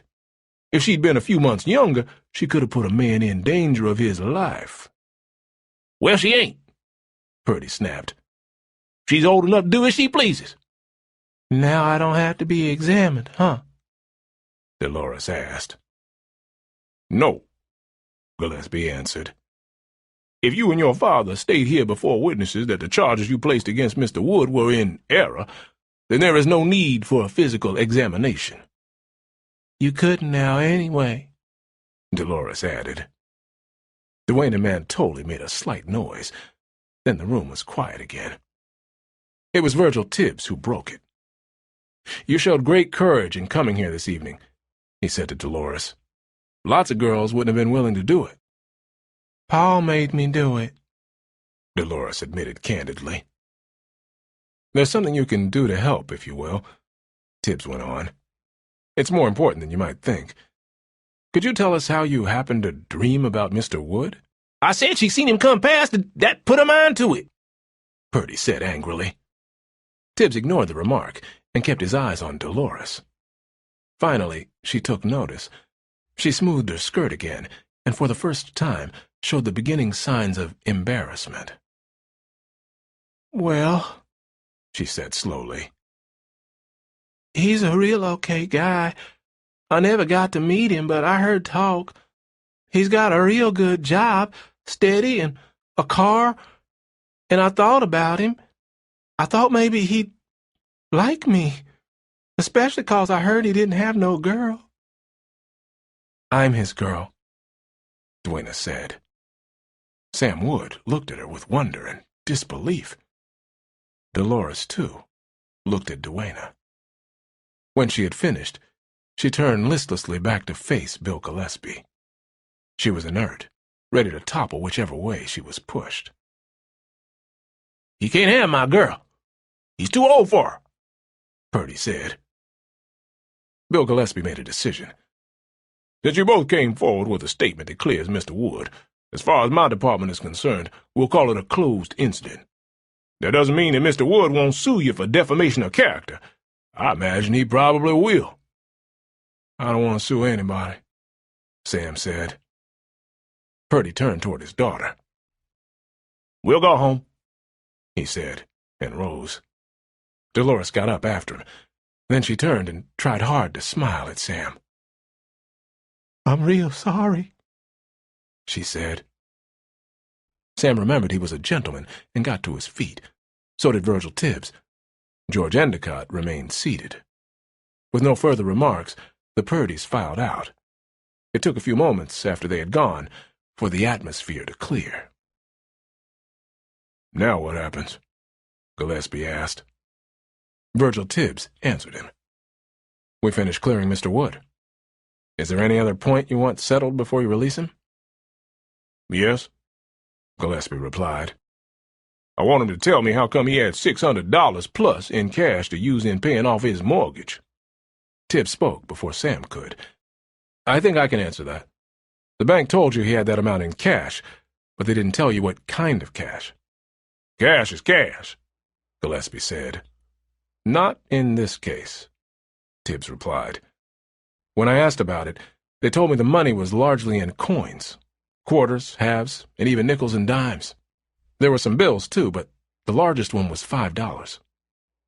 The light dawned. "You mean he'd been hoarding it?" Gillespie asked. "That's right," Virgil replied. "It wasn't a smart way because he could have deposited at interest and earned around $18 a year, and his money would have been a lot safer. I am inclined to believe he has been saving what he could this way ever since he has been on the force, in order to pay off his mortgage, probably on the basis of a quota he set for himself. I tried to make it 50 cents a day," Sam explained. "Actually, you did a little better than that," Tibbs told him. "Closer to $4 a week. But why didn't you put it in the bank?"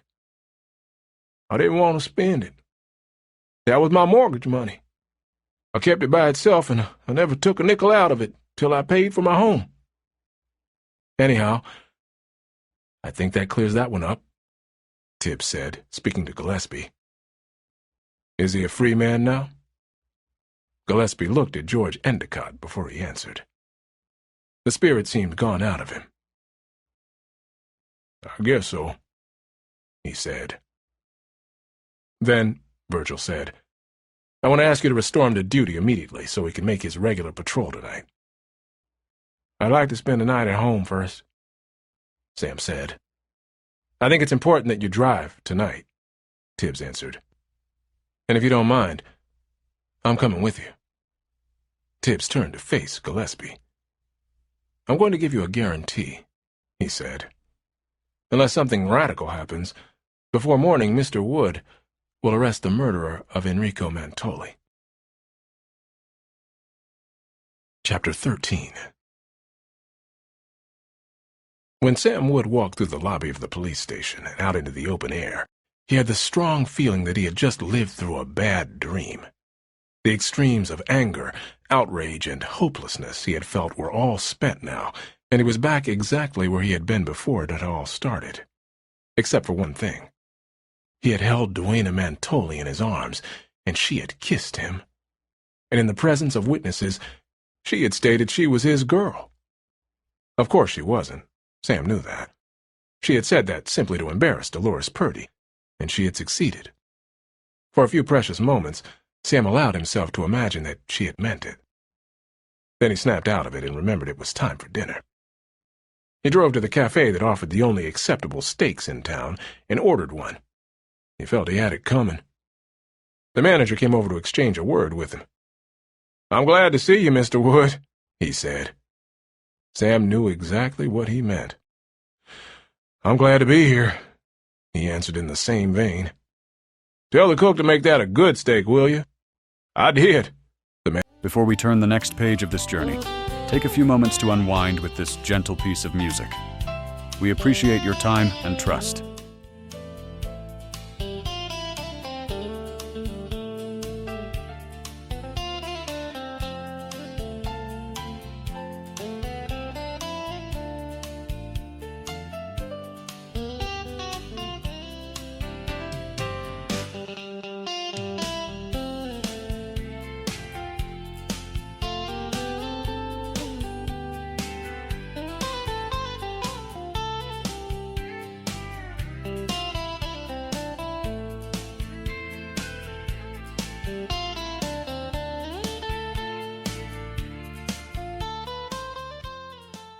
The manager said.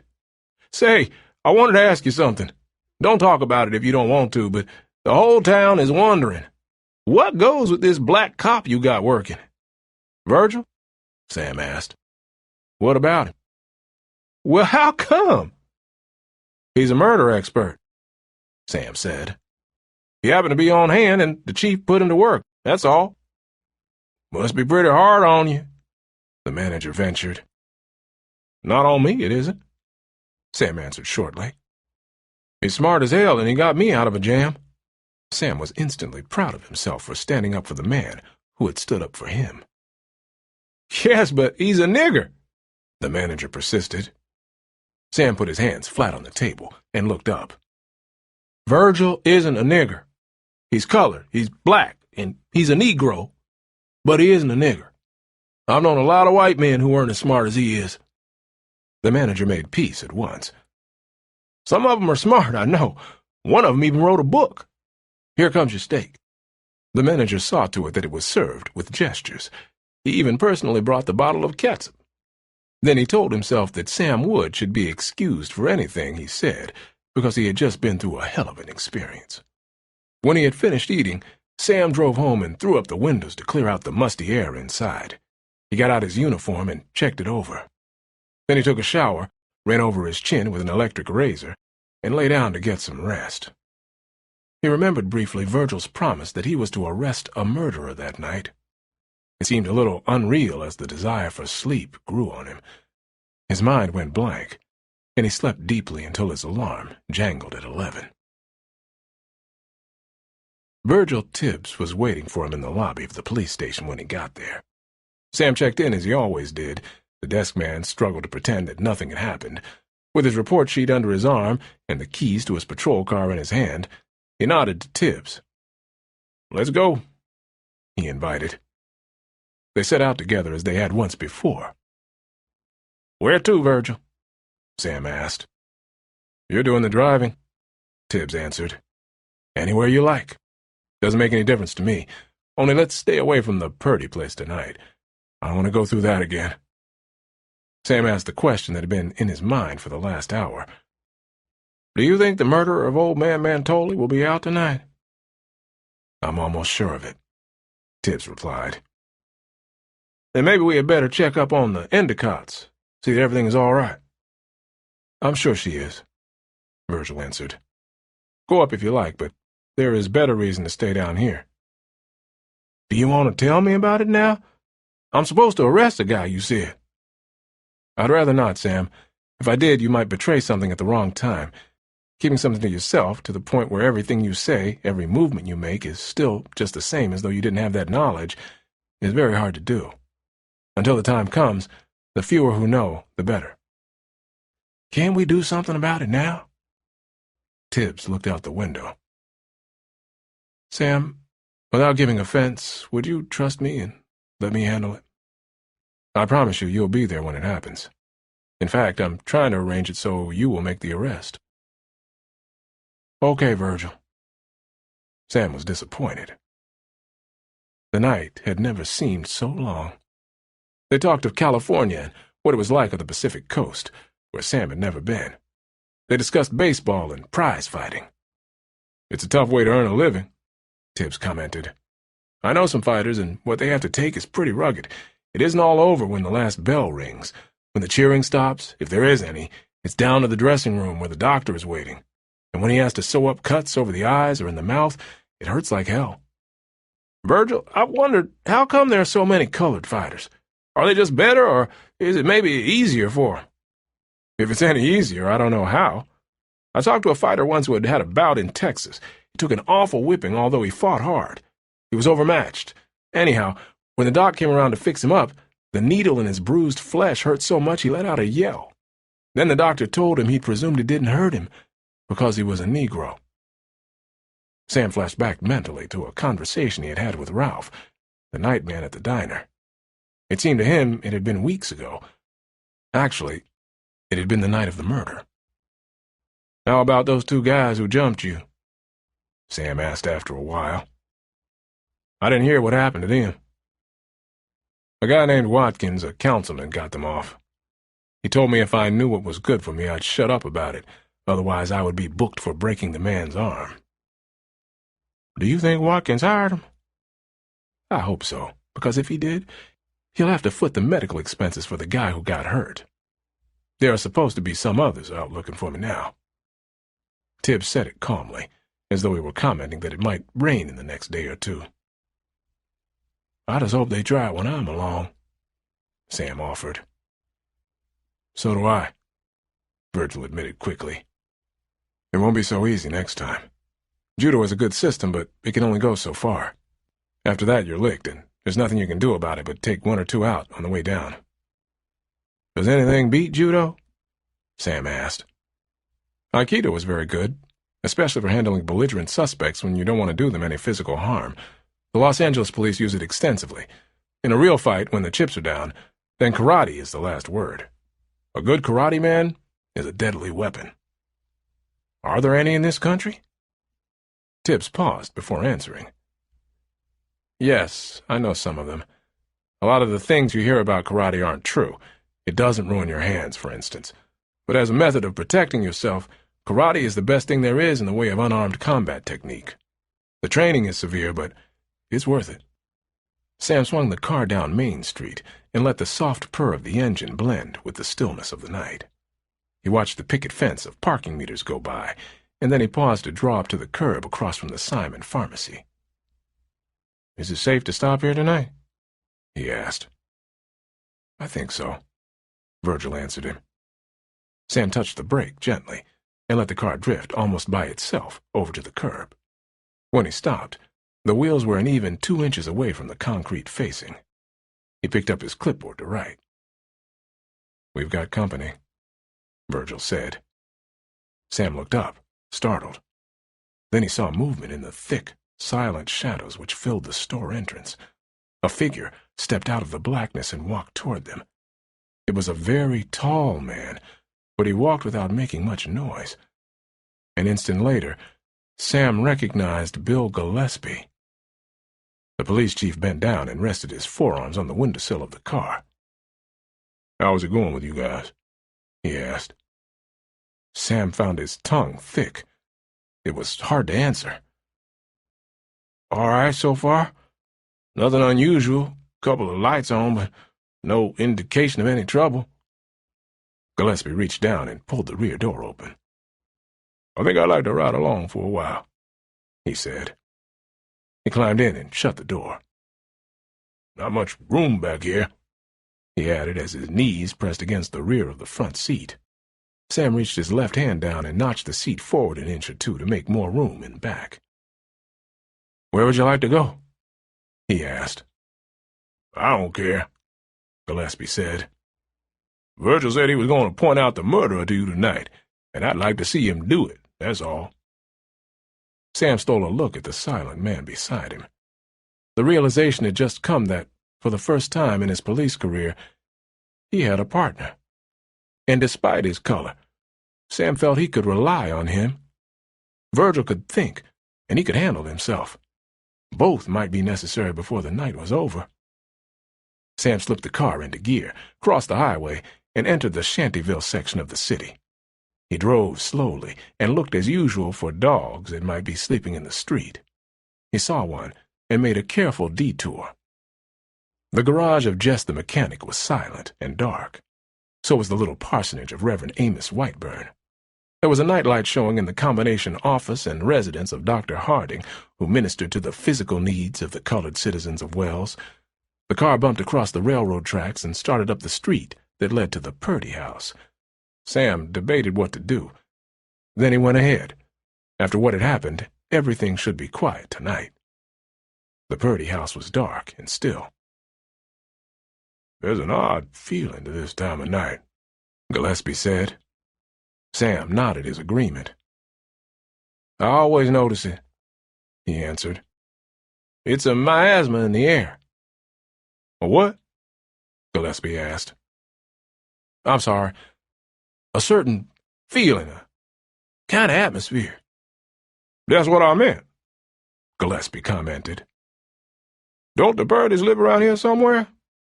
We just passed their house, Sam told him. He drove on another 3 blocks and then turned toward the highway.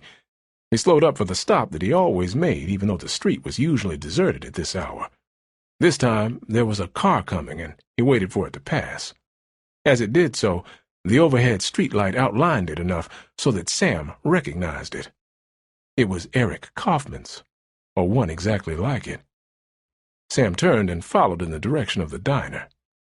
I usually stop about now for my break, he explained. That's okay with me, Gillespie said. Sam picked up speed and kept the car ahead of him in sight. As they neared the city limits, the other car slowed and turned into the diner parking lot. Sam slowed down and allowed Kaufman enough time to get inside before he drove into the lot. Sam and Gillespie got out. What about Virgil? Gillespie asked. I'll wait here, Tibbs said. What would you like me to get you? Sam asked him. Nothing, I guess. If I think of something, I'll let you know. Sam and Gillespie walked into the diner. Eric Kaufman looked up in surprise when they entered. Then he got to his feet to shake hands. This is quite an unexpected pleasure, he said. For us, too, Gillespie added. How come you're here at this hour? It was a friendly question, but there was an undertone to it which suggested that Gillespie really wanted to know the answer. I just came in from Atlanta, Kaufman explained. I've got in the habit of driving at night. It's cooler that way, and there's less traffic on the road. I see, Gillespie said as he sat down. Any news? Definitely, Kaufman replied. I've managed to line up a big-name conductor, one of the very best, to take over in Enrico's place.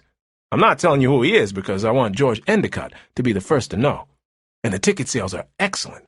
You're going to have some real crowds here next month. Sam sat down and wondered what to order. He motioned to Ralph, the counterman, to attend to the others while he thought about it. All that would come into his mind was the promise that tonight he would arrest a murderer. His shift was now almost half over, and nothing yet gave signs of action. In a little while, the daylight would come, and when it did, the mystery of the night would evaporate. Somehow it seemed to Sam that it would be too late then. The murderer had struck by night. It would have to be at night, or so it seemed, that he would be captured. He became an unreal entity, not a normal person who walks down the street and who looks like everybody else. But how do you tell a murderer? Sam ordered a root beer float and toast, a ridiculous combination, he realized a moment later, but he waited while Ralph made it, and then just looked at it as it sat in front of him. Then he heard a noise behind him. Sam turned to see Virgil Tibbs standing just inside the door. The Negro seemed pathetically weak at that moment, as though he was all too aware that he had ventured where he did not belong. Ralph looked up and saw him. "Hey, you there! Out!" he ordered. Virgil hesitated and came a cautious step or two more inside. "Please," he said.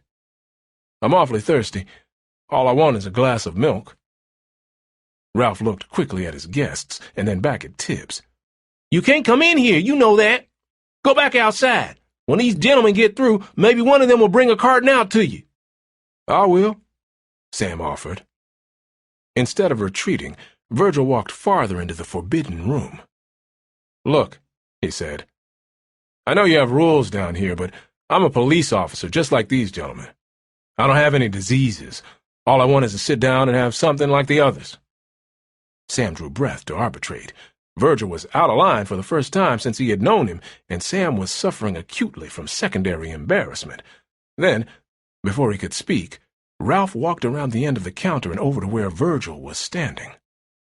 "I heard about you," Ralph said. "You're Virgil, and you don't come from around here. I know about you. For the sake of these gentlemen, I don't want to get rough. But you've got to leave. If my boss ever hears that I let you walk in the door, he'll fire me for sure. Now please, go." "Why?" Tibbs asked. Ralph's face flushed and his temper snapped. "Because I told you to!" With these words, he put his hand on Virgil's shoulder and pushed him around. Tibbs whirled on the balls of his feet, seized Ralph's extended arm with both hands, and pulled it behind him in a painful hammerlock. Sam could stand no more. He was on his feet and came forward. "Let him go, Virgil," he said. "It isn't his fault." Virgil Tibbs seemed not to hear the remark. His hesitant manner had vanished, and on the instant he was all business. "Here he is, Sam," he said. "You can arrest this man for the murder of Enrico Mentoli." Chapter 14. It was a dirty, hot dawn which streaked the sky. What colors there were smoky, and the beauty that often comes with the first light of day was not there. Virgil Tibbs sat waiting in the detention room of the police station, reading another paperback book. This one was Anatomy of a Murder. After almost 3 hours, the door of Gillespie's office opened. There was the sound of footsteps, and then the clanging of a cell door. A few moments later, the big man who headed the Wells Police Department came into the detention room. He sat down and lighted a cigarette. Tibbs waited for him to speak. "He signed a confession," Gillespie said. Tibbs put his book down. "I was sure you could do it," he said. "Did he implicate the abortionist?" Gillespie looked slightly startled. "You seem to know all about this, Virgil. I'd like to know how you doped it all out." "Where's Sam?" Virgil asked. It was the first time he had used Wood's first name in Gillespie's presence. Apparently, Gillespie didn't notice it. "He went back out on patrol. Said it was his job." "He's an exceptionally conscientious officer," Virgil said. "And that means a great deal. With the music crowds coming here soon, you will be needing more help." "I know it," Gillespie said. "I was thinking that Sam would make a good sergeant. The men could look up to and respect him. Sam is ready for the job." "Are you trying to run my department for me, Virgil?" Gillespie asked. "No, I was just thinking that if you did decide on something in that direction, Sam would probably be very grateful to you. Under those circumstances, I think he might forget all about the recent inconvenience he went through. Pardon my bringing it up." Gillespie said nothing for a moment. Tibbs waited and let him take his time. How long ago did you know it was Ralph? The chief asked finally. Not until yesterday, Tibbs said. I've got a confession to make, Chief Gillespie. I almost bungled this one beyond recovery. You see, up until yesterday, I was hotly in pursuit of the wrong man. The phone rang. The night desk man answered, and then called to Gillespie. It's for you, Chief, he said. Gillespie rose to his feet and went to see who was calling at a little bit after 7 in the morning. It was George Endicott. I called to ask when you would be in, Endicott explained. I didn't expect to find you at this hour. You're an early riser, Gillespie said. Not normally. Eric Kaufman called with the news that you and your men have caught Enrico's murderer. Please accept my very sincere congratulations. I understand you made the arrest personally. That was certainly a fine piece of work. Gillespie remembered some of the resolutions he had made.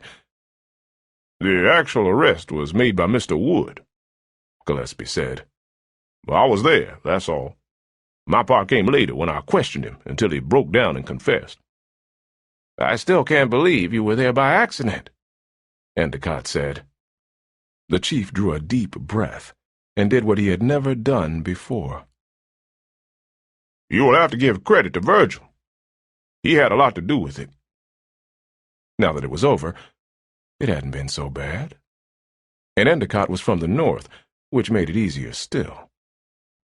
Listen, I've talked to Grace and Duana. Although it may be a bit out of place so soon after Enrico's death, we want to have a quiet gathering here tonight. I hope you can arrange to join us. I'd be glad to. Fine. And will you please ask Sam Wood and Virgil Tibbs? I'm sure you'll see them. That was a little harder to take, but Gillespie made the grade. I'll tell them, he said. When he hung up, he reflected that he had met 2 challenges and had defeated them both. He might as well make it 3 in a row. And if anyone in the station said anything about it, he could and would deal with them. He walked into the detention room. He looked at Virgil Tibbs and held out his hand. Tibbs rose and took it. Virgil, Gillespie said, I want to thank you for the help you've given us. I'm going to write a letter to Chief Morris and thank him for your services. I'm going to tell him you've done a fine job. Gillespie let go of the first Negro hand he had ever clasped. He looked at the man behind it and saw, to his sudden surprise, that his eyes were moist. You're a man to be admired, Chief Gillespie, Tibbs said. His voice shook a very little. Then it was that Gillespie recalled a famous quotation. He knew it because he had hated it. Now, however, it could be of service to him. Thank you, Virgil, he said. You're a great credit to your race.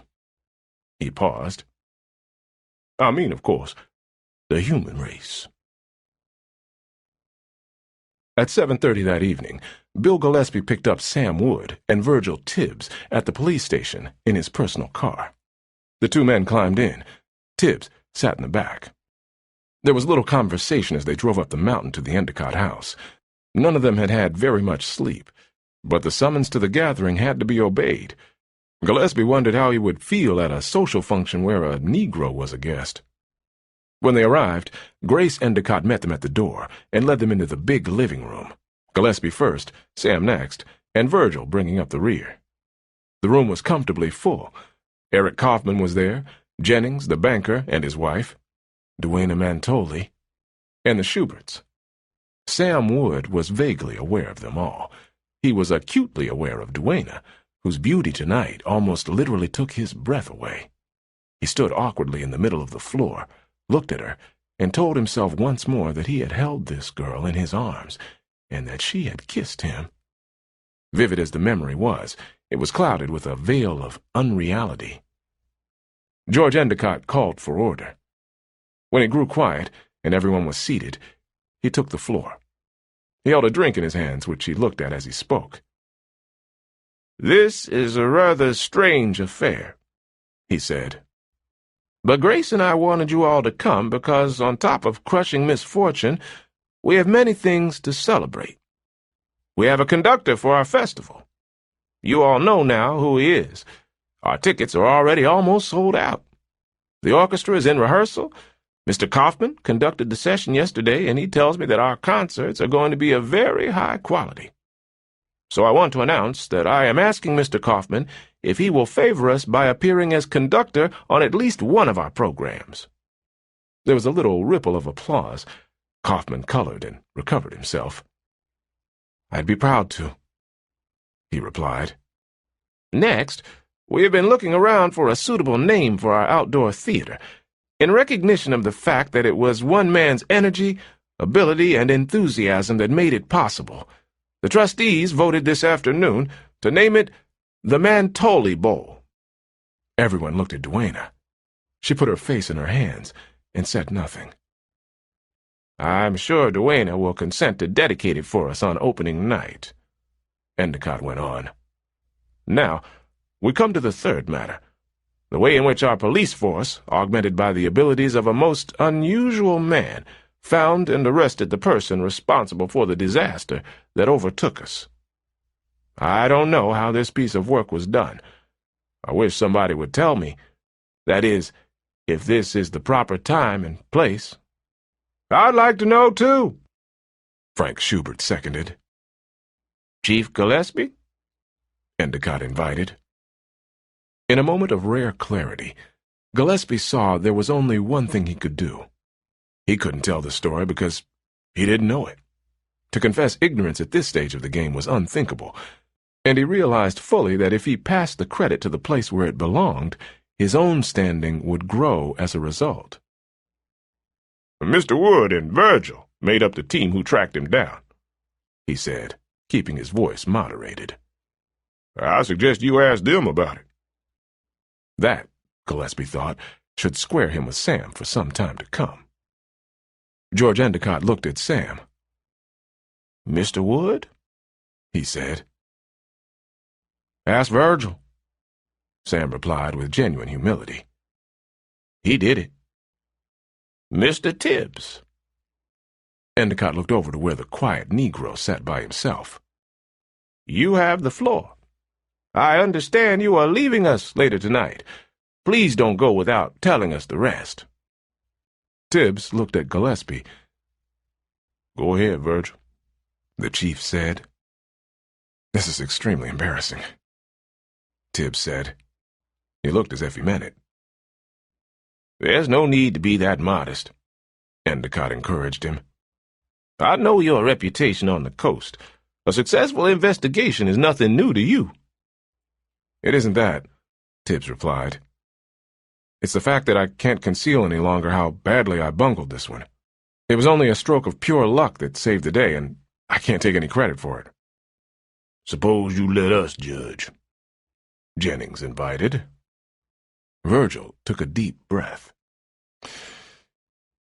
In any murder investigation, one of the first things to do is to establish the motive for the crime, if it is at all possible. When you find out who might benefit from the death of the victim, you have at least a point from which to start. This is assuming that there is no clear-cut solution, which is relatively easy to track down. When Chief Gillespie arranged for me to stay here and assigned me to this case, I learned certain things from the physical evidence at hand, and then went to work to establish the motive. Now, I'm afraid I'm going to shock you all, and Mr. Kaufman especially. I doubt if he will ever forgive me. You see, for several days I thought he was guilty, and I worked hard to prove it." Tibbs looked up at the young conductor, whose face was a study. Sam Wood looked at him too, and decided he couldn't tell what the man was thinking.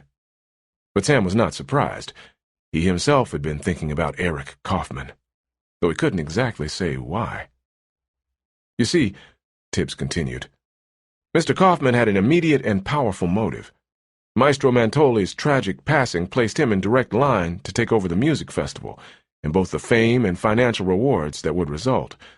Many men have killed for less than that. I might add that he disproved this motive completely by his energetic and successful work to secure a replacement conductor of established reputation on short notice. At that point, Mr. Kaufman was a suspect and no more. Then on my first visit here, he happened to remark in my presence that Maestro Mantoli had been struck down. The papers were not yet out, and having supposedly come directly here from out of town, he would have had no way to have known that Maestro Mantoli had been literally struck down. He might have been shot or poisoned or any number of things. So I interpreted his remark as indicating guilty knowledge, and he at once became my number one candidate for investigation. What I failed to do was to recognize that struck down is a fairly common figure of speech and not necessarily a literal one. Is this too much for you? Grace Endicott asked Duana, who was beside her. Duana shook her head without taking her eyes off Tibbs. Then came the matter of the cherry pie, Virgil continued. When I checked up on Mr. Kaufman's whereabouts on the fatal night, I learned that he had arrived in Atlanta at a time that could not be definitely established, and he had remarked to the elevator operator in the hotel where he was stopping that he had eaten a late dinner and questioned the wisdom of cherry pie at that hour. This sounded like a manufactured alibi to me for several reasons. One of them was that there was no proof that he had stopped to eat a full meal, but by claiming to have done so, he automatically added an hour to the time he was presumably in the city. Cherry pie at 3 in the morning, or something around that hour, is definitely unusual. I didn't believe he would have done it. Lastly, his mentioning it so obviously to the elevator man suggested to me he was doing so deliberately so that the man would recall the conversation later if asked. Mr. Kaufman had no way of knowing that the nightman at the hotel would not be able to be reasonably exact about the time of his arrival. By now, I was convinced I knew my man, and I went after him with a vengeance. The way you put it, I can't blame you a bit, Kaufman said. I happen to be inordinately fond of cherry pie, but there is no way you could know that. You're extremely generous, sir, Virgil said to him. Go on, please, Duana asked. To continue confessing my sins, Virgil picked up again. As soon as I was fixed on Mr. Kaufman, I promptly failed to notice what was going on about me. The devil you did, Sam Wood interrupted. You noticed how much dust there was on my car and made a considerable point of it.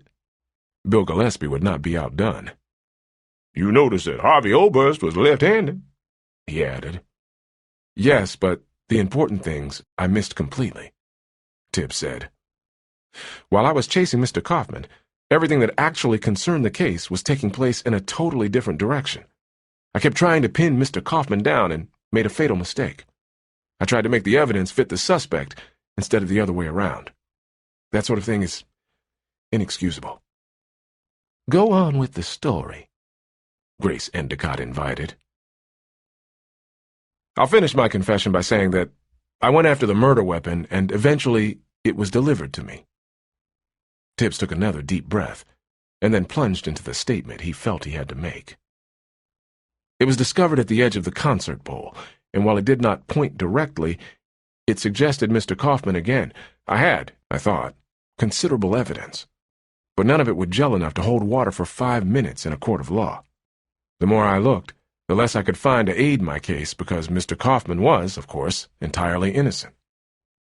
When Harvey Oberst was brought in on suspicion, I learned from him that there was a girl in Wells of the kind who makes trouble for almost everyone she contacts, Dolores Purdy. I stored the fact away, but had no idea that the whole thing actually revolved around her. Then Ralph, the diner man, seriously accused an innocent and responsible missile engineer who simply happened to be driving through the city. It was extremely thin grounds for suggesting an arrest. It looked more like an attempt to muddy the waters, as indeed it was. So, for the first time, I began to wonder about this young man, but I saw no link between him and Dolores Purdy. Was there one? Duana asked. Tibbs nodded. Mr. Purdy works nights. Ralph knew about Dolores and began to call on her when her father wasn't there. Mrs. Purdy apparently paid little attention to her children and cared less. Ralph and Dolores had much in common. They were both unschooled, prejudiced, and of a low level of intelligence, and they were both in search of what they considered thrills. About 6 weeks or 2 months ago, they became intimate. Within the past few days, Dolores believed herself to be pregnant, and when Ralph came to see her, she told him of her supposed condition and demanded that he help her. Ralph was frightened. He believed Dolores to be 16, and He knew enough to realize that was under the age of consent, and he feared her father. So, like an unlimited number of others like him, he began frantically to look around for a way out. He knew that it would be hard to find a reputable physician to perform an abortion for him, but he thought that he could find one somewhere who would do it for him, if he had enough money. "I began to see the light," Mayor Schubert commented. While Ralph was doing this, Dolores had an idea of her own. Ralph was not much of a catch, but she thought she knew a man who would be. Duane Amantoli, whose composure remained unshaken, looked across at Sam Wood. To Sam, it was like an electric shock. He took a good hold on the arms of his chair and tried to compose the expression on his face. Almost every night, Mr. Wood patrolled past her house, often at about the same time, since it was on his way to the diner, where he customarily stopped for a short break.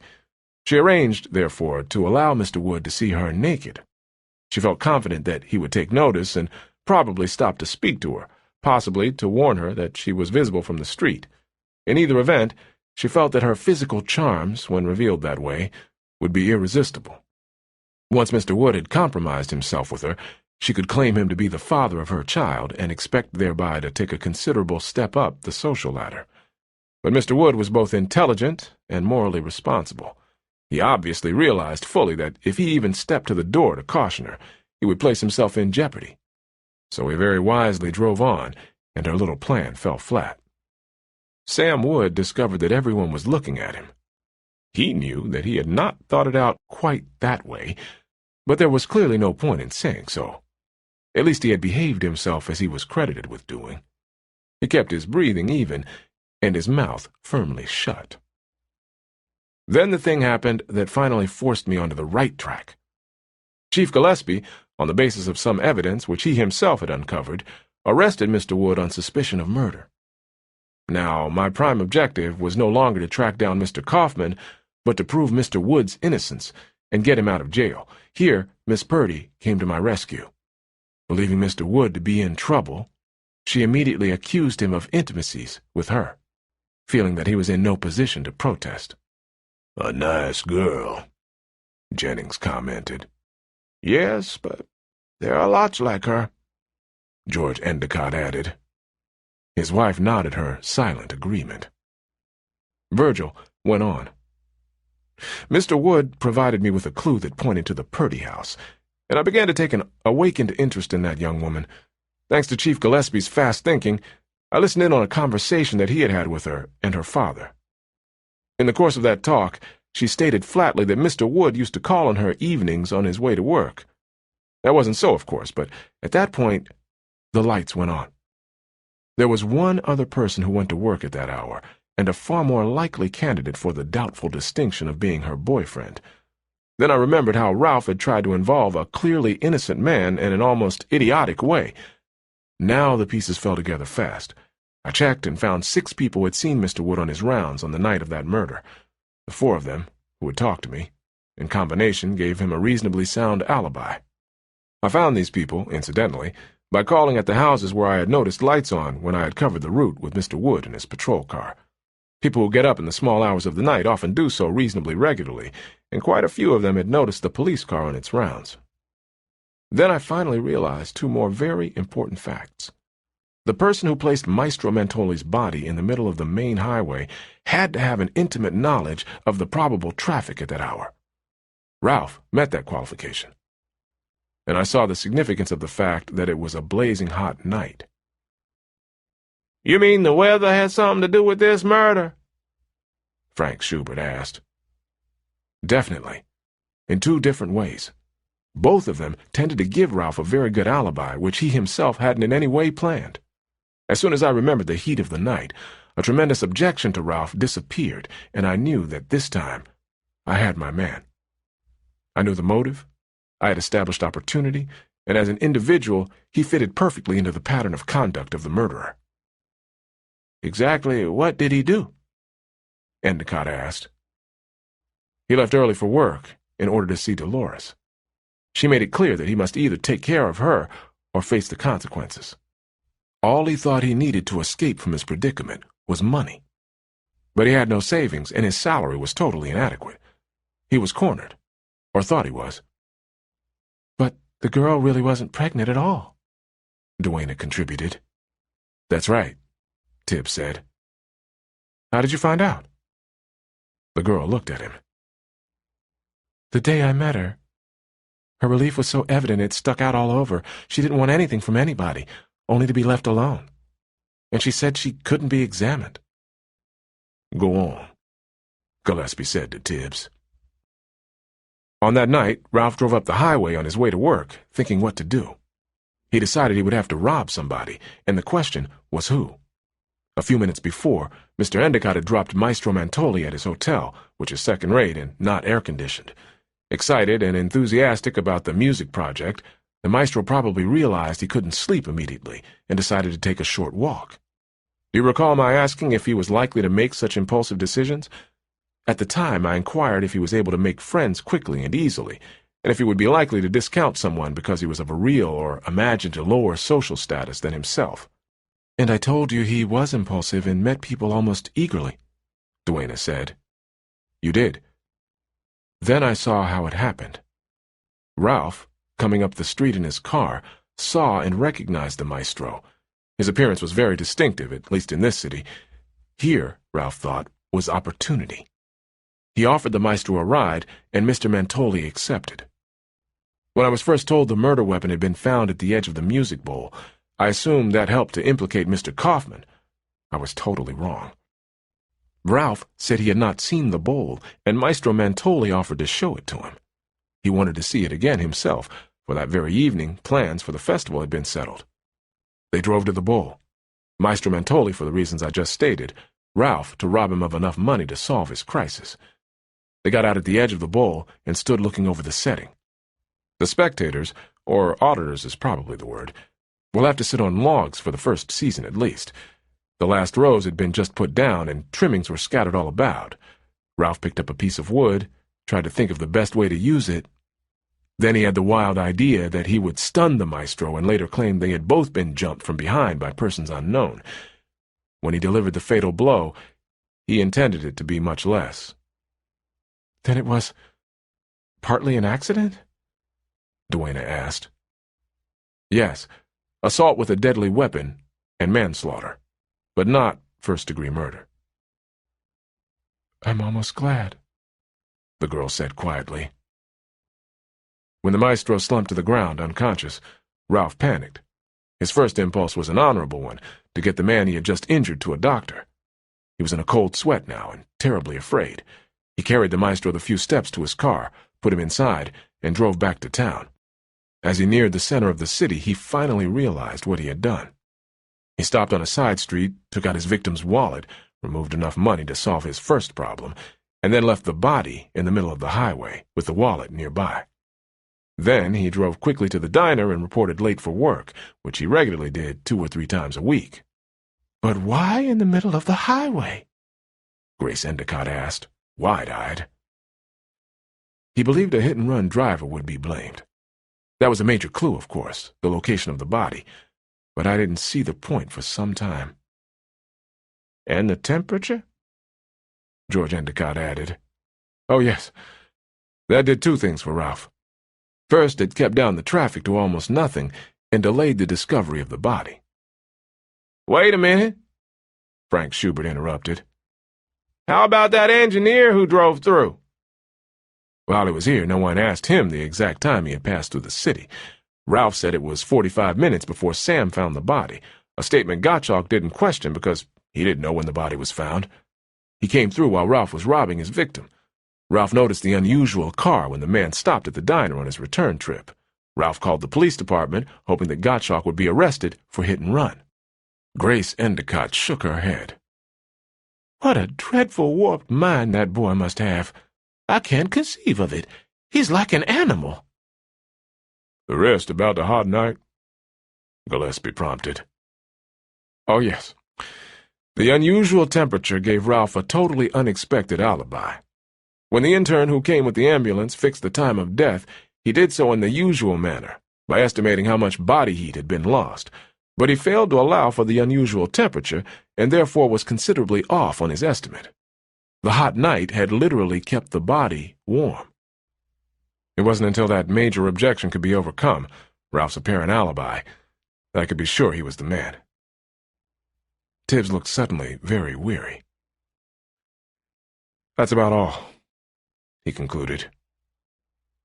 I came into his diner and asked for a glass of milk. If I had said carton, he might have given it to me.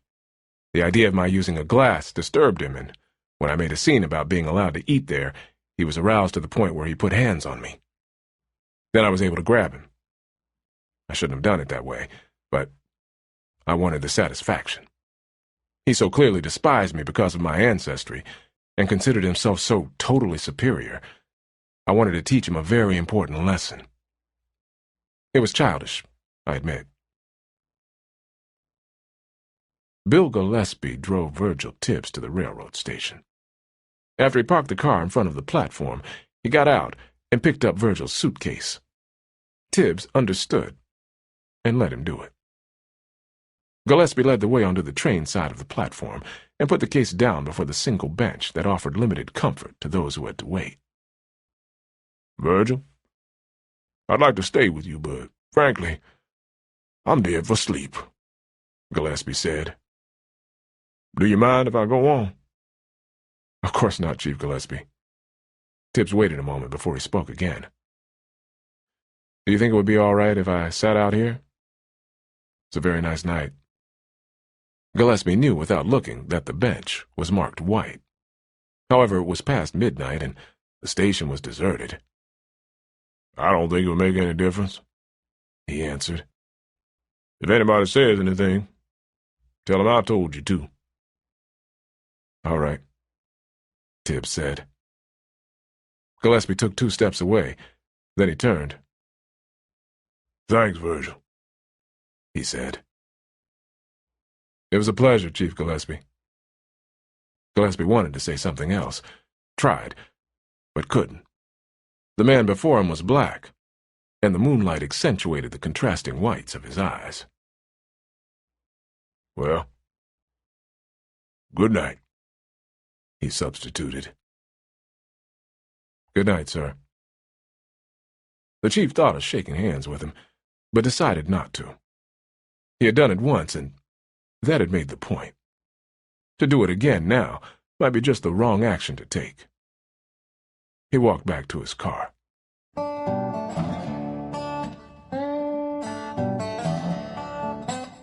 We hope you have enjoyed our presentation of In the Heat of the Night by John Ball, performed by Dion Graham, engineered by Joe Sturgill. Performance copyright 2015 by Brilliance Audio, all rights reserved. For further information concerning this program or other Brilliance Audio titles, please call the following toll-free number, 1-800-222-3225, or visit our website at www.brillianceaudio.com. No part of this recording may be played for an audience or reproduced in any form. It may not be streamed, downloaded, broadcast, or copied without written permission. Address all inquiries to Brilliance Audio, P.O. Box 887, Grand Haven, Michigan, 49417.